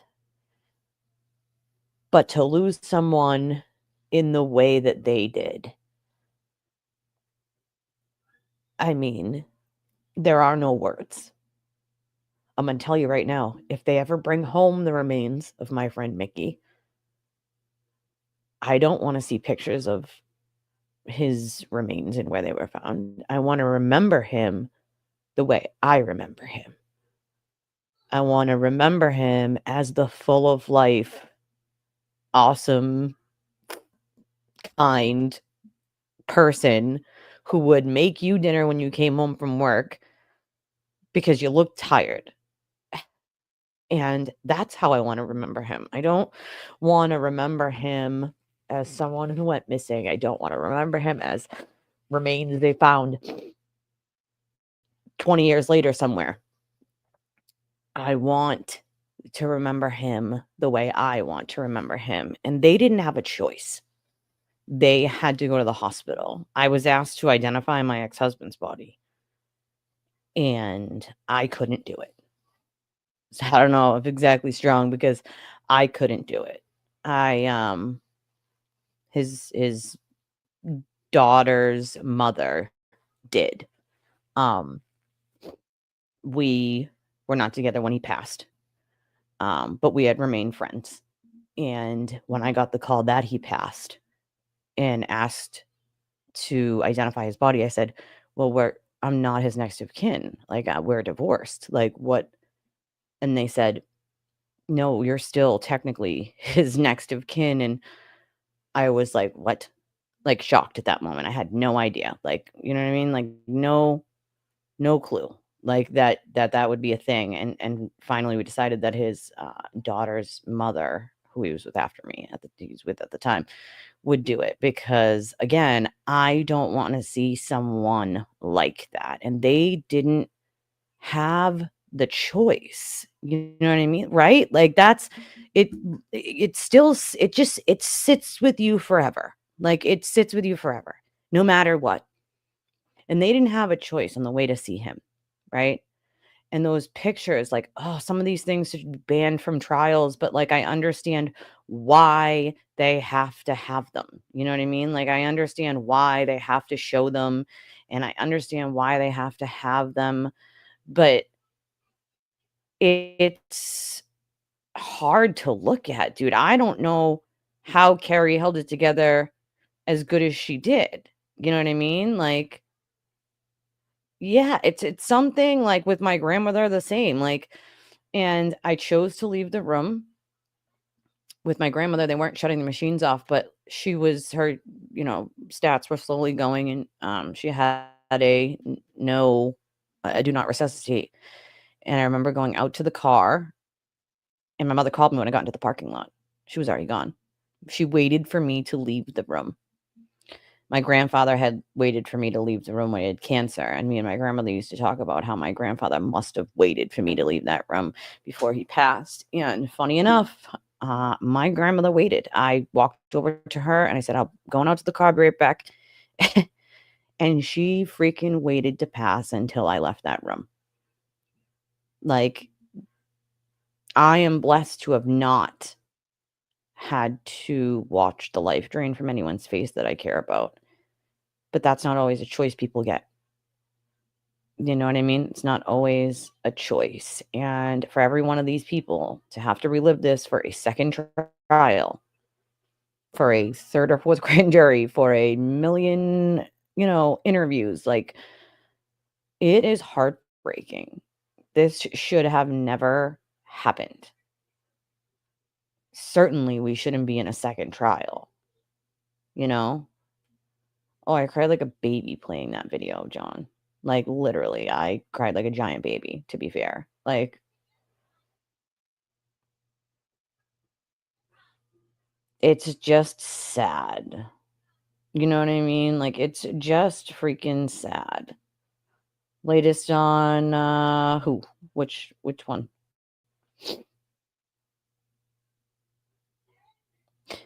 We will be here. But it sits with you, you know? It is the worst feeling in the world to even have to make that decision to pull a plug or shut a machine off.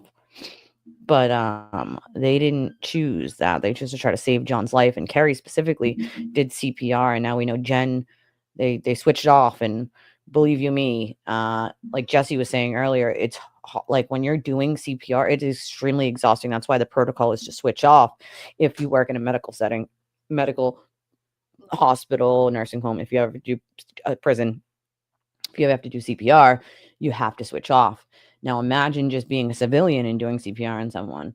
And yeah, nothing yet, Jane. Nothing with my missing friend. The FBI have offered a $10,000 reward to any information that might bring home him in any way. But in the last 2 years since I started my podcast, they have gotten more information, I guess. So that's a good thing. Hopefully they can bring him home to his family where he belongs and the people that care about him so we can properly bury him. I'm also waiting to see if the remains that they found in Plymouth on the side of the highway are possibly my friend's mom, Sandra Crispo. Hopefully, if it is her, we can get some answers, because her daughter doesn't deserve to not know still. A lot of these things are the reasons why I started this channel to begin with. Like, hopefully to draw out information on certain cases that would help, you know? I have performed CPR on 2 people as a civilian, just being out in the world. And there was one time that I was trying to switch off with someone and the person didn't know how to do CPR because I said, "Can you switch with me?" And the poor girl was like, "I don't know how to do a CPR." And I was like, "I can tell you how," but I was starting to get tired. And it was in Whitman, and I forget, the cop came over to me and said, if you hadn't done CPR, this person would not be alive. Thankfully, the person was fine. They made it. But I remember getting so tired after just, I don't even know, it felt like forever, obviously, as an emergency. It always feels like it's forever, even if it's just seconds, but it felt like it was forever. And I remember the 911 operator saying to me, "You don't have to do the breaths if you don't feel comfortable." And I remember being offended by that statement that the 911 operator said, "You don't have to do the breaths if you don't feel comfortable," because my best friend passed away because she had no oxygen to the brain for more than 30 minutes. Somebody didn't perform CPR on her. That's why she passed, is because she had no brain activity from loss of oxygen to the brain. So it offended me.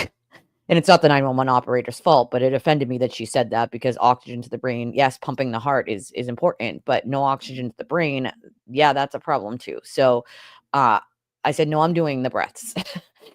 You know what I mean? Like, I'm doing the breaths. That's happening. Like, but I remember being so insulted by the 911 operator, and it wasn't her fault. It was just my own personal, thing. But by her saying, like, you don't have to do the breaths for CPR. You just do the compressions. And but no, I did them both. But I remember saying to the woman, like, can you switch with me? And the woman had no idea how to do it. And so, but eventually she did switch with me, and I showed her how to do it correctly. And I switched back again before they got there fairly quickly. Whitman's really small, and I lived there at the time, and they're right around the corner. The police station is right around the corner. So, right, that's probably exactly what explains him and his cultured loss of oxygen to his brain. Like, well, that's the thing. Kerry wasn't there because she was like out having drinks with them. She was only there because Karen called her and sort of dragged her into this. So, yeah, he was from Massachusetts, but he didn't go missing in Massachusetts, Jane. He went missing in Maine. Me and my roommate, who he dated, worked in Maine at the time. And I wasn't working that week. I was home here in Mass, and she was there. We would stay at the hotel across the street a couple days. You could make your own schedule. So you could work a couple days and then go back and forth instead of driving the 2.5 hours up and back to Portland. So I was here and she was there, and he went up there to stay with her, and he went missing up there, unfortunately. Honestly, I don't know. He left the bar that night, the club where she worked and where I worked, with someone else, with another guy, supposed to come back, and was never seen again. There wasn't a lot of information to go on, to be honest. So, I mean, I obviously know something terrible happened to him. Clearly something that shouldn't have happened. I don't think it was an accident. I'll tell you that much,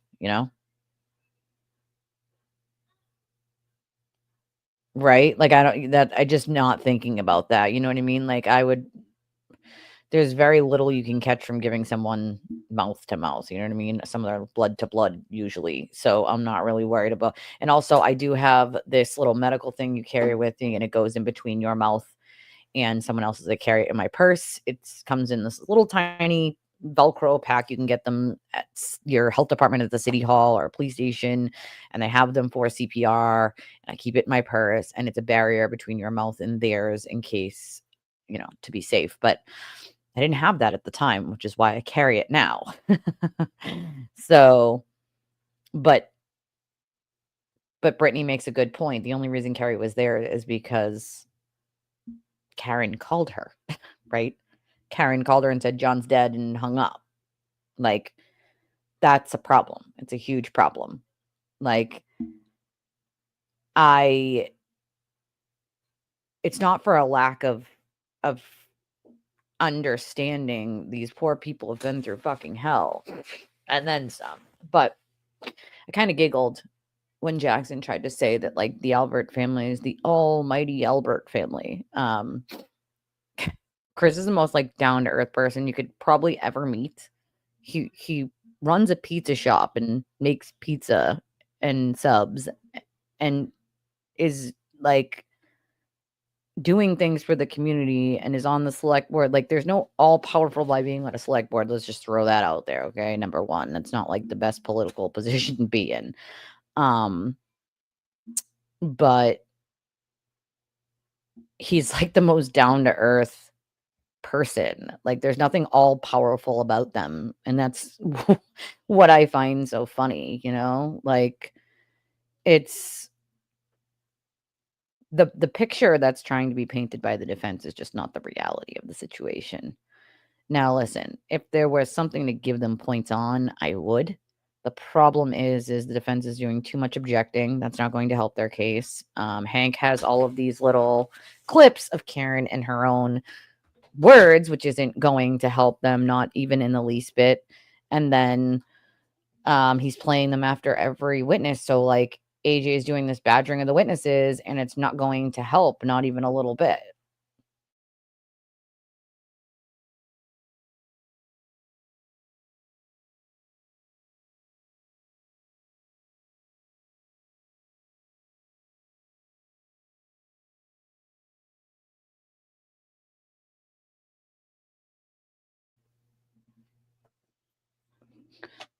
Hold on, guys. Hold on. So, hold on. Honey, mommy's leg is going numb here. Hee hee. Hee hee ha ha. Put that down. That's Sissy's. Hold on 1 second, guys.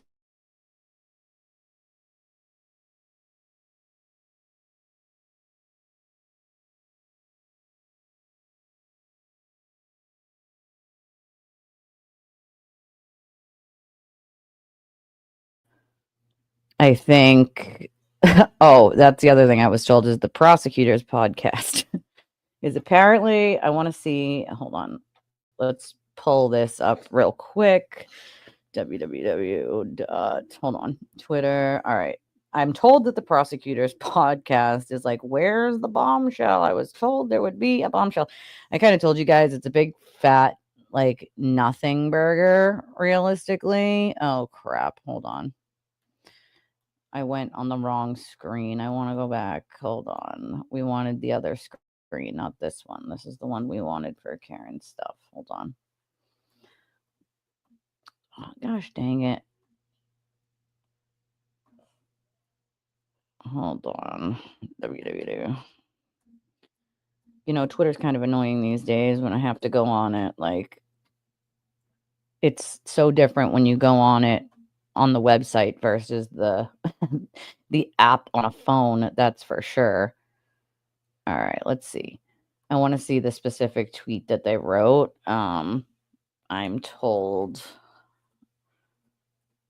prosecutors podcast. Here it is. Prosecutor pod. So they say defense asked for a recess to put mental distance between Kerry's testimony and yet another damning clip. Smart. I think AJ was hoping we go straight to lunch. Yeah, he kind of definitely was hoping that. Loving the clip from Karen Reed saying something incriminating after every witness.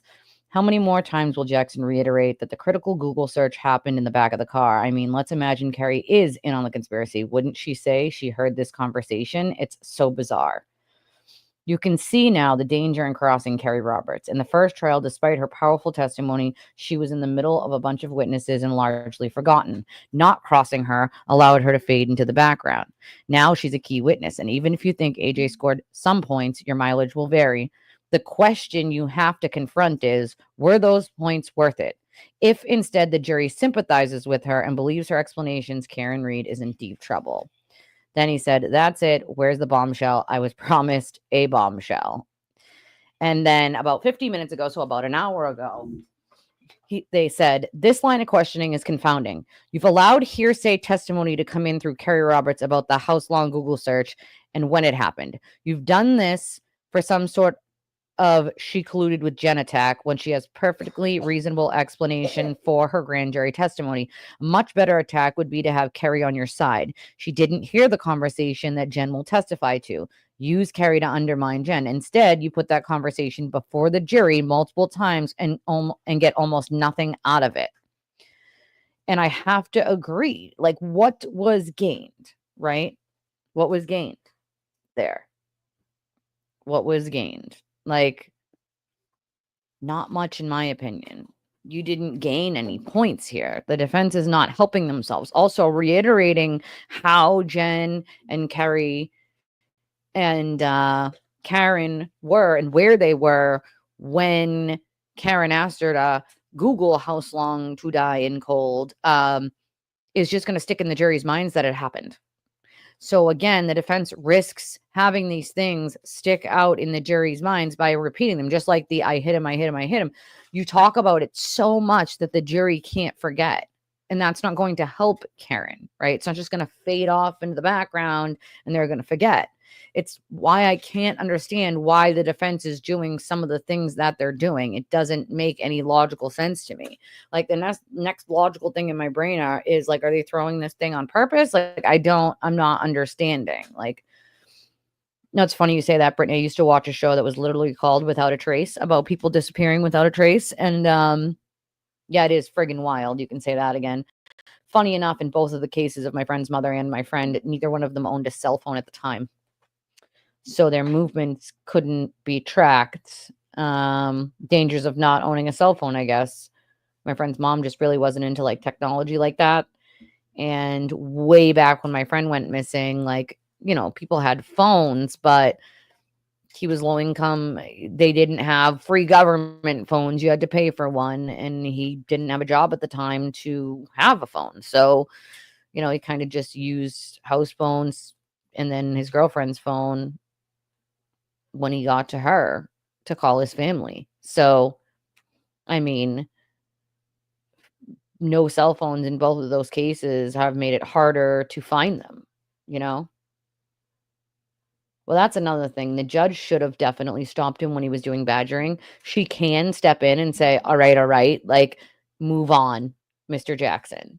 Like, you know what I'm saying? Don't read an ex-free. Karen Reed thinks Carrie is Jen's pet. The violet. It's funny because guess what?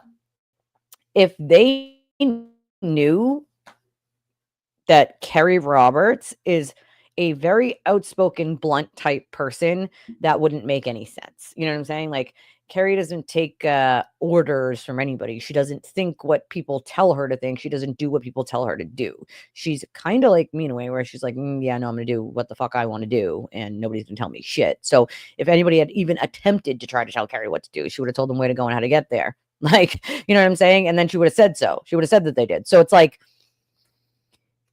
if anybody who knows her, they would know that, you know what I'm saying? So, like, that's my point. These people can make assumptions based on these nonsense things that they hear, but they don't even know these people.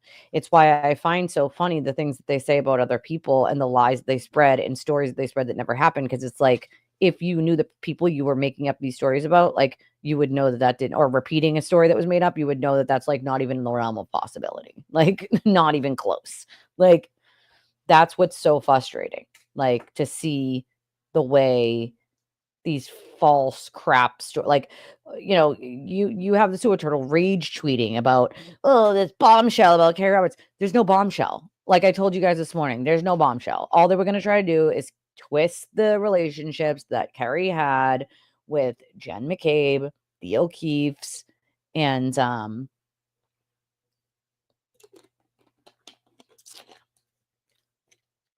anybody else that she became close to after that because of this. Like, and that's exactly what they did. It's no shock. Like, you know what I mean? That's the only play they had. Literally the only play that the defense had in this case. Like, when it comes to Kerry. Kerry has nothing to do with anything. She was called by Karen. Like, Aurora said that Kerry on the stand looked like someone who cannot be controlled at all, opposite of what AJ was implying. It's exactly it. It's exactly how she is. Like, in normal life, people who know her say the same thing. Like, Bree said it's still out there, the impression that she smoothly says she didn't lie while under oath. Who can't do that in that case? Who are they?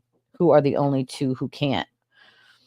Well, that's the thing, right? Like, if you're asked to go, that's another thing. I love when Alan Jackson, though, he'll ask things like, well, why didn't you say that when you were being questioned? Or why didn't you say that in grand jury testimony? And it's like, you were asked questions and you answered them, right? Like, you answered as many questions as you possibly could, Hold on one second.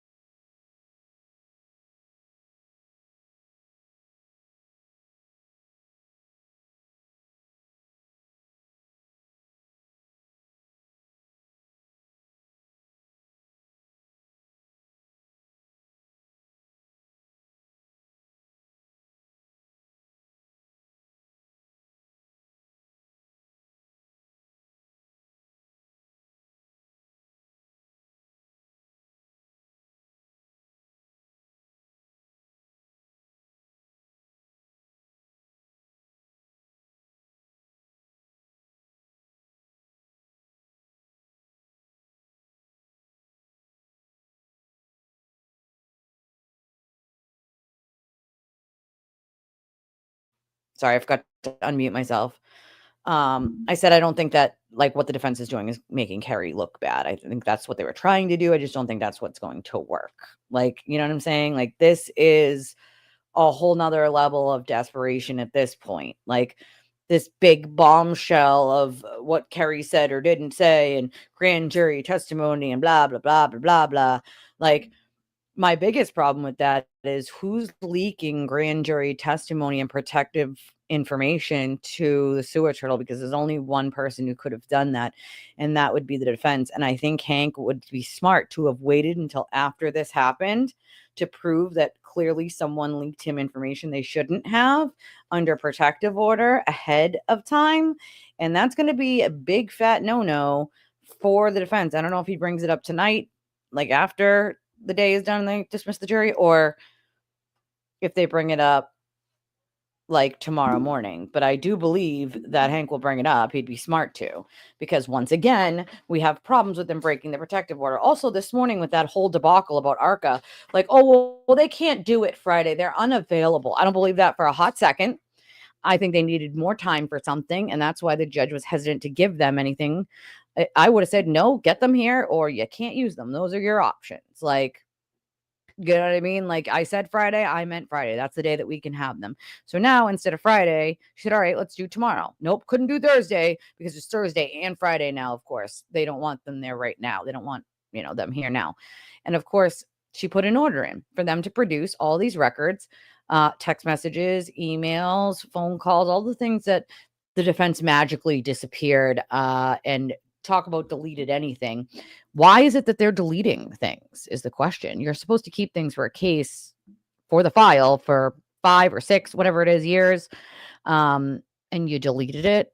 Like, come on, dude, stop it. That's not, they damn well know what they're supposed to and what they're not supposed to be doing. Like, they clearly, yeah, he definitely was trying to break the momentum for that sidebar of looking at a 10-second clip. He had a chance to look at every single one of these before trial. Yes, they have the right to say, well, I want to see it first. But like, as you'll notice, the Commonwealth isn't going to do that like every time beforehand. Like, they've had it. So as long as it's something that they've had and they know what it is, there's no reason to view it first. Send the jury out every time. No. Like, and I'm going to bet that the judge, maybe on a sidebar, would have told them, like, listen, we're not going to do this every single time because there's a lot of clips that are going to be played. Hank is doing a great job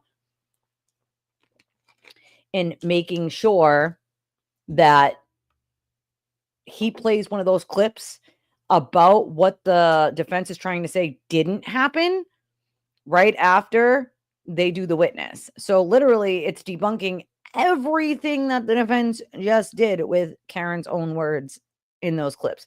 It's freaking brilliant. Like, brilliant. Like, and her words are going to come in, period. No ifs, ands, or buts. If they're deleted, where'd they get the list of them they gave over yesterday from? Well, that's another thing. How do you know how many if they're all deleted? How do you know how many there are? You know there's 100 of them. How do you know there's 100 of them if you deleted them? Did you get phone records? Maybe you want to hand those over then. How do you know there's that many if you deleted them? You know what I mean? Like,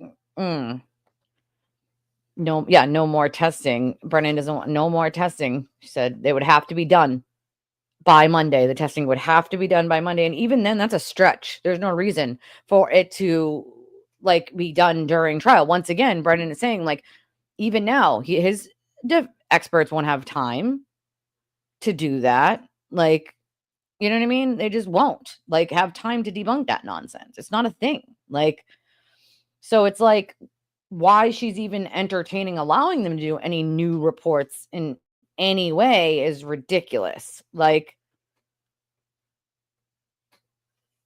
sorry guys, I'm just trying to check something real quick. I get so many messages during my live streams, and we're 4 hours and 52 minutes in, that it's hard to sometimes, because I'm trying to give you guys real-time information too about certain things. Like, and it's just like constantly coming in. Thank you, Jack. $10.10 from Jack. That just because I appreciate you, my friend, for that donation. You are the best. And I love that you wrote because.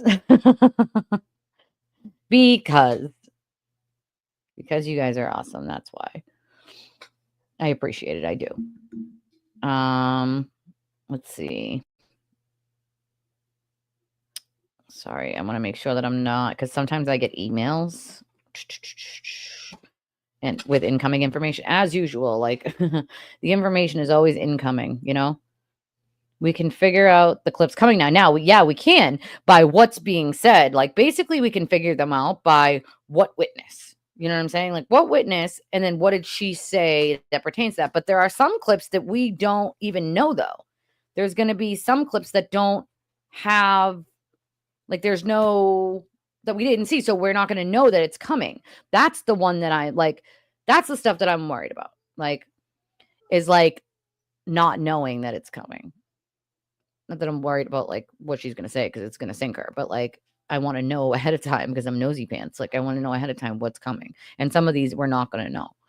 Pank's just going to play them and it's going to be like, meh, meh, meh, meh. You know what I mean? Like womp, womp, womp.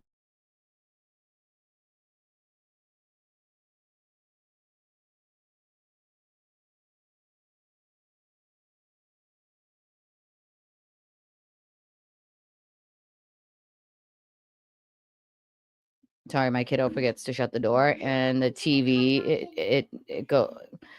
Hold on.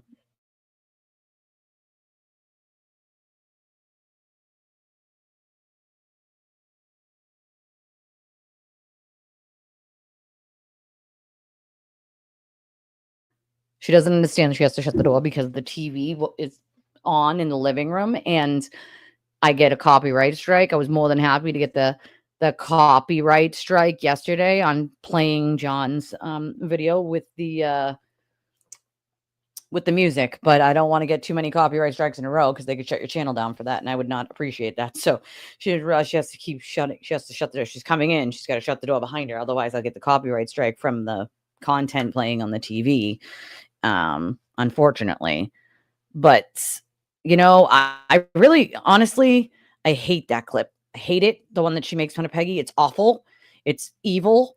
Like, I don't know how anybody could say that about somebody who lost their child. Never mind one child. She lost 2 children and a in-law, like son-in-law. Like, I'm sure, I feel like he has to play it, right? Like maybe after Peggy, because she's next after she testifies. And that's who's about to be called after lunch. So I don't know. It's possible that they play it, but it's still awful. Such an awful clip. Like, it aggravates me because like she thought it was funny, you know? I keep wondering about it too, Ash, but I know that we'll get some, you know, it's in motion. Patience, my friend. We've been working on it. Patience. I know it's a virtue and it's a bitch too. We have to have a little patience on that project. There are so many projects you guys don't even realize that we work on behind closed doors, and they're a lot of work. You know what I mean? Like there's hours and hours and hours going into stuff, even when we're not here. You know, when Ashley's not modding for me, and you guys aren't here, and I'm not here. Like there's other stuff going on, always, to make the world a better place. What is on my face? It's like a piece of dry skin or something. I think yes. I do think he might play that clip, though, after Peggy testifies. I don't really know what the defense... I mean, here's the thing. If they cross-examine Peggy, and they do what they did to every witness thus far, they risk pissing off the jury hardcore. If you do to Peggy what you have done to every witness and try to call her a liar or try to imply she's somehow involved in this, I don't think the jury will be kind to Karen. So it's extremely risky for them to even cross-examine her. I'm not sure if they would or not. If I was the defense, I'm not crossing her. I will not cross her. There's no chance I would cross-examine Peggy O'Keefe. None at all. There's nothing to be gained out of crossing her. And you risk pissing off the jury. So, yeah. It was on ID, you know? It does show that she has a detachment from any sort of sympathy or empathy for other people, you know? They definitely are up to no good. I make no mistake when I say I think they called ARCA last night and said, hey, We told them we deleted these. You're going to need to figure something out because now they're going to want you to produce all of them. Here's the paperwork, and you have to come in here and say that you deleted them too. Now, I make no mistake when I say if they go in there and say that they deleted them too, the judge is not going to think that that's a coincidence that they both just deleted all of these, just FYI. And I think Hank would have a better argument to completely exclude them if they come in and say, we deleted all of them as well. Yes, you could, now nobody will know what you said, but it would be suspicious enough that it would be like, all right, clearly there was some, colluding happening here. Otherwise, you both wouldn't have deleted all of them. You know what I'm saying? Like, well, hopefully for everyone. And so that there's no more victims of this kind of nonsense ever again, Let's hope. Like, ugh. It's a good point, Jane, which is why you got to make what we call a formal complaint in writing, sent straight to whatever social media it is legal department.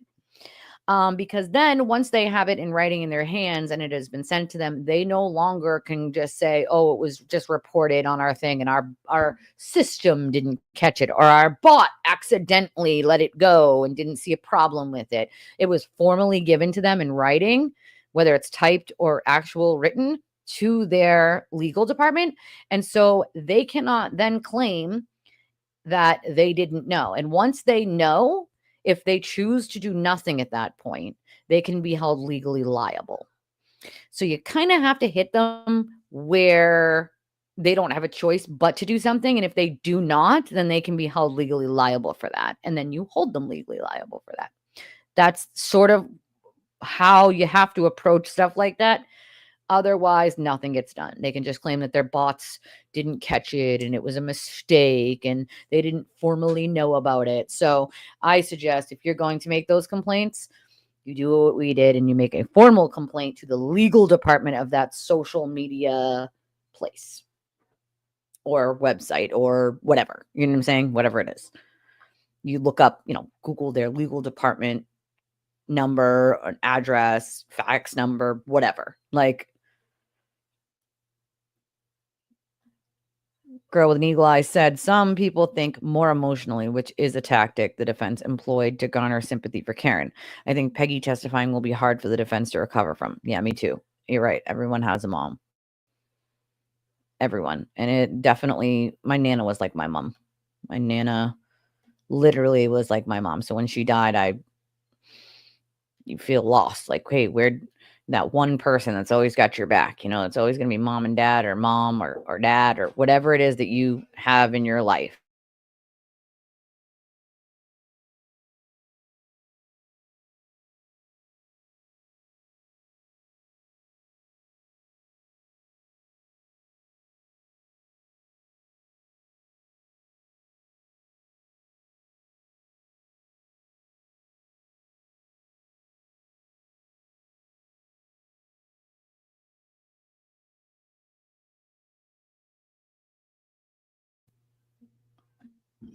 Sorry, I had to get my the nugget. We call it the nugget. It's the thing you plug the phone into the wall. Nugget. The nugget. He can't be in the courtroom for the kids. Peggy doesn't have a stay away order. So I don't know that it's just the immediate family too. That's the thing. It's the people who have the stay away order. Peggy doesn't have a stay away order. I know the kids he's not allowed in for, but it remains to be seen whether it's John's immediate family or not as well.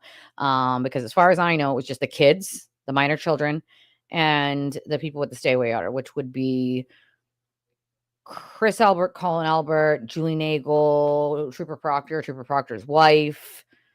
I feel like there's like one or two more, maybe Julie Albert. And maybe Jen McCabe. I think maybe Jen McCabe.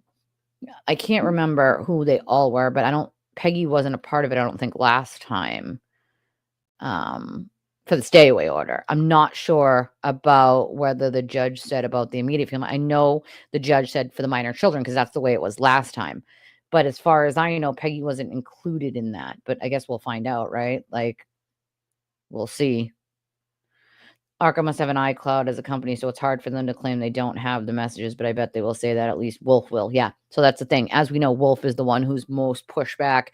Dr. Rentschler didn't push back as hard as Dr. Wolf. Gee, I wonder why, considering they have 10 times the amount of messages with Dr. Wolf than they had with Dr. Rentschler. You know what I'm saying? Yeah, it's got to be a detailed complaint. It's got to show the pattern of harassment or dog whistle threats. Those count too, dog whistle threats. You want to send links, which are, see the thing at the top of the screen when it says www dot or http dot slash, copy and paste that, send that to them in every video. Like if you clicked off mine and went to someone else's, it would have a different one. Every one of my videos would have a different one. So you want to, like, if you can, otherwise you can just say it's the whole thing is the problem and it has many violations, the whole entire thing, you know? But you want to show like a pattern of it over time, even to multiple people, you know? I know, right? Poor Peggy. Take up all the time. Yeah, but then we will be here forever. Not that we won't still be here forever, though, to be fair. Like, but the judge will let Arca testify. She probably will. The question is whether new opinions are allowed or not. I don't think she'll allow too much new stuff. And I also think that she might narrow their testimony more because they did tout them as independent last time and independent witnesses and blah, blah, blah. But if there's too much collusion going on there, like, she wouldn't really have a choice but to X them out. Although that would be a very large part of the defense's case. They did it to themselves at this point. So I don't know. I don't know. With this judge, I feel like, yeah, she'll let them anyway. Should she? No. At this point, with the rules that she's applied to the Commonwealth, even just in the morning, where she was like, okay, no, this is, the defense is saying this is new information, but it's not new. None of it was new. They had it since 2023. They had chosen not to use it. In the format it was in was just a different software that showed the emojis on the text instead of not showing the emojis. No different than what is actually in the raw data. So they've had it since 2023. There's no reason that they need 17 years to look over it. It's not new.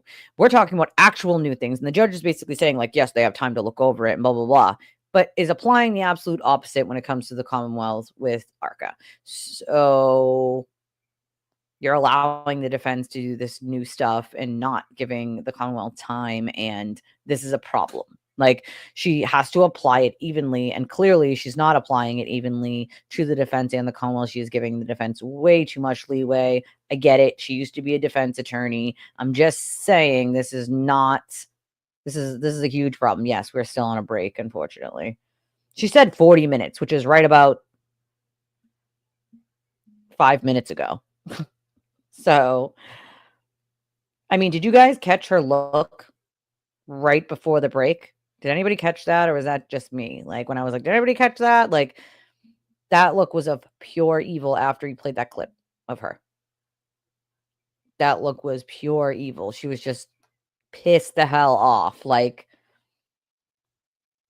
I know, dude. He's going to keep all of these people on the stand for an excessive amount of time. Like, I mean, they could. Do I think they will? No. I don't. You know? Oh, okay, good. So then she included the entire family. Well, then she included the entire family. You know what I mean? Like, defib classes. That, I mean, they don't necessarily have classes. I mean, I usually manually, usually if you're working like in an ambulance or something, yes, but usually the basic classes are just like actual compressions. I mean, some of them will teach you the machine. It just depends, I guess, on where you take the class or where you work. Mine was through the Red Cross. They offer a lot of them to places. Mine was for my job. You have to be certified every 2 years, and through the prison, we did it through the Red Cross. So, you know, they I guess where you take the class.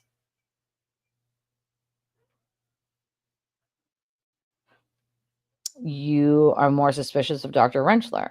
Okay. He's older and knows how to navigate things carefully. Well, that's another thing. I think that's why they went after Dr. Wolf, to try to help them out. You know what I'm saying? Because Dr. Winchell probably, they knew he wouldn't, or that he wouldn't as much.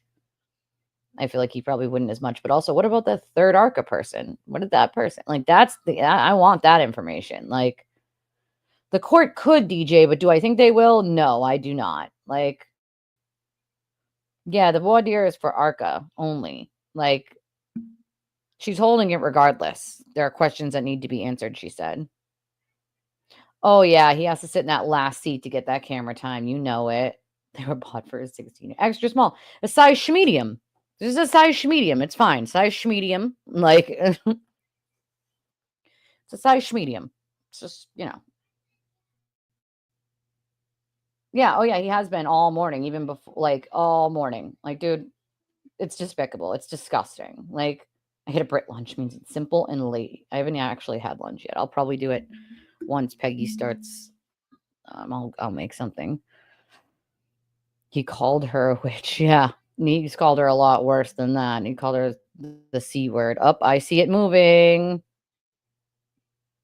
Oh, we do have a great chat. Also, I'll remind before we start, trial back up, that if you want to donate to the channel, I would greatly appreciate it. You can do so. Cash App, Venmo, PayPal. There's a little ticker below this big one that has all the information that scrolls the entire time during court, so that it's there. I'll read them if I get them on sidebars and breaks. I appreciate the 2 that we got today. I appreciate you guys more than you know. Well, technically 3. It was the same person twice. Willow, thank you. Jack, thank you. I appreciate you guys. I also appreciate all of you that like and subscribe and share the video, because that helps just as much. The ones of you that catch me on replay and comment on the videos, those help immensely. The likes on the videos always help. I appreciate those of you that come in and watch and comment and hang out. It's a great community. We have definitely made a great community. Yeah, anybody can be certified if you can go in and do the chest compressions. Absolutely. I have a little card, a little card, CPR card that says you're certified, Fire safety, actually putting out a real fire, but our training was done by paramedics on dummies. We did dummies too. We had to do adult dummies and baby dummies. People wanted to do or know CPR on dogs. 8-hour. I don't think mine was an 8-hour class. I think mine was much shorter than that. Dogs. I mean, hey, I guess if you want to know, you want to know. You know what I mean? You do need good company. I feel like that's a good part of, like, watching a good trial and having good questions. You know what I mean? Am I the only one? Shocker. Shocker. I mean, I get it. I get it. They want to eat lunch. I get it. But I only have so much time after trial to do commentary. So I try to do the first part of the day in the middle during lunch, and then do a little bit at the end of part of the day. So I'm actually, I can't believe that I'm the only one. Usually there's at least one other one. Like, I mean, I streamed through lunch both the last trial too, so it wasn't going to be a shocker that I was going to do it this time, but I'm just going to shut my camera off and eat. That's what I did for breakfast. I shut my camera off and I eat. I'm still sitting right here in front of the computer. I just shut my camera off. I mute myself and I eat. Like, so I'm going to do that when they come back for lunch and probably have my lunch. Oh, my tooth is killing me, dude. Like, this, it's a tooth. I have like an abscess on my gut where my tooth is, and it freaking hurts, dude. It's but other than that, I'm fine. I had a little bit of a headache early this morning. I got rid of it with Tylenol. But it's probably just from the toothache, from the abscess tooth, I guess, which is probably why my face is a little chunkier on this side. But other than that, I'm fine. It's just a little tough to chew on one side of your mouth, unfortunately. Like, I know, right? We must all be perfect. Modest? What's modest? Like, we did it on a dummy. Yeah, I did it on a dummy. The dummy had a name. I can't remember what the dummy's name was, though. But you're totally welcome, Jezebel. You guys are totally welcome. Yeah, sometimes I feel like I that's why I just shut my camera off sometimes to take a break, you know? And sometimes you got to talk about hard stuff. It's life. You know, I've learned how to deal with trauma. I have CPTSD, so I've been in therapy for years for my PTSD and CPTSD. But sometimes you got to deal with hard stuff. You got to talk about hard stuff. And, you know, I'll never forget, I used to not like crying is like not a thing I do a lot. It definitely only comes out when I'm talking about something I really care about or something that really bothers me. And, but I'll never forget my therapist saying to me, like, especially since she knows I don't cry, like crying is for like, it's to cleanse the soul, like never be afraid. And this goes for men too, because men are taught to like stay stoic. And if you cry, you're a bitch, right? Like, no, that's not the case at all. You got to cleanse your soul. You got to get it out. If you hold it all in, that's not doing anything good for you either. So I don't care if you have to let it out by yourself, in the car, in the bathroom, or in front of all of you. When it comes, let it out. Like, nobody's going to judge you for it. At least normal people aren't going to judge you for it because it's part of being human. We have emotions. Oh, I think I have it muted. Let me unmute it. Here we go. Nope, they didn't unmute themselves yet. I have it unmuted. CPR and tell me, but Aiden's not available. Hilarious. Oh, I don't see him in the sewer turtle seat. Or is he? Nope, I do not. He definitely wouldn't try to stay, not unless he wants to be out in cuffs. Debbie. Annie is the dummy's name. Yeah, I can't remember what the dummy's name was for when we did it. But I do remember that the dummy had a name. I just can't remember what the dummy's name was. They introduced, maybe, I want to say it was like Tim or something. Like they literally like introduced the dummy to us as like, this is so-and-so. I feel like I want to say his name was Tim, but I can't remember. Yes, lots of All right. Thank you, jurors. Thank you. All right. Your next witness, please, Mr. Thank you, Your Brennan. Honor. The Commonwealth calls Peggy O'Keefe. Okay, I'm going to mute myself now. Prayers for Peggy. Justice for John.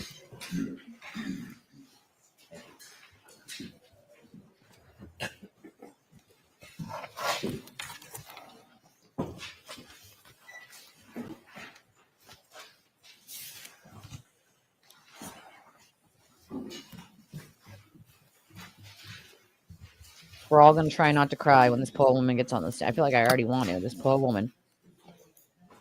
You solemnly swear the evidence you before the jury in the case now hearing from the truth, the whole truth, and nothing but the truth, so help you God. So, good afternoon, Mrs. O'Keefe. Yeah. All right, Mr. Brennan, whenever you're ready. Thank you, Your Honor.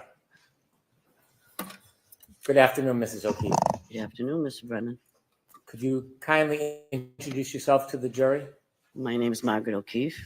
I am John O'Keefe's mother. Are you married? Yes, Who are you married to? John O'Keefe Jr. How long have you been married for? Too long. 53. I'm sorry, ma'am, I didn't hear you. 53. Long enough?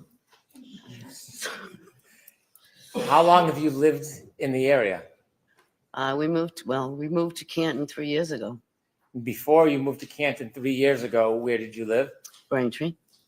How long had you lived in Braintree for? 50 years? Did you begin your family in Braintree? No, we lived in Mattapan first, and that's where my daughter was born. And then we moved to Braintree. Your daughter was born when you were in Mattapan? Mm-hmm. Your daughter's name? Kristen. How many children did you have? 3. You, Kristen and John? And Paul. Is Paul the youngest, the baby? The baby. Did you raise your children? How long were you in Mattapan before you moved closer to here? I'm sorry, repeat that? How long did you live in Mattapan before you moved closer? 2 years. And then the rest of the time you were in the area? In Braintree. Tell me a little bit about your immediate family. My daughter.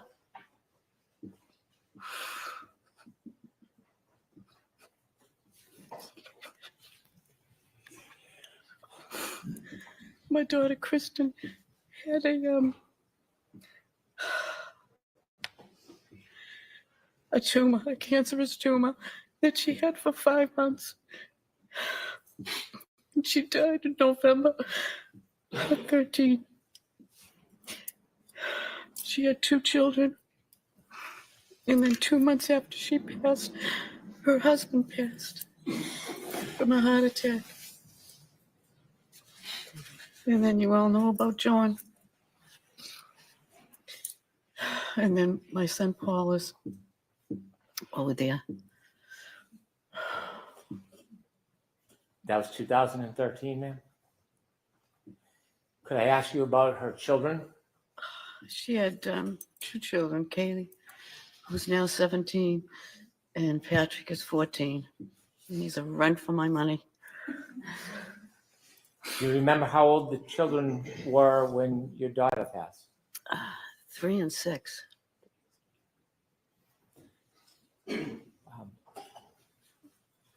When that happened, was there any plan for the children? As far as Or what was going to happen with the children? when she passed Yes, ma'am. and when he passed, Yes, ma'am. we decided, my son decided to be the head guardian. And then we had, I was the other guardian, and there was Steve's brother and sister were the other 2 guardians. There's 4 of us. May I approach you just the microphone? Yes, please. Oh, Thank you. talking too soft? Okay.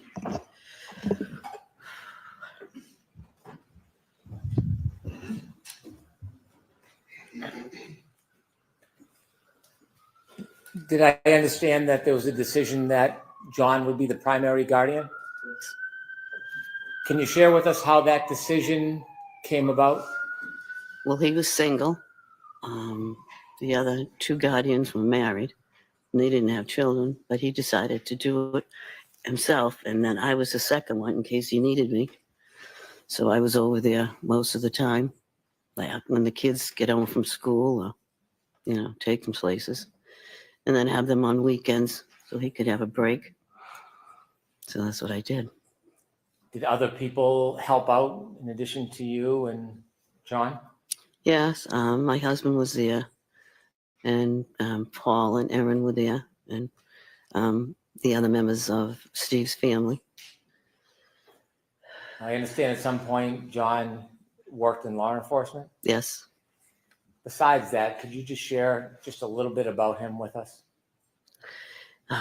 He was a police officer at headquarters.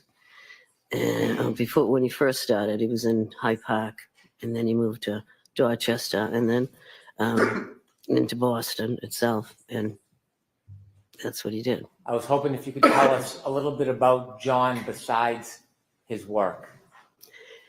He was enthusiastic with sports. He was wonderful with the kids. He took care of them and did everything for them. Take them places on vacations and everything. He was their number one, and they called him JJ. Would you mind if I showed you a photograph? No. May I approach? Yes.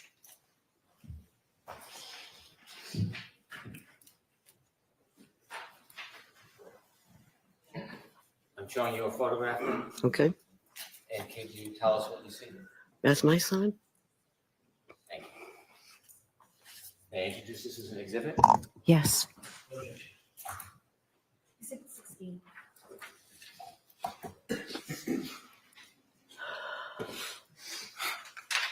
Thank you.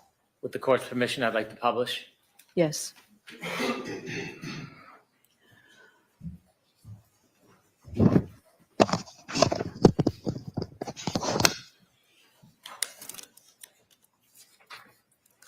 Ms. O'Keefe, do you know when this picture was taken? Oh, I really don't know. It was in the summer of I don't know what year. I really don't know the year. But is that one he probably took him to a fair or an amusement park, and he had his picture taken there with it. And then the kids were with him too. So, Do you know how old he was in that picture? 43, maybe.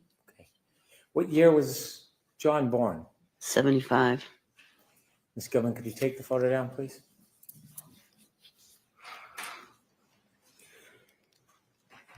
How old was John when he passed? 45. My mind's not working right now. I understand. It's okay. Can I ask you a few more questions? Okay. You let me know.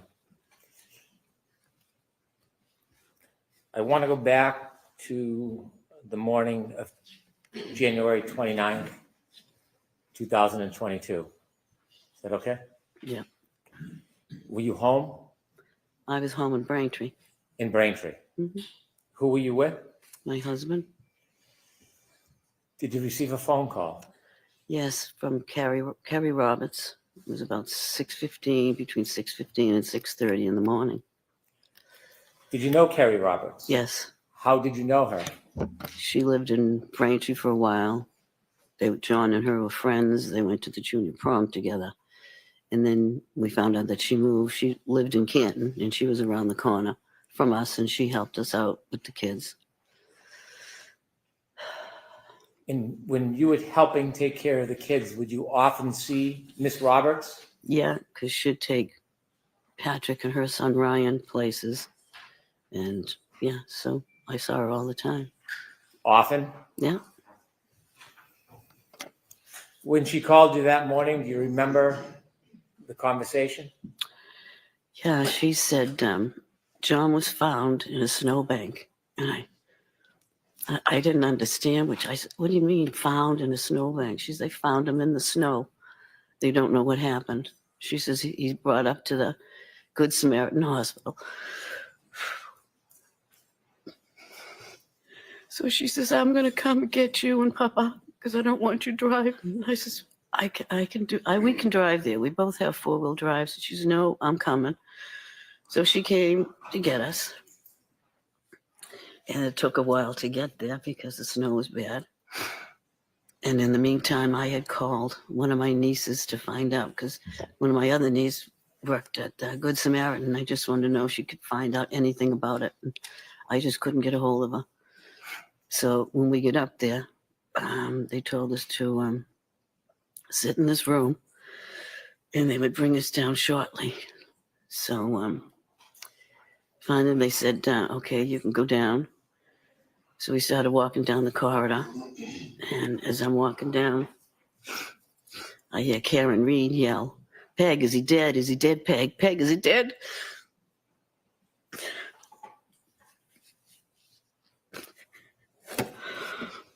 And I just kept walking. And then I asked, I don't know who it was, a nurse or a worker at the hospital. And I said, what is she doing here? And she says, oh, she's being psych evaluated. So then they brought us down to the room where my son was.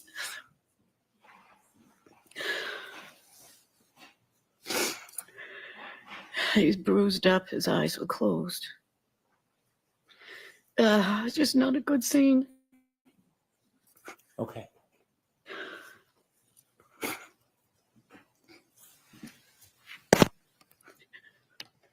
I'd like to go back, if I may. Okay. May I? Yeah.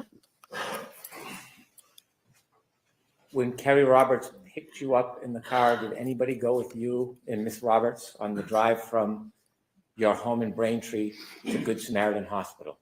No, we were the only 3 in the car. Who was the third person? My husband. During the drive to Good Samaritan Hospital that morning, Yep.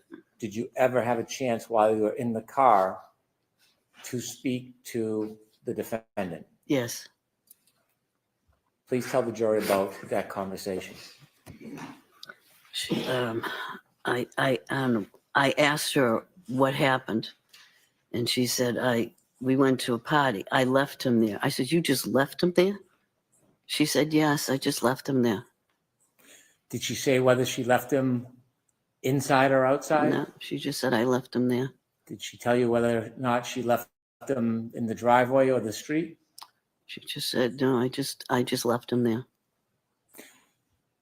You told us that when you got into Good Samaritan Hospital, you were walking down the hallway and you had another interaction with the defendant. Yes. And you told us that she was asking if he was dead. Mm-hmm. Can you describe a little bit where in the hospital you had this interaction with her?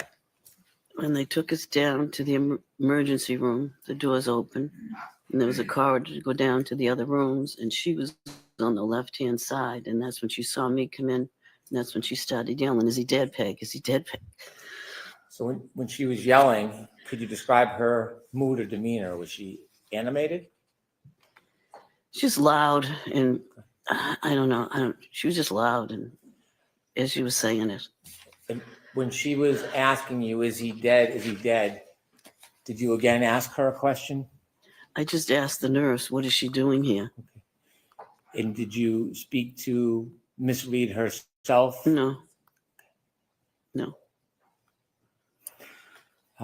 At some point, and you and your husband got to see John? Yes. And were you with Kerry at some point? Kerry was there, and then my son Paul was there. How did you get home? I think I went home with Paul, and I think my husband went home with Kerry. We went back to Canton at the time. Do you remember generally the time frame? Was it morning, afternoon, evening? No, it was morning. Do you remember getting home that day? Yeah. It was snowy, icy. Was anybody home when you got back? No, it was just us. And then the kids started coming home. And that's when I was trying to, take care of them. And then there was a knock at the door. And it was Karen, her father, and her brother asked if they could come in. And I was just trying to calm the kids because Patrick was just out of control, yelling. And then they came in. And then he said, "Do you mind if we go upstairs and get a couple of her things?" Which I never should have let them go up there. But at the time, I just couldn't think straight. And I really didn't have anybody else to help me keep them down in the kitchen. So I don't know what they got up there, what they did up there. How long were they, when you say upstairs, do you know what room they went to? I assumed the bedroom. So I'm going to strike that, Mrs. O'Keefe. If you could just, what you actually know, okay? And Mr. Brennan can ask a better question. Thank you. Could I lead a bit? Yes. Ma'am, how many rooms are upstairs in John's home? 1, 2, 3, 4 bedrooms and an office. And off the master bedroom, there's a bathroom, and then there's a closet. It's a big house. Did you see the defendant and her father go upstairs? I didn't really see them go up, but I knew they were up there because I could hear them. You didn't follow them up or go to look? No. You didn't know which room or rooms they were in? No, I'm assuming the bathroom and the master bedroom. My question was poor. You didn't see which rooms they actually went in? No. How long was the defendant upstairs in John's home with her father? I don't know, maybe 10, 15 minutes. Did you see them come back down? No, I did not. When they were upstairs, what were you doing? I was trying to calm the kids. Both of them? But yeah, well, mainly Patrick. How was Patrick reacting? He was very upset once we told him because he slept over a friend's house the night before, and he just said, "I'll never see him again."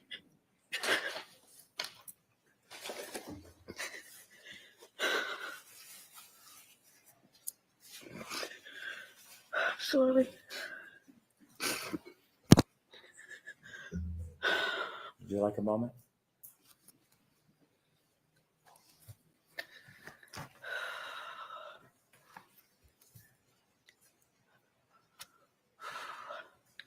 Mrs. O'Keefe, would you like to take a short break? No, that's fine. Thank you.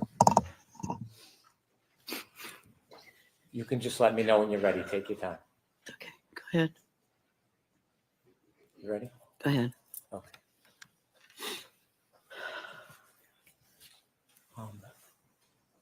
That morning, when the defendant and her father came into your home, did you personally interact with the defendant? Nope. Was there any hugs, condolences? Nope.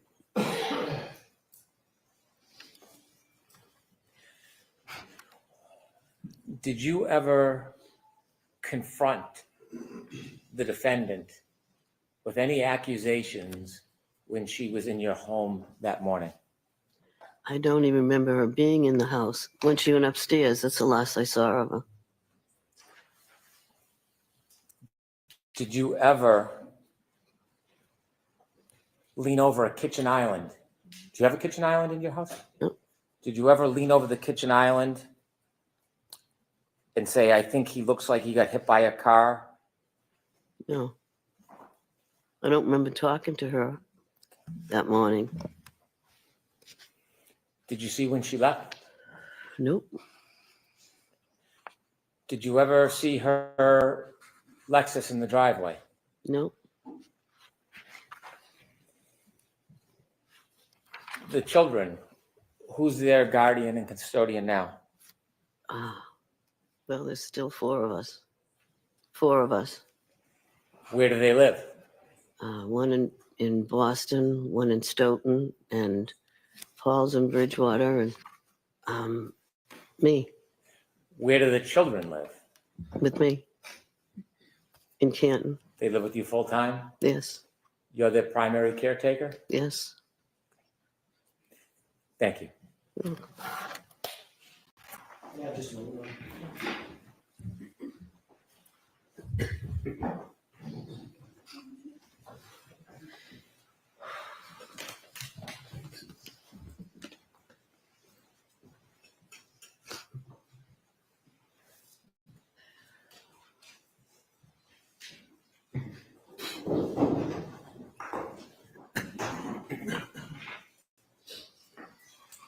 There you go. Okay.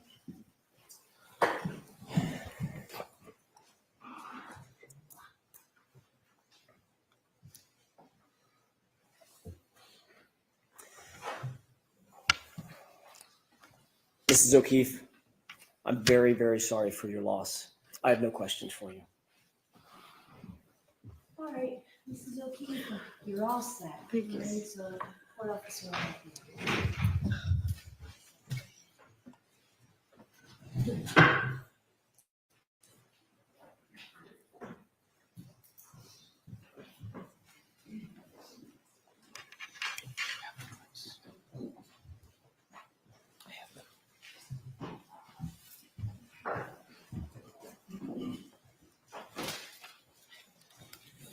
I would like to introduce 2 clips, labeled 4 and 5.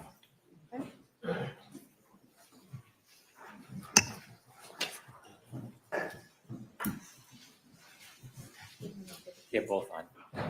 Oh, Can you explain? both clips 4 and 5 are on that zip drive. Okay. 17.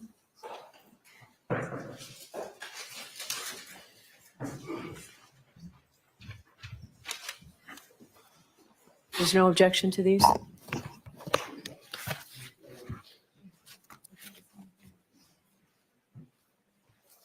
I don't know what they are. Is there a second, please?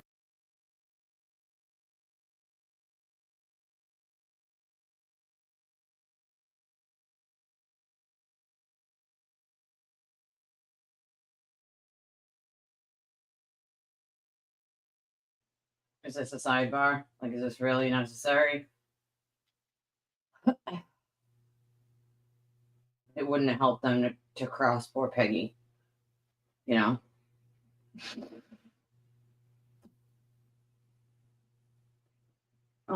If that clip's coming in, this is where it would be, Lisa. That's for sure. If they use that clip about her, It's going to be right here. And he did not mention it for no reason. So I'm guessing that's what they're doing. It's 2 clips, though, I guess. Yeah, 1 clip showing that Karen lied and 1 clip of her making fun of her. That's what I'm getting. 1 proving that Karen's a fucking liar on something specific, and then the 1 of her making fun of Peggy, I'm guessing.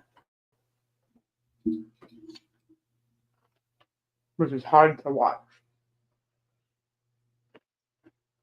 Sorry, I'm eating my salad for lunch.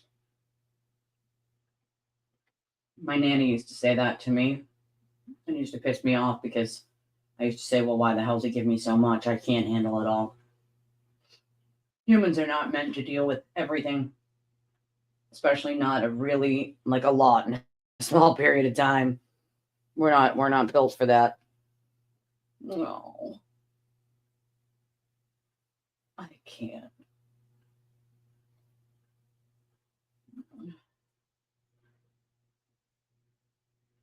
They played that one. The boss one. They played one of them, at least. Yeah, that was awful. It was awful the way she imitated Peg, the way she did. Thought it was fucking funny. Like, no. Yeah, that's exactly what they're going to do, is try to lessen the impact, although I don't think they will. This was extremely difficult to watch. Good. I'm glad he wasn't allowed. That's disgusting. It's just so disgusting. Yeah, the victim's mother is a see you next whatever and a BIT because she doesn't believe your giant conspiracy theory. You know how ridiculous that sounds? Like, do any of those people have a soul? If it was their child, I don't think they would be screaming the same things. Now, would they? I'm just saying. They realize how hypocritical and disgusting they sound. Like, I can't. For anybody to call Mrs. O'Keefe anything, what has she done other than lose her children? You should never, your children should never die before you. Ever.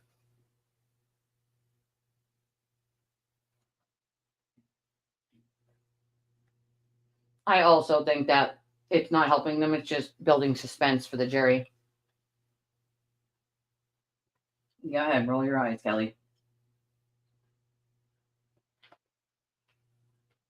Kelly Reed. This whole family is smug as hell. Oh, look, in the back row, it's Sugar Turtle's girlfriend to sit there for him and tell him what's going on since he can't be there.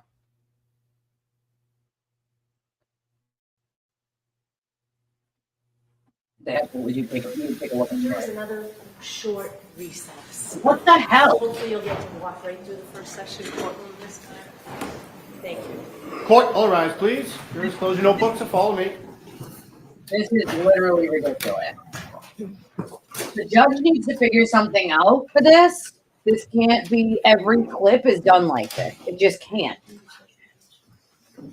It just literally can't. It can't be every single time Hank's going to play a clip. They're going to want to look at it, see it first, then redo it. Then they need to look at all the day's clips that they're going to do at the beginning of the day or when they're home at night the night before, because the judge can't keep playing along with this. Like, this is a stall tactic to separate the testimony from the clip itself.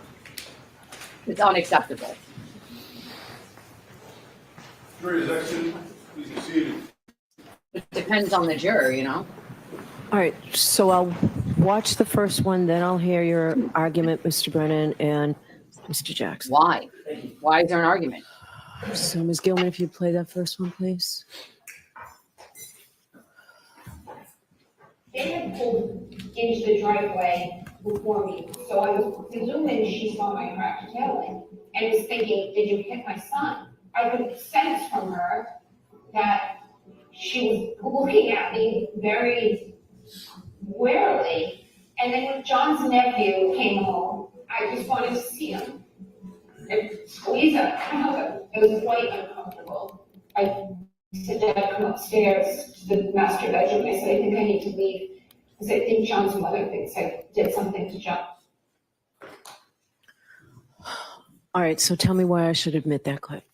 You should admit this clip because it demonstrates consciousness of guilt. On the morning of John's death, Miss O'Keefe sees her son at the hospital and goes back to Mr. O'Keefe's home. In the driveway is the alleged murder weapon, the Lexus with the broken taillight. It's the middle of a snowstorm, and a prelude to that is there is a phone call from the defendant's father to the Dayton police looking for a ride to go in and see his daughter at the Good Samaritan Hospital. He's looking for a police ride because the weather conditions are so terrible. When the Dayton Police Department declines that ride, he gets the assistance of his son, and his son's wife pick him up and bring him to the hospital. At the hospital, there are a number of comments made. I think I hit something. There is evidence we have where the defendant, her mother, and her father admittedly discuss in different ways the broken taillight. It is an issue that is primary on their mind. In this tumultuous, grieving moment, the taillight is central between these parties. Uninvited,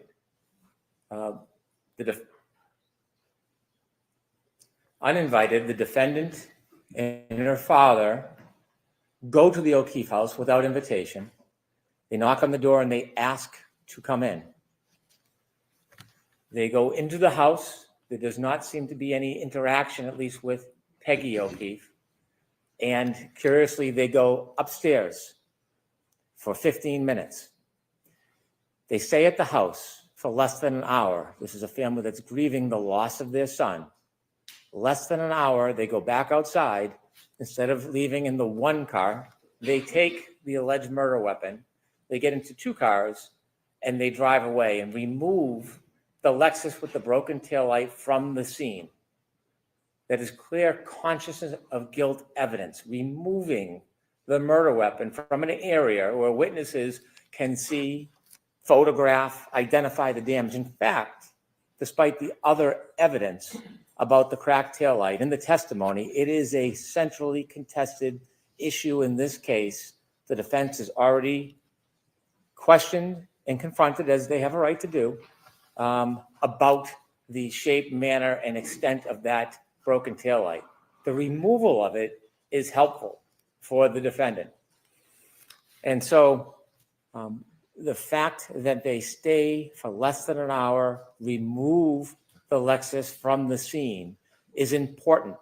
This statement by the defendant is clearly an attempt to create an excuse, a ruse, for why they removed the murder weapon from the scene. It is an attempt to suggest that she somehow is targeted. She somehow on that morning is victimized. She somehow on that morning is the intent or the object of something that is abusive from Peggy O'Keefe.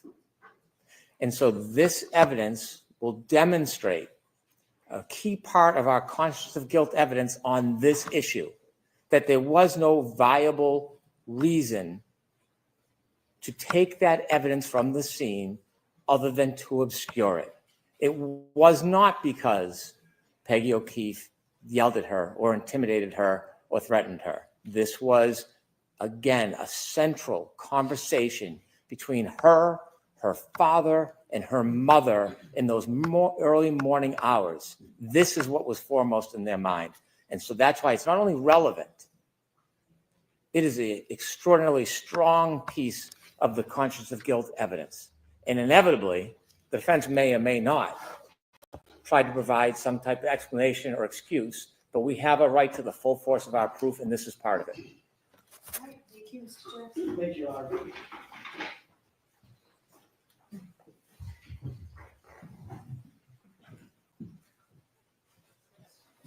With regard to the first clip, which is clip 4. That's the only one we're discussing right now.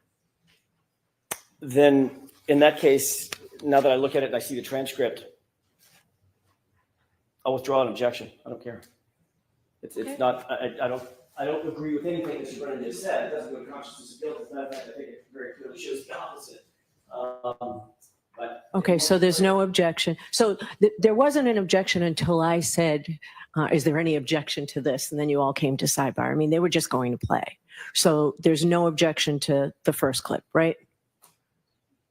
Yes, correct. Okay, so let's hear. I made an objection to sidebar. Okay, so Mr. Brennan, play the second one, please. Yes.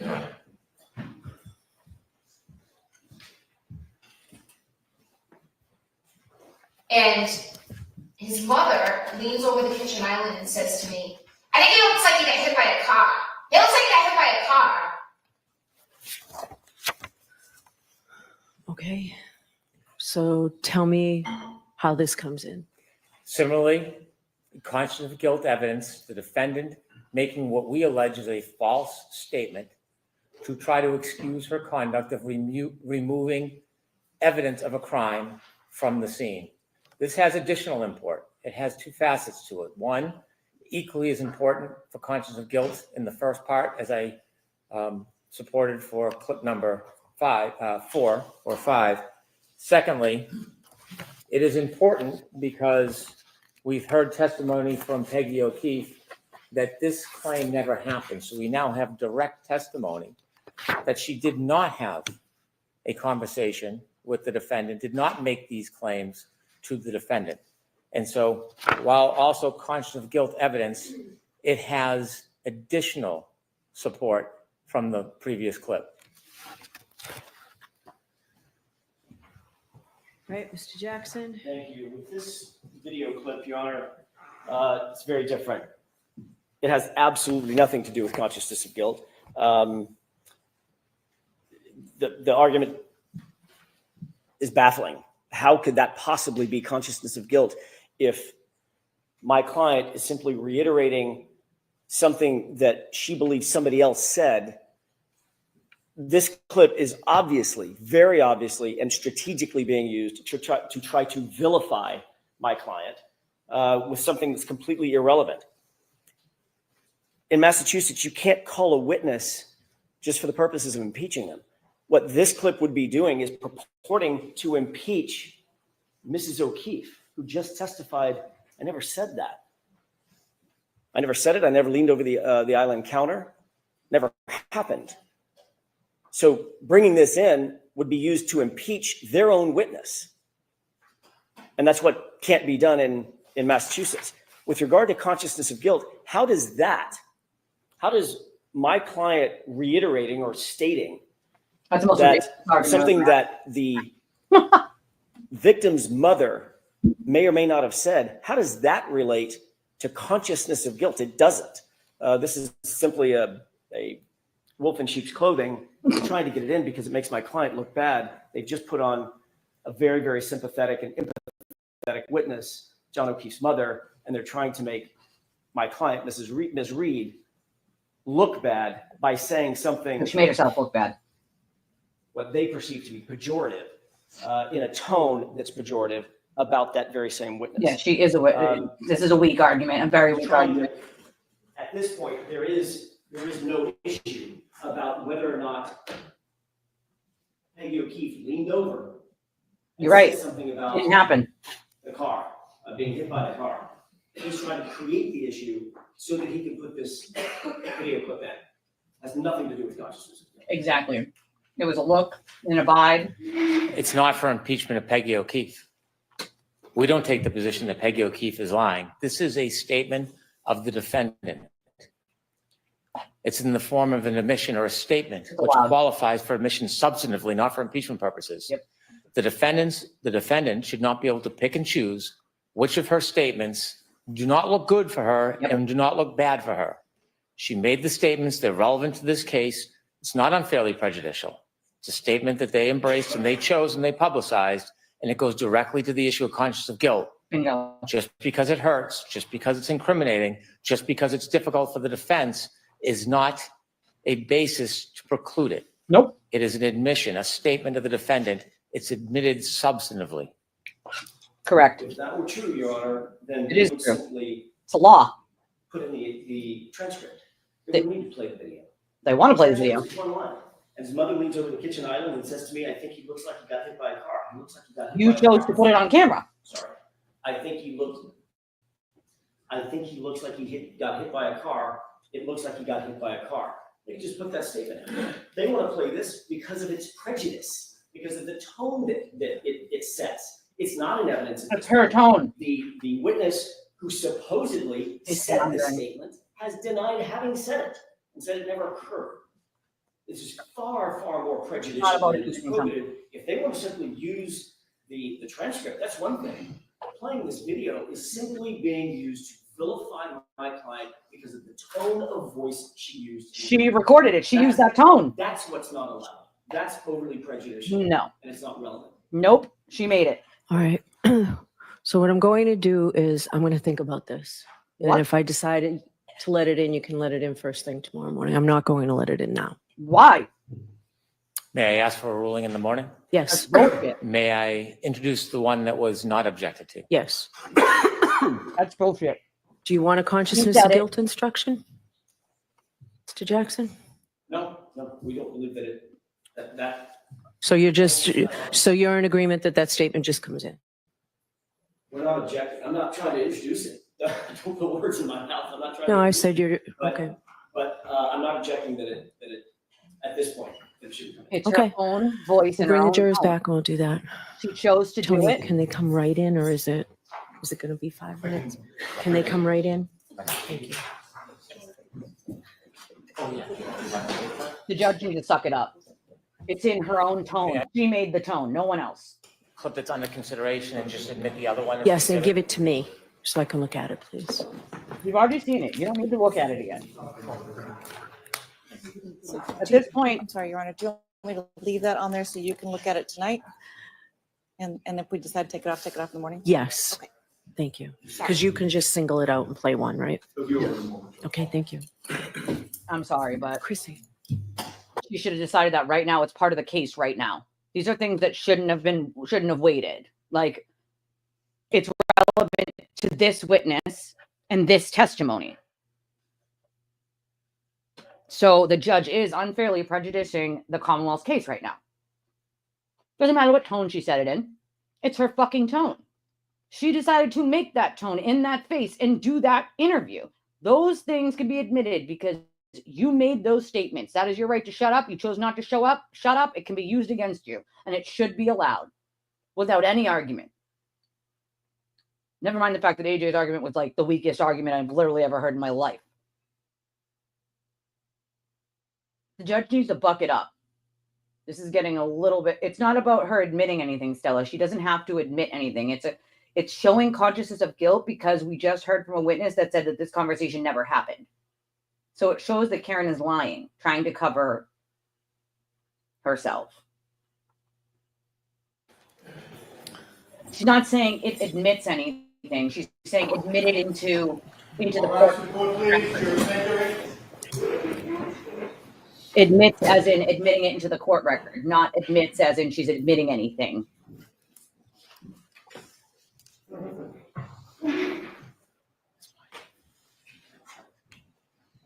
What do you mean, how is what she said relevant? It proves that she's lying. We just heard from the witness that said that didn't happen.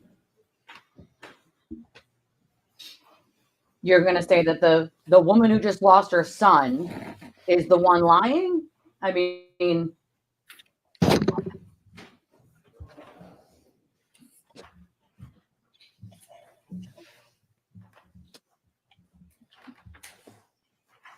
Court is back in session. You may be seated.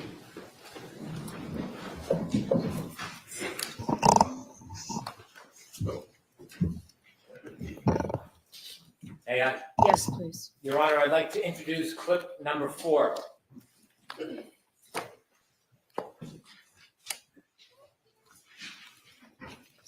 They had pulled into the driveway before me, so I was presuming she saw my cracked taillight and was thinking, did you hit my son? I could sense from her that she was looking at me very warily. And then when John's nephew came home, I just wanted to see him and squeeze him. I don't know, it was quite uncomfortable. I sit down on the stairs the master bedroom. I said, I think I need to leave. He said, I think John's mother thinks I did something to John. May I call my next witness, Your Honor? Please. The Commonwealth calls Nicholas Gorino.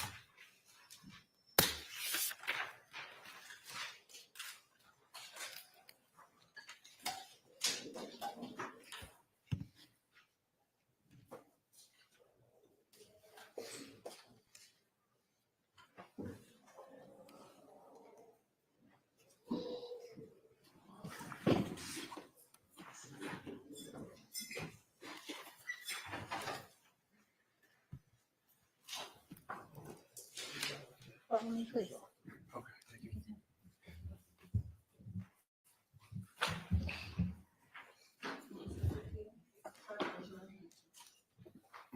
Do you solemnly swear the evidence you give to the court and jury in the case now and here and be the truth, the whole truth, and nothing but the truth, so help you God? I do. Hey, she can take it. Hi. Stand or sit, however you're most comfortable, okay? Thank you, Your Honor.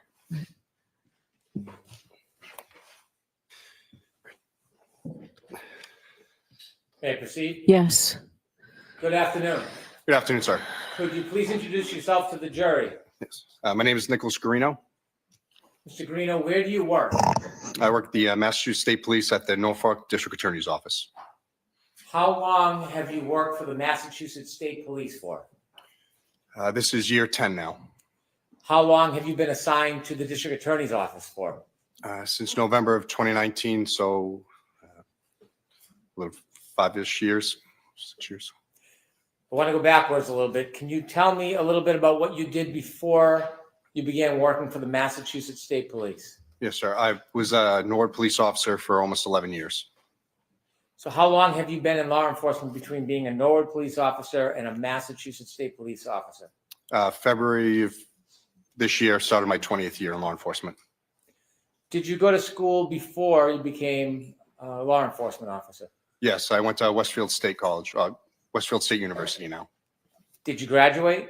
Yes, I did. Can you remember what year you graduated in? Yes, it was 2003. Did you have a particular degree from Westfield State? Yes, I double majored. I've got a major in criminal justice and mass communications. When you began as a police officer with the Norwood Police Department, did you have to go into any type of specific training? Yes, I went to the police academy. And how long is the police academy? 6 months. Generally and briefly, what was taught at the academy?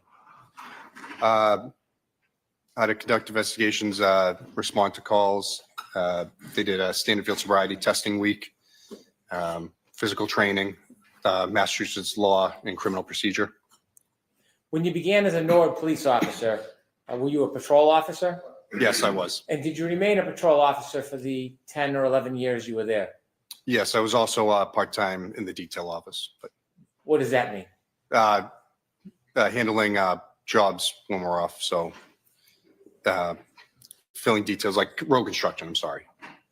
When you left Norwood and began working with the Massachusetts State Police, based on your prior training, did you have to go through further training or were you ready to just begin? No, I had to go to the State Police Academy for 6 months. After you got out of the State Police Academy, were you assigned to a barracks? Yes, I was assigned to the South Boston Barracks for my training. And then once my break-in training was done, I was assigned to the Holden Barracks near Worcester. At some point during your time in your career with the Massachusetts State Police, did you start to receive any type of training in the specific field? I'm sorry. Did you receive any specialized training at the Massachusetts State Police after the academy? Once I got into the district attorney's office, yes. And can you tell us a little bit about what type of specialized training you received when you were assigned to the Norfolk County District Attorney's Office? Yes. So I was hired by the district attorney's office. I do cell phone and computer forensics, as well as I'm a sexual assault investigator. I had prior sexual assault investigator school done, and I went for digital forensics classes as part of my now daily duties. In order to work with cell phone forensics, did you have any particular background in it at that point? I had taken some classes when I was at Nord PD, but I didn't have any of the Cellbrite or Axiom classes that I do now. We'll talk about those in a minute so you can give a little more explanation. Did you ever receive a specific advanced degree in data forensics? No, I didn't. Did you ever receive any specialized further degree, a master's in data forensics? No. So your training came while you were a Massachusetts State Police officer through the Massachusetts State Police? Yes, that's correct. What type of courses did you take to learn about forensics? The first one I took was Cellbrite certified CCO CCPA is their intro course that teaches you how to use the program and how to extract cell phones using Cellbrite program. There's a couple words I want you to help us understand. Yes. The first is an extraction. What is, as simple as you can, a cell phone extraction? Yes. Quite literally is plugging the phone into specialized hardware or software, and it pulls the data from that device to make a digital copy of it, so that way we can load it up later to look at it. So when you extract the phone through a download, it basically mimics the content of the phone, but it's in a different shell. It's in a different form than inside the actual phone itself. Yes, exactly. That way we're not manipulating or changing any data while looking, because if we were to open the device, it would change data by going through the phone itself or computer. When you plug it in, can you explain a little bit about what you're plugging it into? Yes. So the main program and hardware that we use is GrayKey. It is, again, specialized software and hardware that once the phone's plugged into it, the software is able to extract the information if we have the passcode. If we don't have the passcode and the phone is supported, it's able to guess that passcode depending on how long. Like for an iPhone, if you have a 4-digit, it could take months. If you have a 6-digit, it could take up to 35 years. So does the phone have to be accessible to actually do that download through GrayKey? Do you have to be able to open the phone with the passcode? No. So if we don't have the passcode and it's supported, it can guess the passcode without making the phone useless after, say, for an iPhone, I believe it's 10 passcodes. Is it a quicker process if you do have the passcode? Much. It would take hours to download the device, depending on how much information's on it. How do you ensure that the information that you extract from the actual device is accurate and the same when you're making a copy? How do you ensure the integrity of it? So with GrayKey, it produces a progress report as it goes through its process. The only two fields that we can sort of amend in that PDF that it spits out is the ID number and then the investigator name. So after the data is pulled out, it creates a hash value, which is like a digital fingerprint for that specific information. So if you had gone in and to edit or change it, that digital fingerprint would change. It would change the big long string of numbers that it attaches to that file. The digital fingerprint, is that the same thing you're referring to as the hash value? Yes, exactly. And how do you ensure that the hash value of the product, the copy, is the same as what's on the phone? You can run the zip file that it creates with the information into a hash calculator, and it will give the same hash as what is produced from the GrayKey PDF report. So if something had changed or there was an error with it, the hash would not be the same as what was given from the PDF. And that's how we know that the data is not the same. So if you download a phone and it has a hash value, this digital fingerprint, and then someone was to manipulate the phone and remove anything, even a period, from that data, If it's run again, will the hash value change? Yes, it would not be the same because Even it if will it's show. just, I'm sorry, even if it's just a period? Yes, any alteration to that initial extraction with that number, it immediately would change. So if you have an item, a computer or a phone, and you put it through the gray key program, and you do an extraction, a copy, where do you store that copy of information if it's not on the phone that you originally have? What do you do with it? So once the program pulls that information, we have to place it onto our secure server at the office, and we'll take any of the files that were given via the extraction process, and it's saved there for us. And so you copy it on another link or another digital file? Yes, we'll save it to the server at the district attorney's office. Can it be put on a physical item, like a zip drive or a hard drive? Yes. If you put that download onto a zip drive or hard drive, how will you know if that information on the hard drive matches the same information you originally downloaded from the phone to the server through Gray Key? Again, like I said, you could run the hash value of that file again to correlate it with the PDF that we were given once Gray Key has given us the information. So that's how you would know all the information is the same, nothing has changed. So for example, if you download an iPhone and it has that digital fingerprint hash value attached to it, and you make a copy or multiple copies, is the way to test whether or not those copies are exactly accurate is to look at the hash value of each copy? Yes, and copying the zip file would not change the hash value. The only way it would change is if you physically went into it and deleted information somehow. So now that you have the item, say for example, an iPhone, and you've downloaded it through Gray Key, which is hardware and software, and it's on a digital file, can you just open it up and start reading it like a report or a book, or do you have to do something else to it? No, once it's pulled into that zip file, it has to be opened into another program, which there are many forensic tools, but the ones at the office we use are Cellbrite or Axiom. They're two brands, and then those programs make that information readable so we can actually look at it. So if you were to download a forensic copy and you were to open it up without using that subsequent software, would you be able to read or see anything that's on that data? To be honest, I don't know because I've never opened one of those zip files to know what's actually in them. After the extraction happens, after there's that copy made, did you mention this further software you would use to be able to actually read the data? Yes, so that's Cellbrite and Axiom. They're two different programs, but those programs will make the information readable. Are those the programs that you typically use? Yes, they are. And there's other programs out there, but those are the two that we normally use at the office. Are they commonly used in the Massachusetts State Police? Yes, they are. Are there other programs beyond Axiom and Cellbrite that can be used to decipher the information so you can read it? Yes, there's many.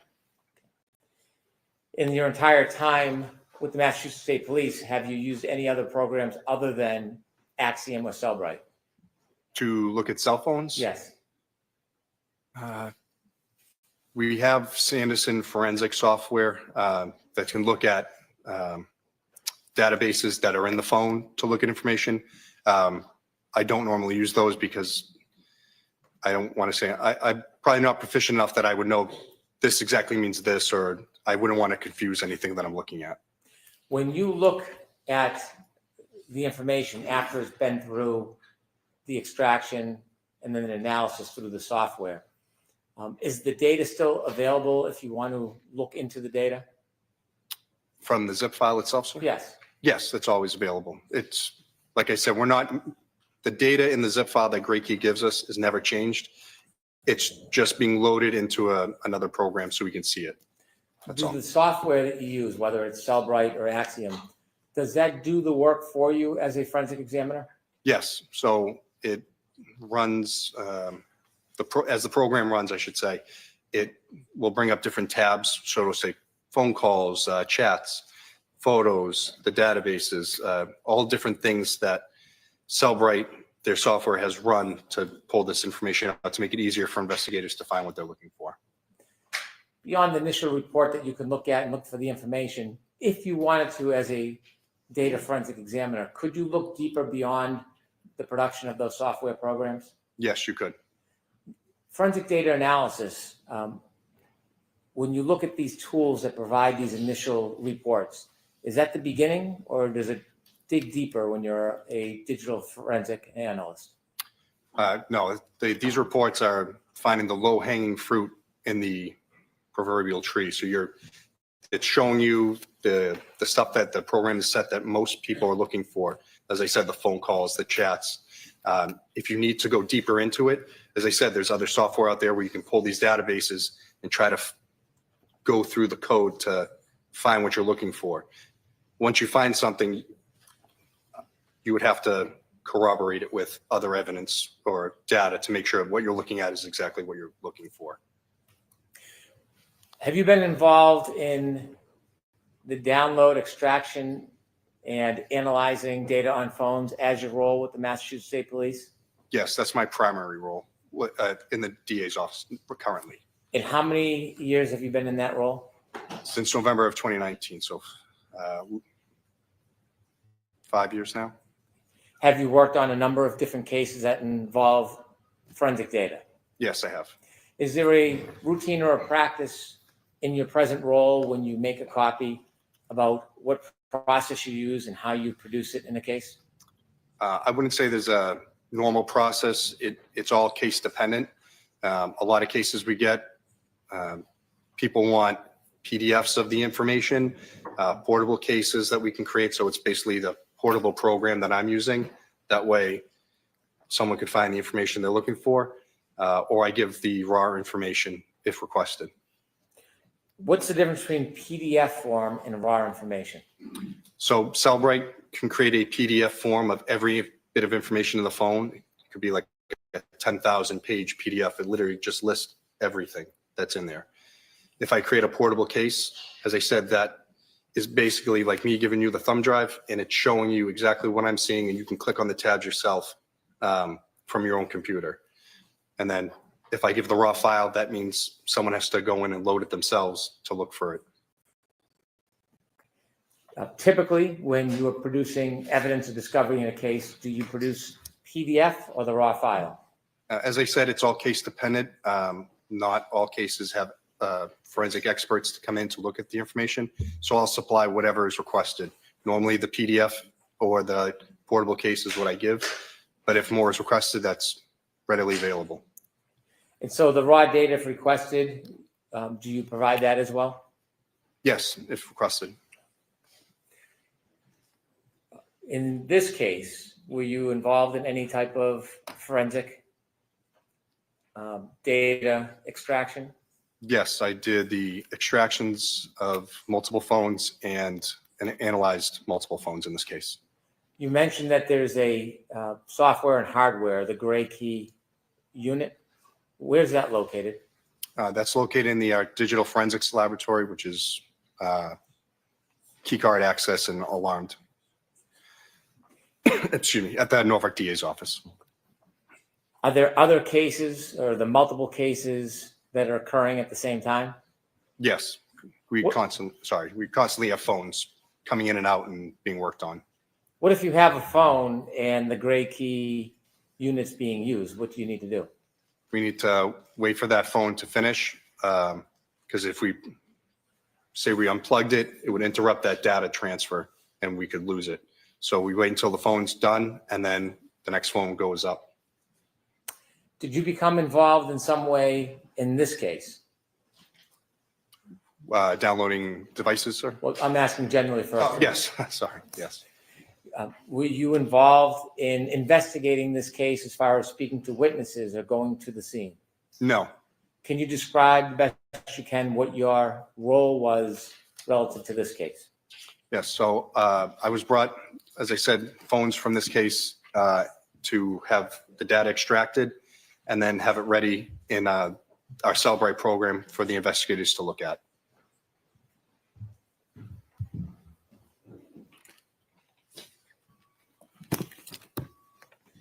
At some point, were you provided a phone that you later identified as a phone belonging to Mr. John O'Keefe.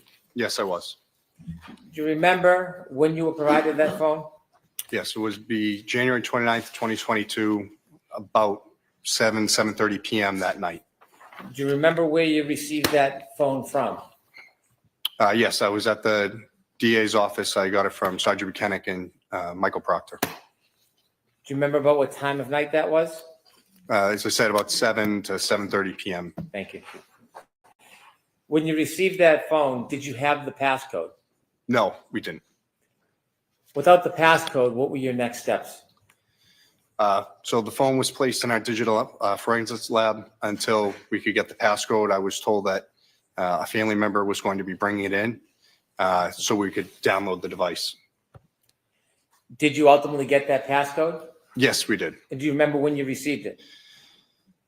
January 31st, 2022. After you received the passcode for Mr. O'Keefe's phone, can you walk us through the process of what you did? Yep. So once the passcode's obtained, we'll unlock the phone and then plug it into GrayKey, and then it's able to pull the full information from it without having to guess the passcode. How long does that take? Again, depending on the size of the phone, a few hours. After the information was downloaded, then what happened? We place on our digital evidence server at the DA's office, and then if the phone is evidence, it would go into evidence. If it was a consent, we'd give it back to the person who gave it to us immediately. Did this phone go into evidence? Yes, it did. When you downloaded the information through GrayKey, which you said was the hardware and software, does it produce a report with that digital imprint? Yes, it does. It produces a report from the time you plug it in to the process it completes, and then the amount of data, and then, like I said, that digital fingerprint hash value at the end. And did you do that with this phone, Mr. O'Keefe's Yes, phone? May I I did. approach, Your Honor? Yes.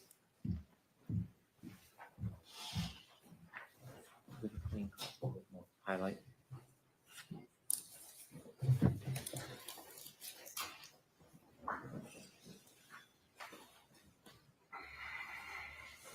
I'm going to show you a document, sir. Okay, sorry. Yes, thank you. I'm sorry. Did you show it to Mr. Leslie? I'm sorry. My apologies.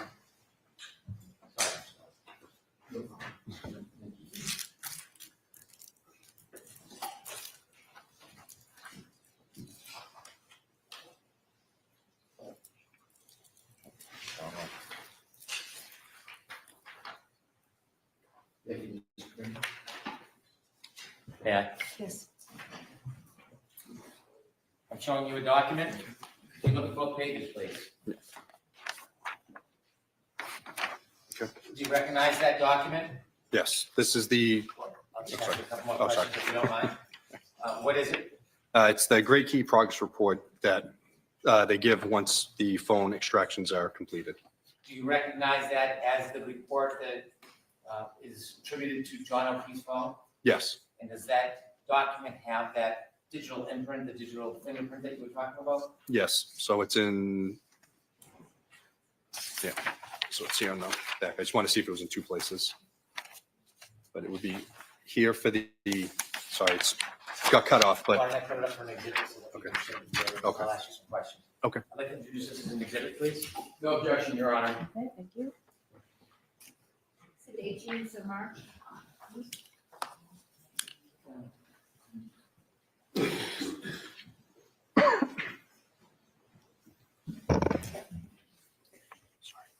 May I show that exhibit to the jury?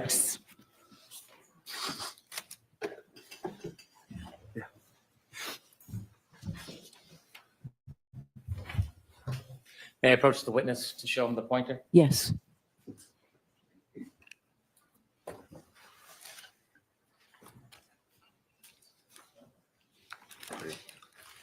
On this top button will be the pointer, the middle button will change the screen, so. oh, The top button, please.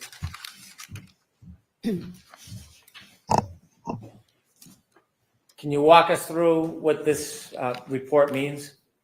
yep. So here at the top, there it is. Again, it says GrayKey progress report, and then it gives the report generation, date and time, and it is in UTC, which is, get the exact definition, universal time coordinates, I believe. So you'd have to minus 4 or 5 hours depending on daylight savings time. So this one would have been January's -5, 16/10, so it'll be 1 noon, 12 o'clock for the actual time on the 31st. As we go down, device name is Johnny. The software version is the Apple iOS that was running at the time. Model number, iPhone 11. And then if you were to look up the N104AP is also a model number. The unique device ID. This one is what Graykey assigns to the zip file that it creates. Serial number of the phone, the unique chip ID, the Wi-Fi address, the Bluetooth address, and then the phone number. And then there's more information underneath. Could we scroll that, please? Thank you. This here is the IMEI, which is the International Mobile Equipment Identifier. It's not uncommon now to have multiple of those identifying numbers. The data partition size of the device, which is 83 gigabytes. The lock state, if the phone was locked, it would say locked. This one is unlocked, so we had the passcode. This was the Graykey agent version for the software. And then this is the last time that the phone was backed up via iTunes or iCloud. This is the owner's name. You can have anything in this, but his phone had John O'Keefe set as the iPhone owner name, and then the different accounts attributed to the phone. Okay. Can you show us where the digital fingerprint is? Yep, it's down. So that the top part here is literally every time when it's plugged in to every process that it completes until the progress report is generated. Here, there's the full file system was created on this date and time. And then even though the partition size was 82 gigabytes, it actually pulled 125 gigabytes of data. Underneath this, if you're on the next page, is that unique fingerprints right here. So it has a SHA-256 and an MD5. They're just two versions of hashing to show that the file, they're unique fingerprints, and that's what these numbers are here. So there's one for the image of the extraction, and then one for the keychain for the other documents that Graykey creates. And you mentioned that if anything has changed, even the period, that number and letter sequence will change as well? Yes, that's exactly right. Did you have an opportunity to download and extract any other phones? Yes. At some point, did you have an opportunity to download and extract a phone from the defendant? Yes, I did. Do you remember when you received that phone? I got the phone the same time as I got Mr. O'Keefe's phone on the 29th at around 7:30 at night. And so you received both phones at the same time? Yes. From the same people? Correct. Trooper Buchanan? Yes. Trooper Proctor? Yes. What did you do with that phone? Again, that was brought down to the digital forensics lab for holding until we could get into it, or a warrant was written, or whatever legal process was going to be done, so we could get that information. Do you secure it? Yes, that room is locked with keycard access that only myself and 2 others have, and it's also alarmed.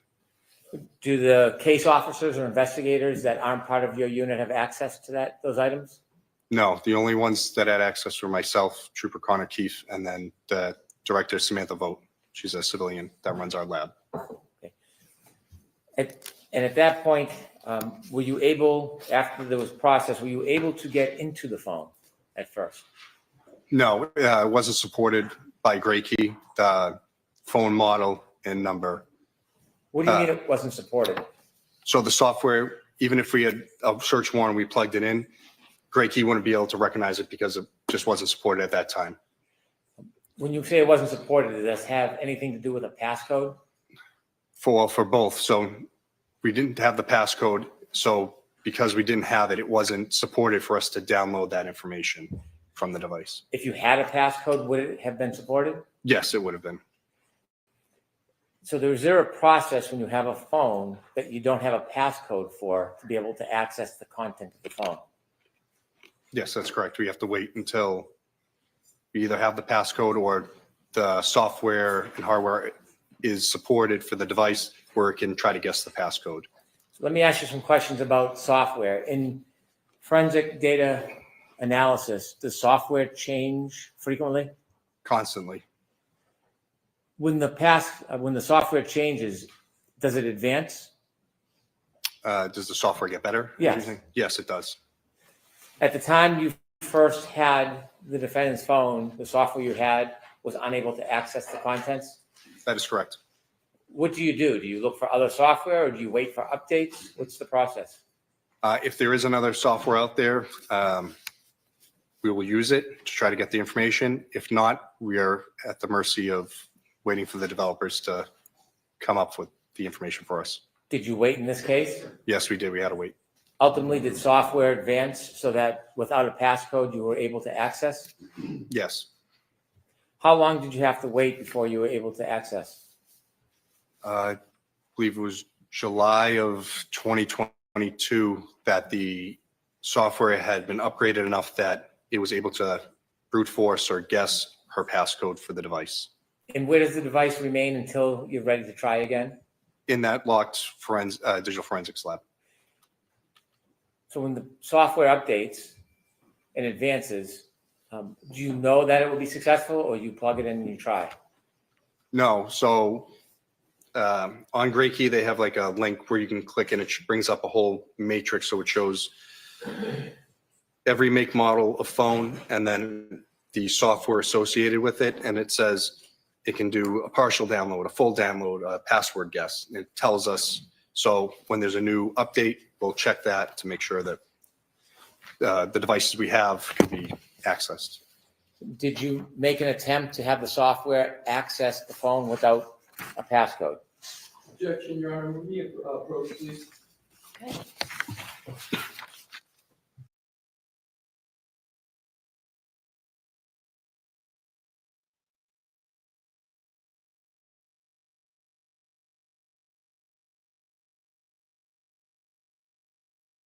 What in the actual hell? I'm really getting sick of these sidebars. Well, we do have one of these little sidebar thingies that we used to play. I have to make new clips for the rest of this trial at some point. I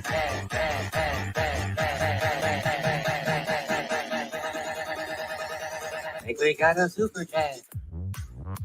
I think we got a super chat. We don't actually have super chats, but it's just funny to watch. It's just funny to watch. I checked, there's no donations to read, but we used to play that for the sidebars last trial. I need to get new ones for sure.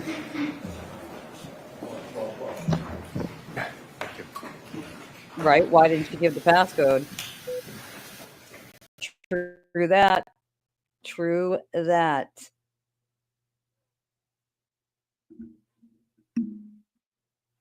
Freak's always on form. Those one-liners are always awesome. But I'm going to figure out how to have somebody make them for me or find some time to make my own clips. And my shirt that says I'm a McAlbert and maybe a few other things.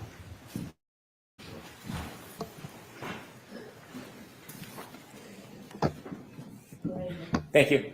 Did you use software inevitably to open the defendant's phone? Yes. And how many times did you download? So there was 2 downloads. One, thank you. One of the partial part of the phone, and then in the same time that we had it plugged in, we had the password brute force guess software installed onto the phone, so we would try to guess the passcode. So there were 2 downloads, one with very limited data, and then one with the full file system extraction, which is everything on the phone that it can get. May I approach? Yes.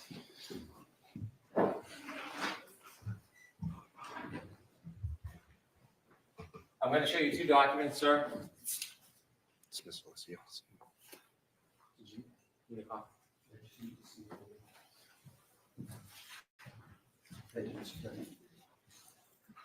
Give an extra copy of the phone.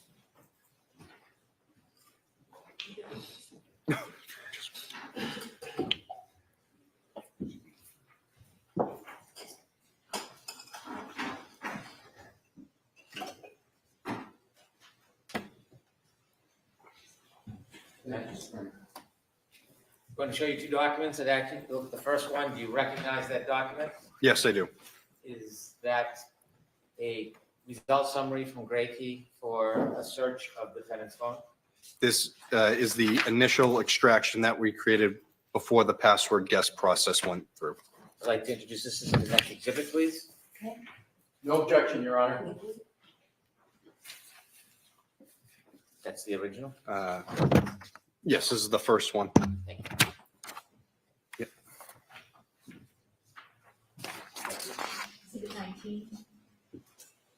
I showed you a second document. Do you recognize that? Yes, this is essentially the same information, except it goes further of all the password guess attempts longer until we actually get all of the information from the phone. I'd like to introduce this as the next exhibit, please. No objection, Mr. Leslie? No objection, Your Honor. 20, somewhere.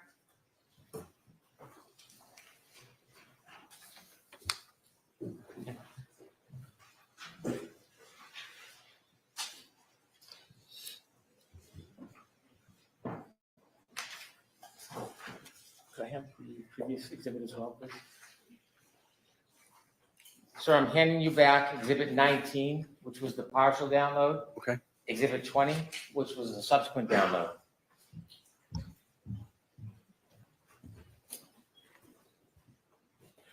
You mentioned hash value changes with the content of each download. Yes. Is there hash values specifically assigned to each download? Yes, there is. Are they the same number and digits in digital fingerprint? No, they're not. And explain again why they would be different. Again, the first one was the partial. It was only 45 gigabytes of data. So it has one number. The second download was 109 gigabytes of data once it got the passcode.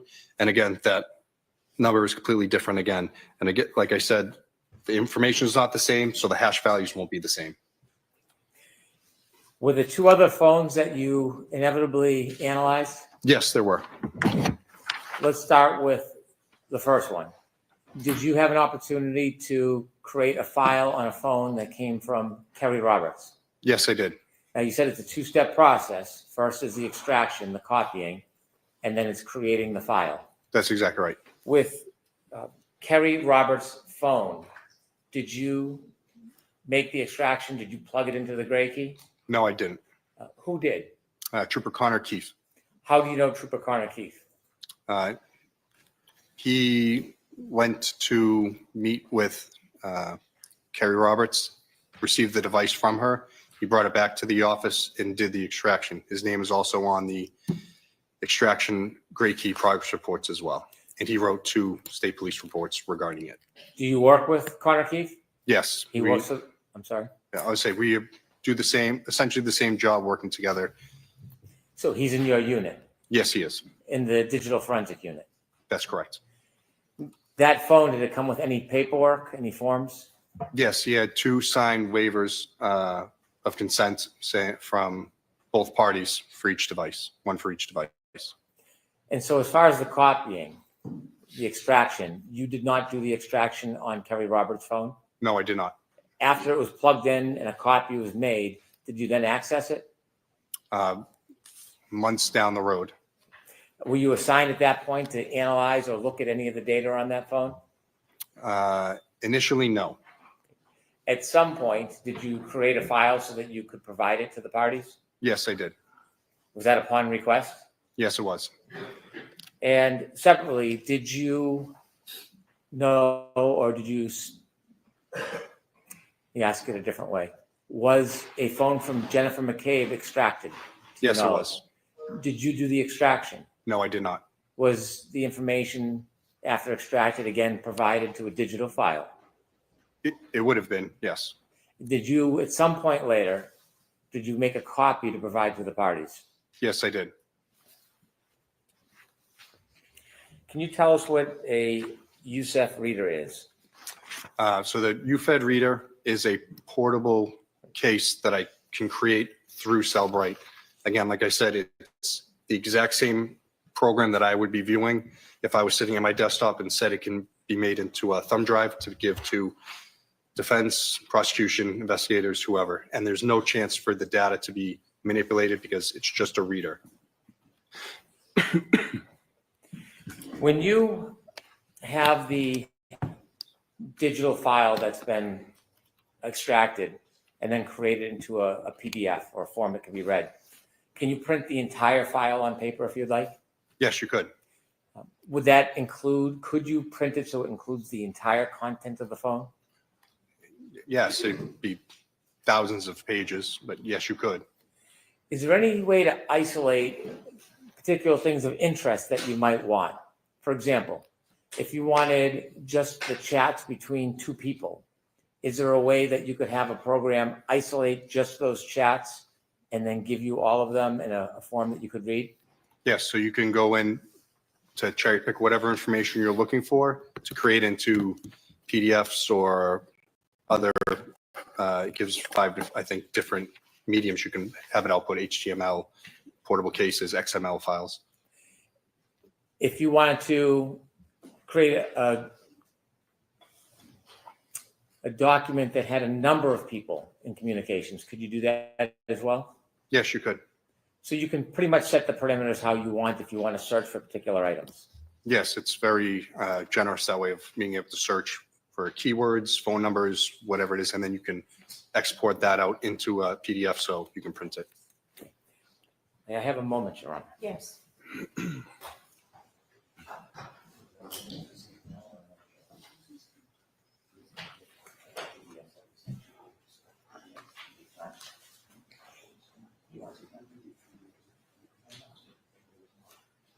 Okay.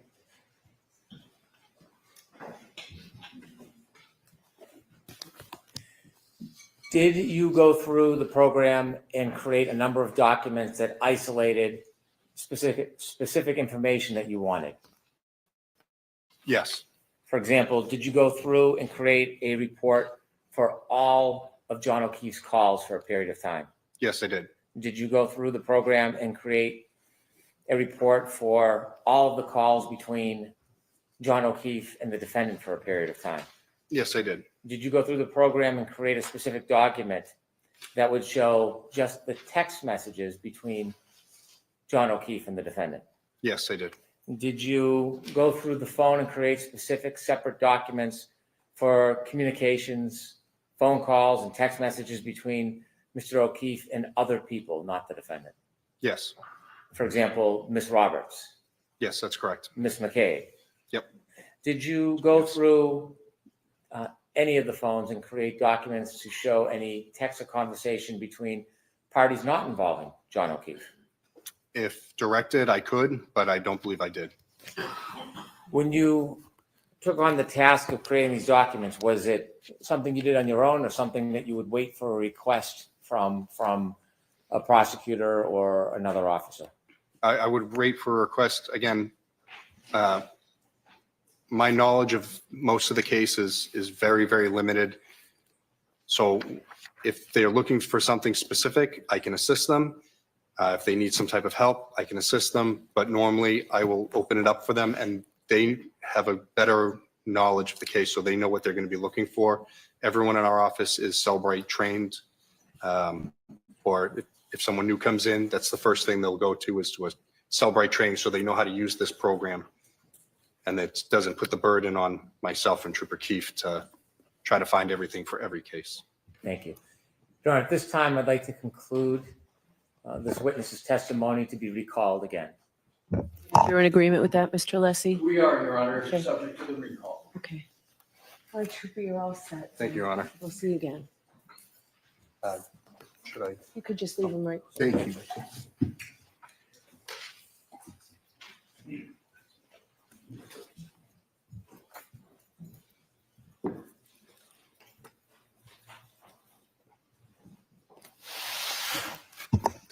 Do you have another witness, Mr. Brennan? May I? Yes, please.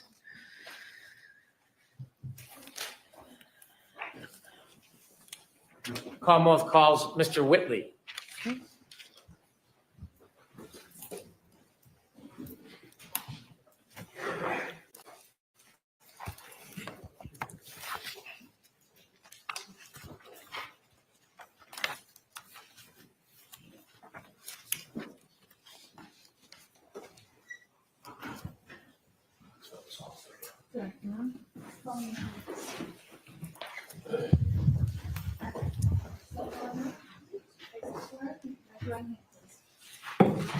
You solemnly swear the evidence given to the court and jury in the case now hearing to be the truth, the whole truth, and nothing but the truth, so help you God.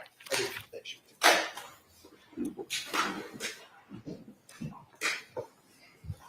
May I? Yes, please. Thank you, Your Honor. Sir, could you please introduce yourself to the jury? Hello, my name is Daniel Whitley, Whitley.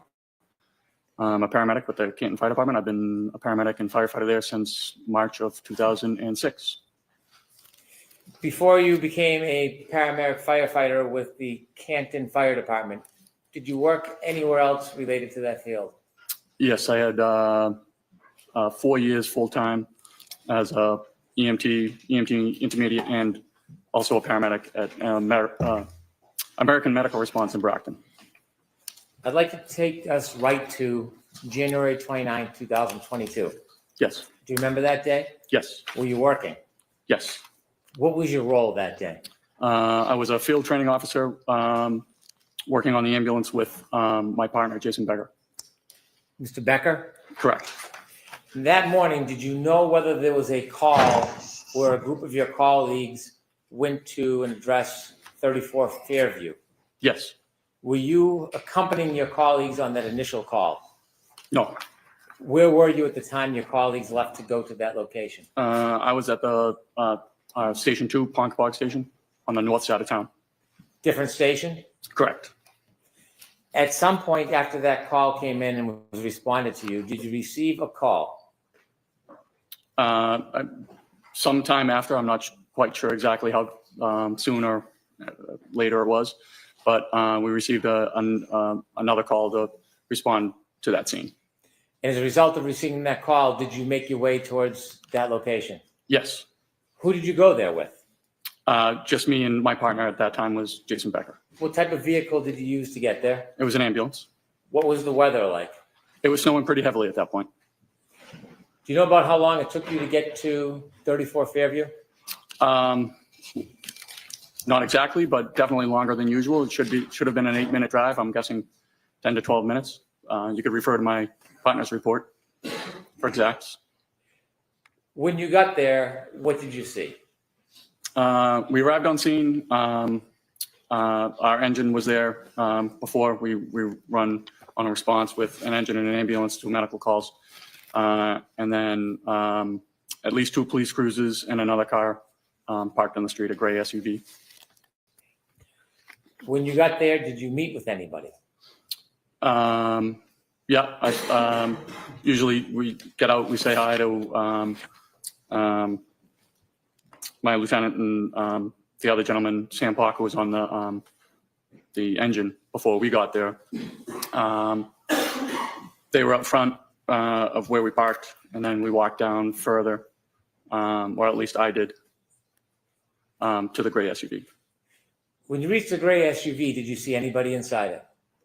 I believe at that point we were kind of, getting out. We were walking down, they were coming out to greet us. There were 3 women there. Okay. Did you speak to any of them in particular? Not at that point, no, not really. At some point, did you have any interaction with any of the women? Yes. In fact, did you know any of the women who were there that morning? I knew Kerry Roberts. How did you know Kerry Roberts?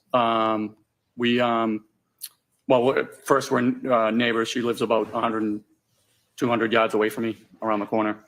And she helped organize a neighborhood block party, and I would volunteer every year to bring the fire truck to the block party and show the kids the fire truck for a little bit. So you knew her well? No. Were you friends with her? No. Friendly? I just would describe us as acquaintances. Did you ever socialize with her personally, other than the block party? No.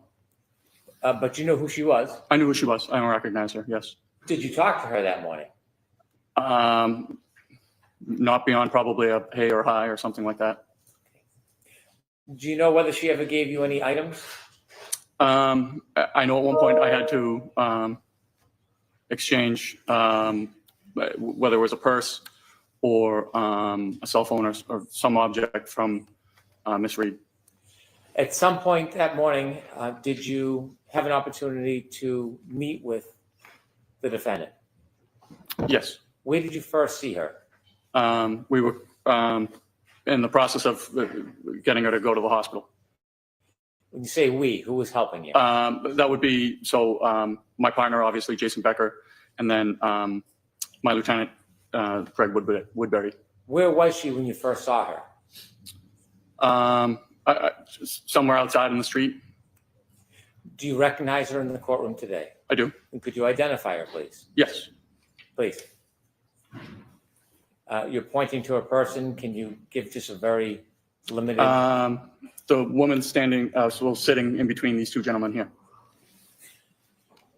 Did you interact with her that morning? Have a conversation? Yes. When you first started speaking to her, what was her demeanor? Pretty upset, crying.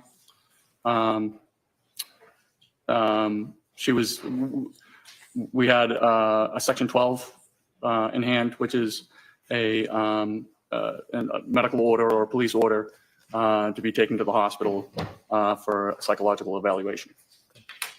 Did you discuss that with her? Yes. Yeah. Did you ask her to follow you or to come with you? Yeah, she did. And did that happen? To the ambulance, correct. So you went to the ambulance with the defendant? Yeah. And was Mr. Becker with you? Yes. What happens when you get to the ambulance? So it was snowing, and it was more to kind of just get everybody into a nice, warmer location where it wasn't snowing or windy or anything like that. And we would discussing that, we have a Section 12 that states we have, regardless of if you want to go, we have to take you to the hospital. She was arguing that she really didn't need to go to the hospital.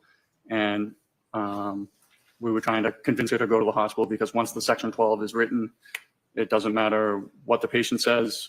We have to get them there one way or the other, whether it's cooperatively restrained or chemically restrained with sedatives or anything. It's not a voluntary order? It is not a voluntary order. Inevitably, did the defendant agree to go with you to the hospital? Yes. When you were going to return to the hospital, was the defendant placed in the back of the ambulance where a patient would be? So how we operate for anybody that's a Section 12 or anybody that is under the influence of anything, we always operate with two people in the back of the ambulance. So myself and my partner, Jason Becker, were back there. And then we had to take somebody from the engine company and have them drive to the hospital. And that was Sam Bach. Sam Bach? Bach, B-O-C-H. Thank you. Before you left, before you started to drive away from Fairview, were you having any conversations with the defendant? Yes. Can you share with the jury what those conversations were about? So we were talking. She was upset. She kept asking if there was any chance her husband could be alive, and even sitting outside in the snow with no coat on for many hours. Did she indicate what many hours meant? How many? No. How often did she raise the issue of whether or not, or how long he could be out for? I'd say at least 3 to 4, maybe more. Part of your job is to care for patients? Correct, yes. Was part of your job to try to get them to the location safely? Yes, And sometimes you treat patients with physical injuries, don't you? oftentimes it is physical injuries, yes. Are you trained when you're trying to transport somebody on how to interact with them? Yes, well, sometimes if they're upset, in this instance, she kept asking if there was any chance that he could be alive, and that we really didn't know what was the patient that ambulance 1 took. We really didn't know what his condition was, and but figuring that it was a hypothermia type case, being the conditions outside, we were trying to give her hope that there's a saying in the medical field, you're not dead until you're warm and dead. And I was basically, there's stories of children falling through ice and falling into rivers and being underwater for multiple hours and coming out, being resuscitated and having no neurological deficits. So I was telling her those stories just kind of to say, look, let's be sure we'll get to the hospital. We'll find out more there. Just trying to give her any sort of hope that her husband would be alive. Can you describe her demeanor when she was in the back of the ambulance with you during your interactions with her? She would go from pretty upset, crying. One instance where she kept saying, I can't take care of these kids. I can't take care of these kids. They're not my kids, and they're not his kids. And I, at that point, I understood who ambulance 1 had taken, because John was pretty well known in the town for taking on the care of his niece and nephew. So I said, listen, it's okay. It looks like you have a very strong support system.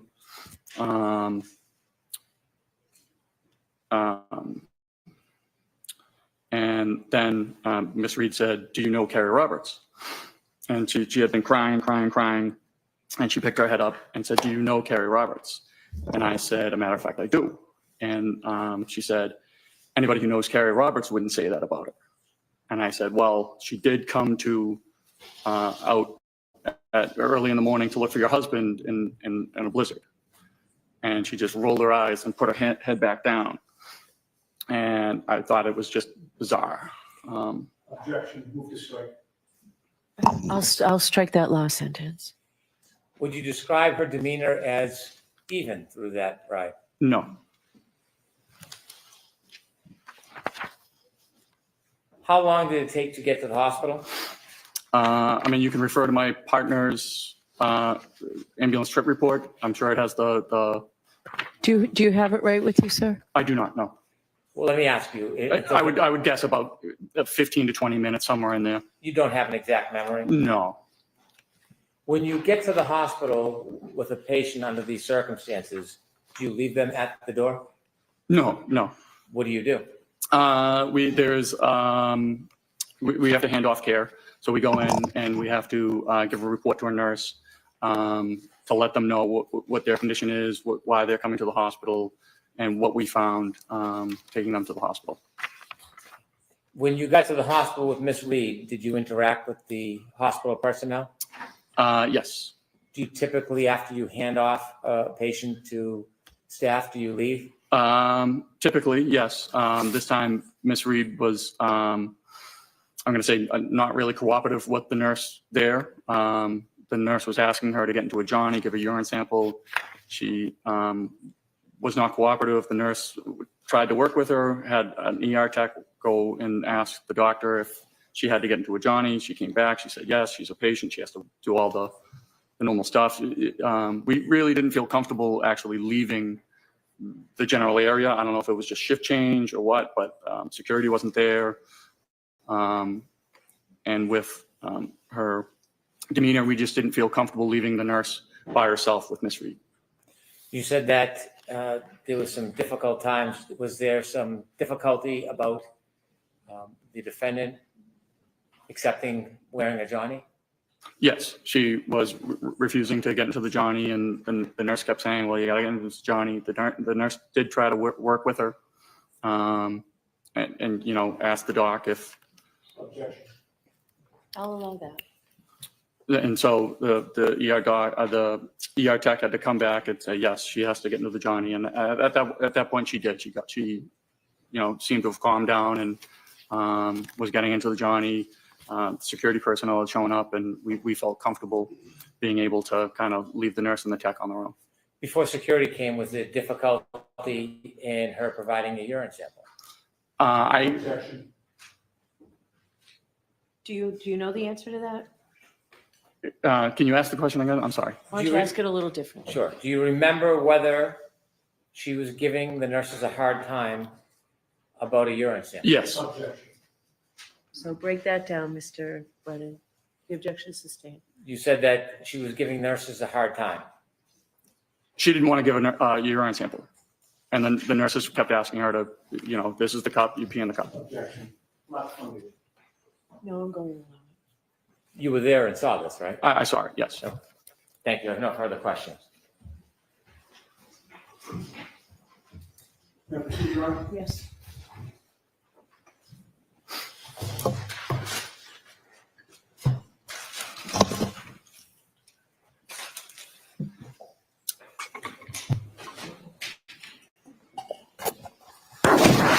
Good afternoon, sir. Good afternoon. Sir, you knew before you got into ambulance 2 that you were heading to Fairview Road for what is called a Section 12, correct? We were dispatched for a Section 12, correct? Right. And that was not your first call for a Section 12, right?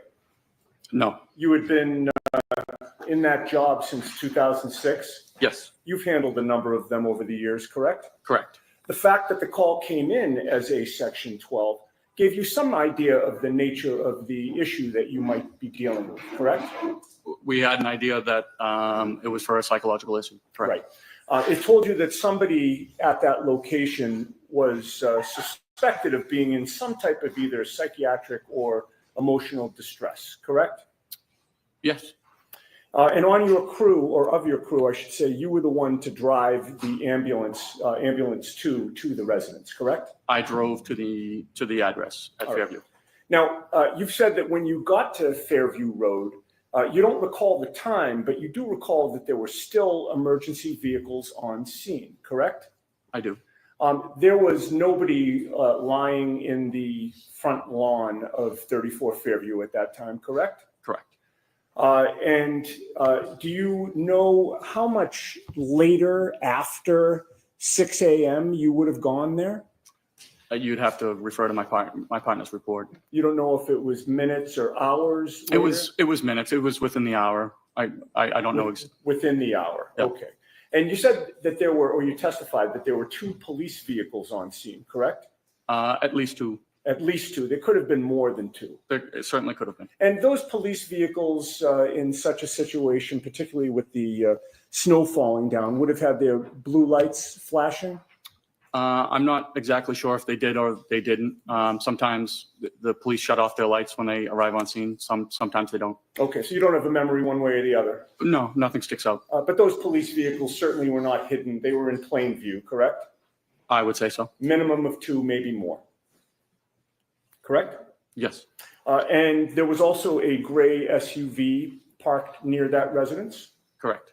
And there was a fire engine there as well, correct? Correct. You called it our engine, right? That was from well, it would be engine 3. Engine 3 from or at your least station. the station 1 engine. I'm sorry? The station 1 engine. So Canton Fire has 2 fire stations.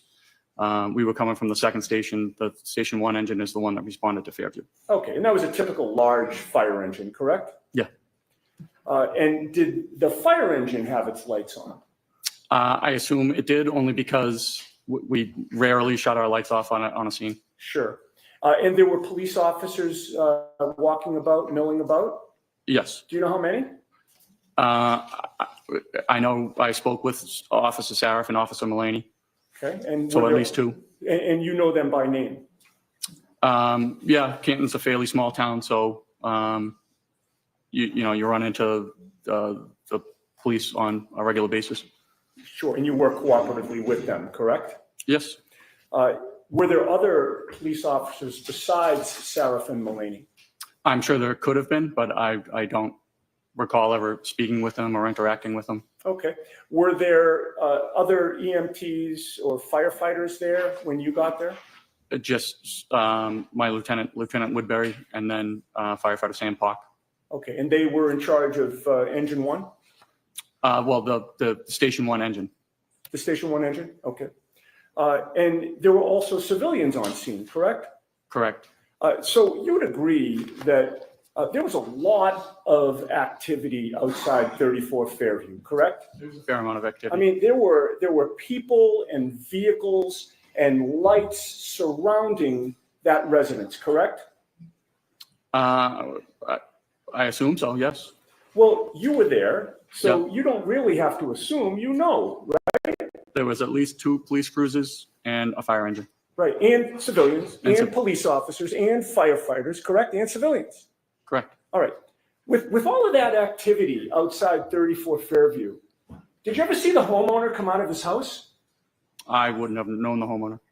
Do you ever see anybody exit the house? I was not focused on the house at all. All right. You were there to do a job, correct? I was there to take somebody to the hospital. Right.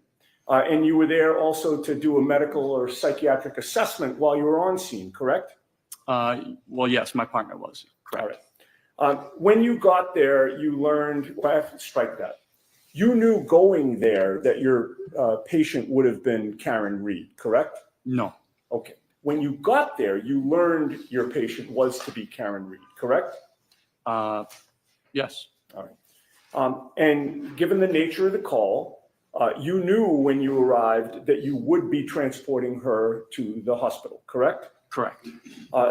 One of the first things that you tried to do was to get a medical history from her, correct? Or my partner. All right. And you were present for that, correct? I may or may not have been. Getting a medical history is important so that you can pass along information to the hospital when you eventually arrive there with the patient, correct? Yes. And you know that when assessing and treating somebody, getting more information is always better than getting less information, correct? Not necessarily. Okay, so there are times when you'd like to get less information from a patient before you transport them? So it would be pertinent information. For instance, if somebody was complaining of chest pain and they had, stents placed in their heart, we wouldn't talk about how they had their tonsils removed when they were 12. Okay, fair enough. But getting more information is not going to negate the crucial information that you do get, correct? I mean, it certainly could in a critical stage. If there was a critical patient, we wouldn't typically overburden passing off a report to a nurse or a doctor with non-pertinent information. Okay, it's not your testimony that getting less information is always better than getting more information, is it? I would say getting pertinent information is better than having. That wasn't my question. My question was, is it your testimony that getting less information is always better than getting more information, sir? I would not agree with that, no. Okay, thank you. Now, the medical history that was taken from Ms. Reed listed her as having multiple sclerosis, right? I'm going to see it, Sutton. Why are we introducing her medical information? What, that doesn't make any sense. Yeah, these trick questions are kind of stupid. He's giving you the answer and they don't like the answer, so they badger him until they try to get the answer that they want. And that doesn't make them look good. Not to a jury, not to the judge, not to anybody watching, other than maybe the Reed family. They're the only ones with their cult on planet Earth that think that that's a good look. And what does that tell you? You know what I'm saying? You're badgering an EMT firefighter. He's trying to give you factual answers and you're wanting him to make it unfactual. That doesn't really make sense. But why are we introducing Karen's medical? Is that what we're going to blame it on? Her being drunk and her medications? And because if that's the case, this is stuff that would have had to been brought to the attention of the Commonwealth before trial, not during trial. So I don't think that the judge is going to allow him to get into all of her medical information and what the information he got from her about her medical conditions, because I think they're trying to change tactics now. I think that they know that this is going not very well for them at the moment. Spaghetti Ganetti is starting to realize he's going to have to start sticking some serious spaghetti that actually sticks. I heard the FBI was coming, Jack. I heard the FBI was coming. Oh, there's Sue O'Connell in all her glory, trying to listen in on what the judge is saying. And there's Paul O'Keefe, looking very stressed and ready to leave for the day. I don't blame him. It's probably really hot in that courtroom. He had to watch his mom. Enough is enough. Like, let him go home. You know, let him go take a nap, eat some food, be with his kids. Let's see. Who else? See if I know anyone else in this group of people. There's Peggy.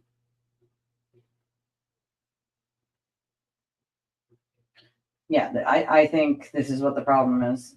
You know, they're trying to, use a sneaky a-hole. You can say that again, Willow. Yeah, let's talk about the brain tumor that was never talked about again. Right? I wonder if I can just be as much of a POS. Poor Peggy, dude. It's not enough for today. Notice Peggy's always wearing blue. Good for you, Peggy. We got our blue on too, Peg. We got you. And Paul in his blue shirt. We got this. Rancid in cuffs. Let's do it. Take the sewer turtle with you too. Like, in all of its glory, right on into the paddy wagon again. Funniest thing I ever saw was them pull him up by the back of his pants and put him in the paddy wagon. Hilarious. Got in the party bus on the way to jail. Yeah, defense, perp, walk time. Let's do it. All of them. Lock them up. I do think we'll see some serious sanctions depending on the result of this trial at the end for her attorneys. I don't think it's looking too good for them, to be honest. Well, we're 7 hours and 9 minutes in. Can you guys believe that? 7 hours and 9 minutes, 21, 22, 23 seconds. So do me a favor and hit the like button and the subscribe button. There's almost 300 of you. It's very helpful. Share the video with other people who need a place to watch the trial, don't know it exists. You can tell them to come on over here. And donate to the channel if you want to help out. That information's on the screen right now. CashApp, Venmo, PayPal. We read them.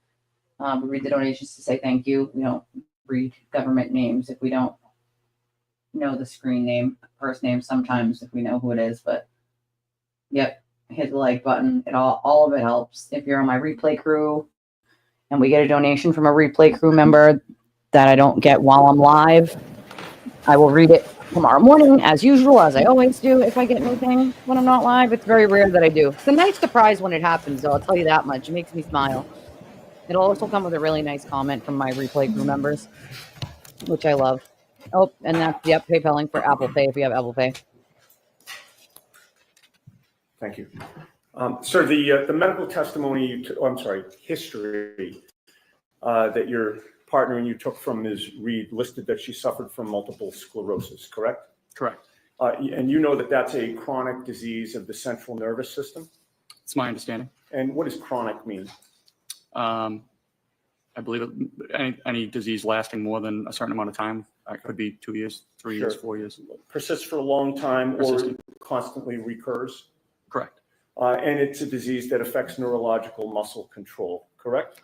That's my understanding. And last question, it's also a progressive disease, which means it tends to get worse over time?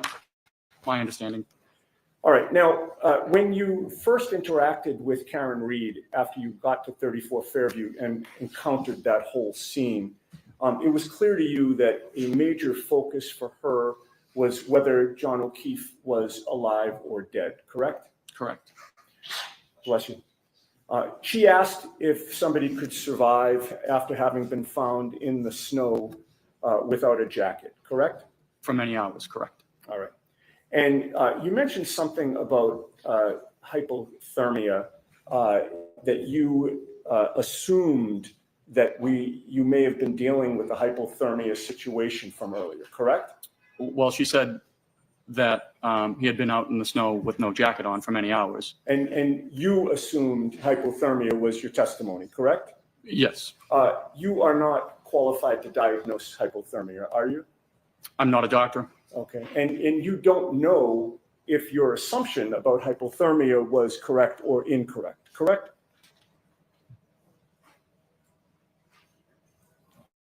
Is my assumption correct? My question is that as you testify here today, after having dropped off Karen Reed at the hospital for that Section 12, you don't know if the assumption that you made that you were dealing with the hypothermia situation was correct or not. Is that right? Well, they were certainly working on him at the hospital as a hypothermia patient. You don't know if your assumption was correct or not, sir. I guess I don't. And you told her, in fact, that you could not speak to that, correct? I'm sorry, to what? In terms of how long somebody could survive outside, correct? I couldn't speak to his condition is basically what I was trying to say to her. All right. But she still persisted in asking you over and over if he was alive or dead, correct? Correct. She wouldn't let that go. Is that fair to say? Correct. And that was despite your not being able to give her an answer, correct? Again, we were just trying to sort of give her any hope. Right. Okay. So she kept asking it, and you were trying to give her hope that he could still be alive, correct? Correct. All right. Now, today you claimed that her demeanor had changed when you mentioned Kerry Roberts, correct? Correct. And the term that you used to describe her demeanor when you mentioned Kerry Roberts as being part of a support system, what term did you use? I'm sorry. When you just testified on direct examination, did you characterize the way that she reacted when you mentioned Kerry? She had been crying in her hands, and I said, it looks like you have a very strong support system. And she picked up her head. She had her face in her hands. She picked up her head out of her hands, looked at me, and said, "Do you know Kerry Roberts?" And I said, "As a matter of fact, I do." And she said, "Anybody who knows Kerry Roberts wouldn't say that about her." Okay. And you've previously described that in testimony last year as her being snarky was the term you used, correct? Correct. But you were first interviewed by the police on February 8th of 2022, correct? If that's what the report says, yes. About 10 days after this? About that. And the events of January 29th were fresh in your mind on February 8th of 2022, correct? As fresh as they are today. Okay, so you do not allow that your memory was better on February 8th of 2022 regarding January 29th of 2022. It wasn't better on February 8th than it is today, is your testimony. I would feel it's just as good. Okay. Your memory does not get better over time, correct? For this case, it seemed to stick out to me. Okay, so are you testifying that your memory gets better over time? No, but that would be crazy, wouldn't it? Correct. In that February 8th, 2022 interview, you were asked about Kerry Roberts, right? I'm sorry, what day? February 8th of 2022. Okay. You were asked about Kerry Roberts, right? I do not recall if I was or was not. You told the police that you knew Kerry Roberts from your neighborhood, correct? Okay, yes. And you've testified today that she just lived 200 yards away from you, right around the corner, right? About that. And you told police that you had seen Kerry Roberts on scene at 34 Fairview when you got there, correct? Correct. You also told police that Karen Reed had told you about making statements about her wanting to die, correct? Correct. But on February 8th of 2022, just 10 days after these events, you never mentioned to the police during that interview that Karen was snarky in any way, correct? I don't know if I did or I didn't. I don't know if it would be in their report. Just a precursor, they don't write everything in a report, like she was snarky. If you saw that report, would it refresh your memory as to whether or not you mentioned snarkiness? I don't think I mentioned snarkiness that day, no. Okay. All right, well, that answers my question. Okay. Doesn't mean it didn't happen, dumbass. And also, police don't put everything in reports, just FYI. But after that interview, They are, of Jesse. course, even after January 29th of 2022, you went back to your neighborhood, the same neighborhood that you lived in with Kerry Roberts, correct? Correct. Do you still live in that neighborhood? I do. Does Kerry Roberts still live there? She does. So you and Kerry Roberts have continued to live in the same neighborhood for years after January 29th, correct? We have. And before you ever encountered Karen Reed that day, you had interacted with Kerry Roberts in the past, correct? Briefly, yes. Well, you were both on the same neighborhood Facebook page, were you not? Yes, that's why I volunteered to bring the fire truck to the block So party. one time she had posted on that neighborhood Facebook page that she wanted to have a fire truck at the neighborhood block party, correct? Correct. And that's when you replied and volunteered that you would bring the fire truck to that block party as she requested, correct? Correct. And you also worked with Kerry Roberts on the Punkapog Civic Association, did you not? I did not know. She worked on the board prior to my arrival on the board. So you both worked on the same board, but just at different times? Different times, correct. All right.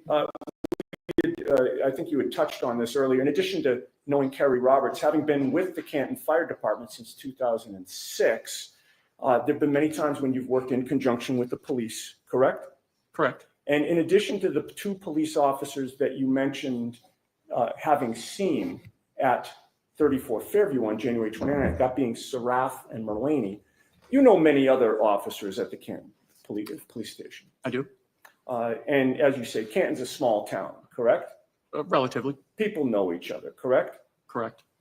You also knew former state trooper Michael Proctor before you arrived at 34 Fairview, correct? I did. Michael Proctor actually was 2 years ahead of you in school, was he not? He was. And you learned at some point that your school classmate, Michael Proctor, was the lead investigator into the death of John O'Keefe, this case, correct? Yes. And in fact, when you spoke to the police in February of 2022, Michael Proctor was one of the troopers to interview you, correct? Correct. You did not go to school with Karen Reed, right? No, not to my knowledge. You didn't help coordinate neighborhood block parties with Karen Reed, right? Nope. You were not in a civic association that Karen Reed belonged to at any point, correct? Nope. She was a stranger to you on January 29th, 2022, correct? She was a patient of mine, yes. Well, as far as you knew, she was an outsider to Canton, correct? I did not know that. You didn't live in the same neighborhood with her? I'm not sure if we did or did not. You had no personal contact with her either before or after January 29th of 2022, correct? No. All right. Now, as a result of your having gone to the scene, there's a patient care record that is generated, correct? Correct. And on this issue of the snarkiness and the demonstration that you just did, there's a contemporaneous report of your team's observations from January 29th, right? Are you referring to my partner's run report? Yeah, the patient care report. Yes. All right. And that patient care report is dated January 29th of 2022 and is timed at 9:03 and 34 seconds a.m. Does that sound right? Sounds about right. All right. And that 9:03:34, from your knowledge of how patient care reports are generated, would that be the time that you arrived on scene or the time that the report is written? To see what time, the exact time you're referring to, but it could be the time the call is closed. which, or it could be the time he finished the report.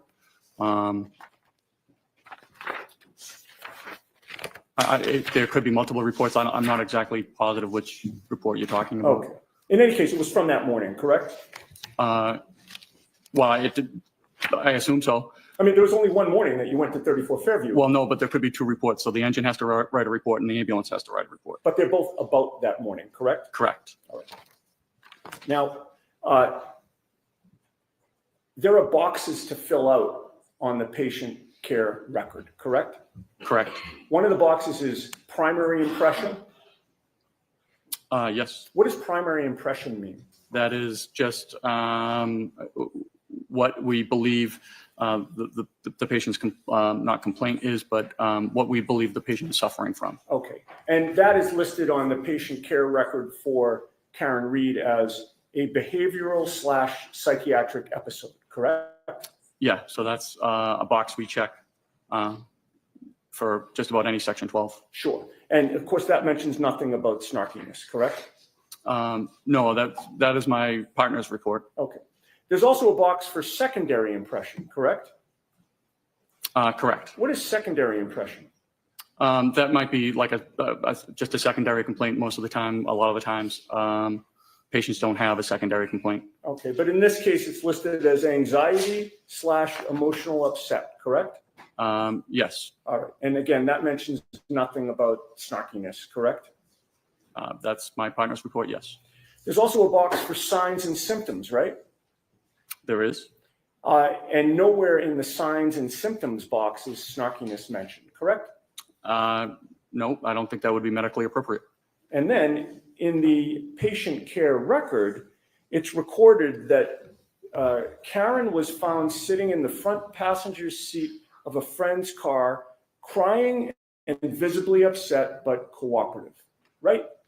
If that's my partner's words, yes. All right. And those words, actually nowhere in the patient care record is it listed that she was snarky in any way, correct? Again, that would not be something we would put into a patient care report. And you did not put it in, correct? It was my partner's report, and no, we did not put it in. Okay. And once Ms. Reed agreed to go, times she was upset and crying when she got in the ambulance, correct? Correct. You testified on April 21st of 2022 before the grand jury, did you not? I did. And that was 3 months after the events that you're testifying about today? Roughly. And your memory back then was fresh, was it not? Yes. And you were asked the question, once she was in the back of the ambulance and she agreed voluntarily to go to the hospital, did she appear to calm down at that point? Do you remember that question? I do. And your answer was, I mean, she wasn't arguing against us at that point. I mean, once she, agreed to come with us voluntarily, I mean, she was still upset, crying, and talking on the phone. Do you remember that answer? I do. All right. You didn't mention in that answer that it was only at times that she was crying and upset, correct? Not what he was asked. No. Okay. The whole time, from beginning to end, Ms. Reed was constantly worried about John, was she not? Objection. Sustained. You recall that she was on the phone at one point speaking to someone that she called Papa, correct? Correct. Did you later learn that Papa was John O'Keefe Sr.? I am just learning that just now.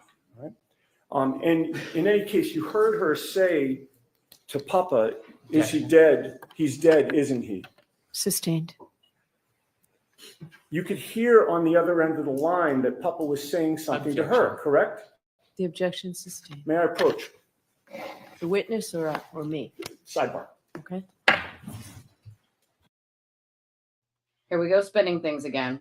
He's using his old testimony to say, well, you didn't say blah, blah, blah. Wasn't asked.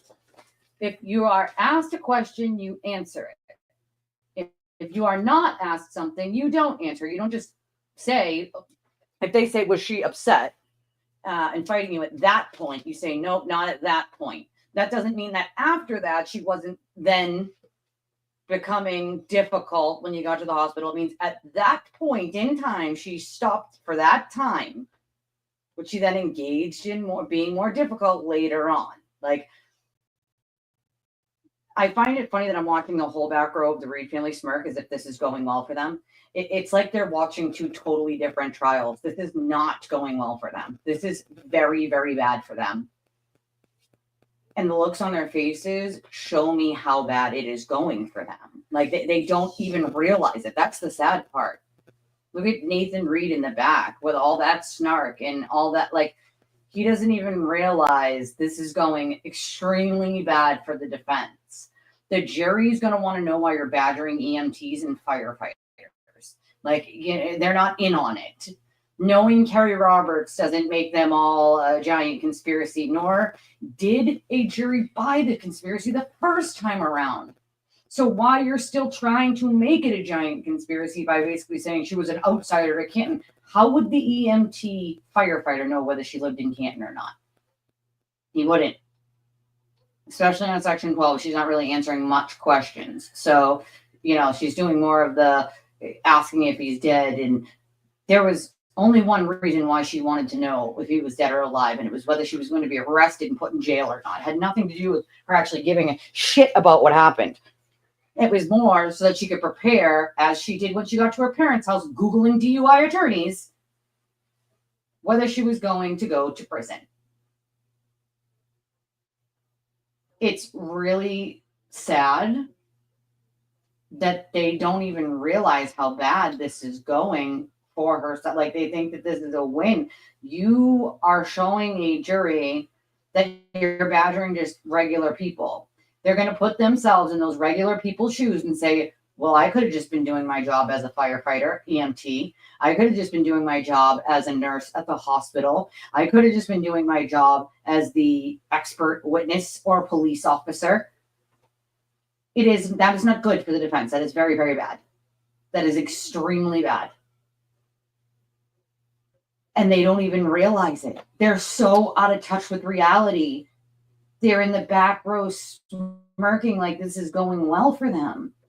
Badgering an EMT firefighter who knew nothing of Karen or who she was or anything of the sort, like, doesn't look good for the defense. It's not a good look. Look at Karen's face right now. I don't want to keep you folks here until 4:30. It's been a long day. So I'm going to release you today. Have you come back tomorrow. We'll make every effort to start right at 9 tomorrow. Please follow those cautions. Do not discuss this case with anyone. Don't do any independent research or investigation into this case. If you happen to see, hear, or read anything about this case, please disregard it and let us know. And be very careful on your social media. Okay? Thank you. Have a good night. All rise, please. Follow me. LOL. Paula, it's hilarious. I know. It's just insane to me. It's insane to me. It's absolutely freaking insane to me that I even have to say this. But, like, the looks on their faces show you they're completely out of touch with reality. Like, Nathan Reed's in the back on, like he's winning this or something. Like, it's going very badly for the defense. It's not going well for them at all. All right, so we're still in session. Court is still in session. Please be seated. It's my fault.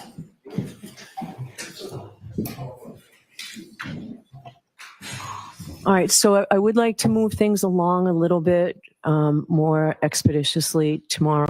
What would be very helpful to me, Mr. Brennan, are these clips. I haven't seen I haven't watched anything on television about any of these. Do you have them all in one compilation that I can look at in advance? If you don't, you don't. I thought we had provided it to the court. If we haven't, we will. May I have a moment? Sure.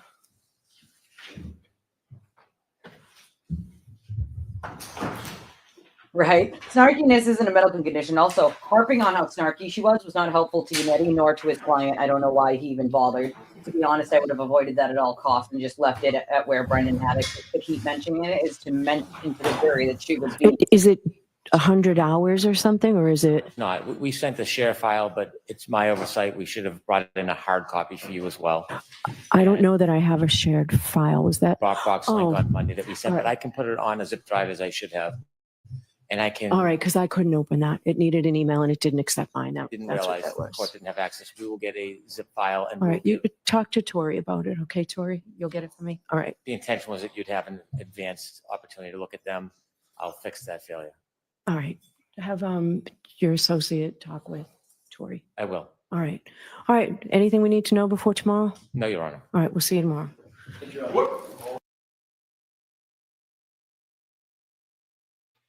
Yes, she can watch them ahead of time, but is she going to tell them, defense, we're not going to stop every time you want to watch them for 10 seconds ahead of time and send the jury out and come back in? Because that can't keep happening. I've never seen anything like that in my life. Everything is supposed to be done ahead of time. That way you know it's coming in and there is no ifs, ands, or buts about it. Like it's coming in. Like, never mind the interviews. Those interviews were done. She knew there would be a global audience. Every one of those are statements she knew could be held against her. Every single one of them. And it wasn't her first interview. It wasn't her second. It wasn't her third. It wasn't even her fourth or fifth at that point. Okay? All of those things can be held against her, as they should be, because she didn't take her right to shut the hell up. And I think the judge didn't want to play it after Peggy because Alan Jackson was like, well, it could be prejudicial after their witness. Oh, well, that is your fault. Your fault and your client's fault for not shutting the hell up. You didn't take your right to shut the hell up, and that's what happens. That's your fault. If a defendant makes statements, they can be used against them. She made statements, and lots of them. Then he has a problem with the tone. It's the tone she said it in, sir. The only person it can be biased against is herself, and it's her own fault. Right? It's her own fault. She made it biased against herself. You can't say the Commonwealth is making it biased because of the tone she said it in. It's her tone. She said it that way. Nobody made her say it that way. Nobody made her do the interview. She did it of her own volition. It's like that's exactly it, Jack. The only way this is a win for them is if they paid off a juror, which I don't believe to have happened, at least yet. So, I mean, the fact that, like, you just got a glimpse of that back row of them smiling and, like, snarking around, mind you, again, I think the jury was still in the room at that point. Like, are you guys that brain dead? Like, what trial are you watching? It's like they live on a different planet.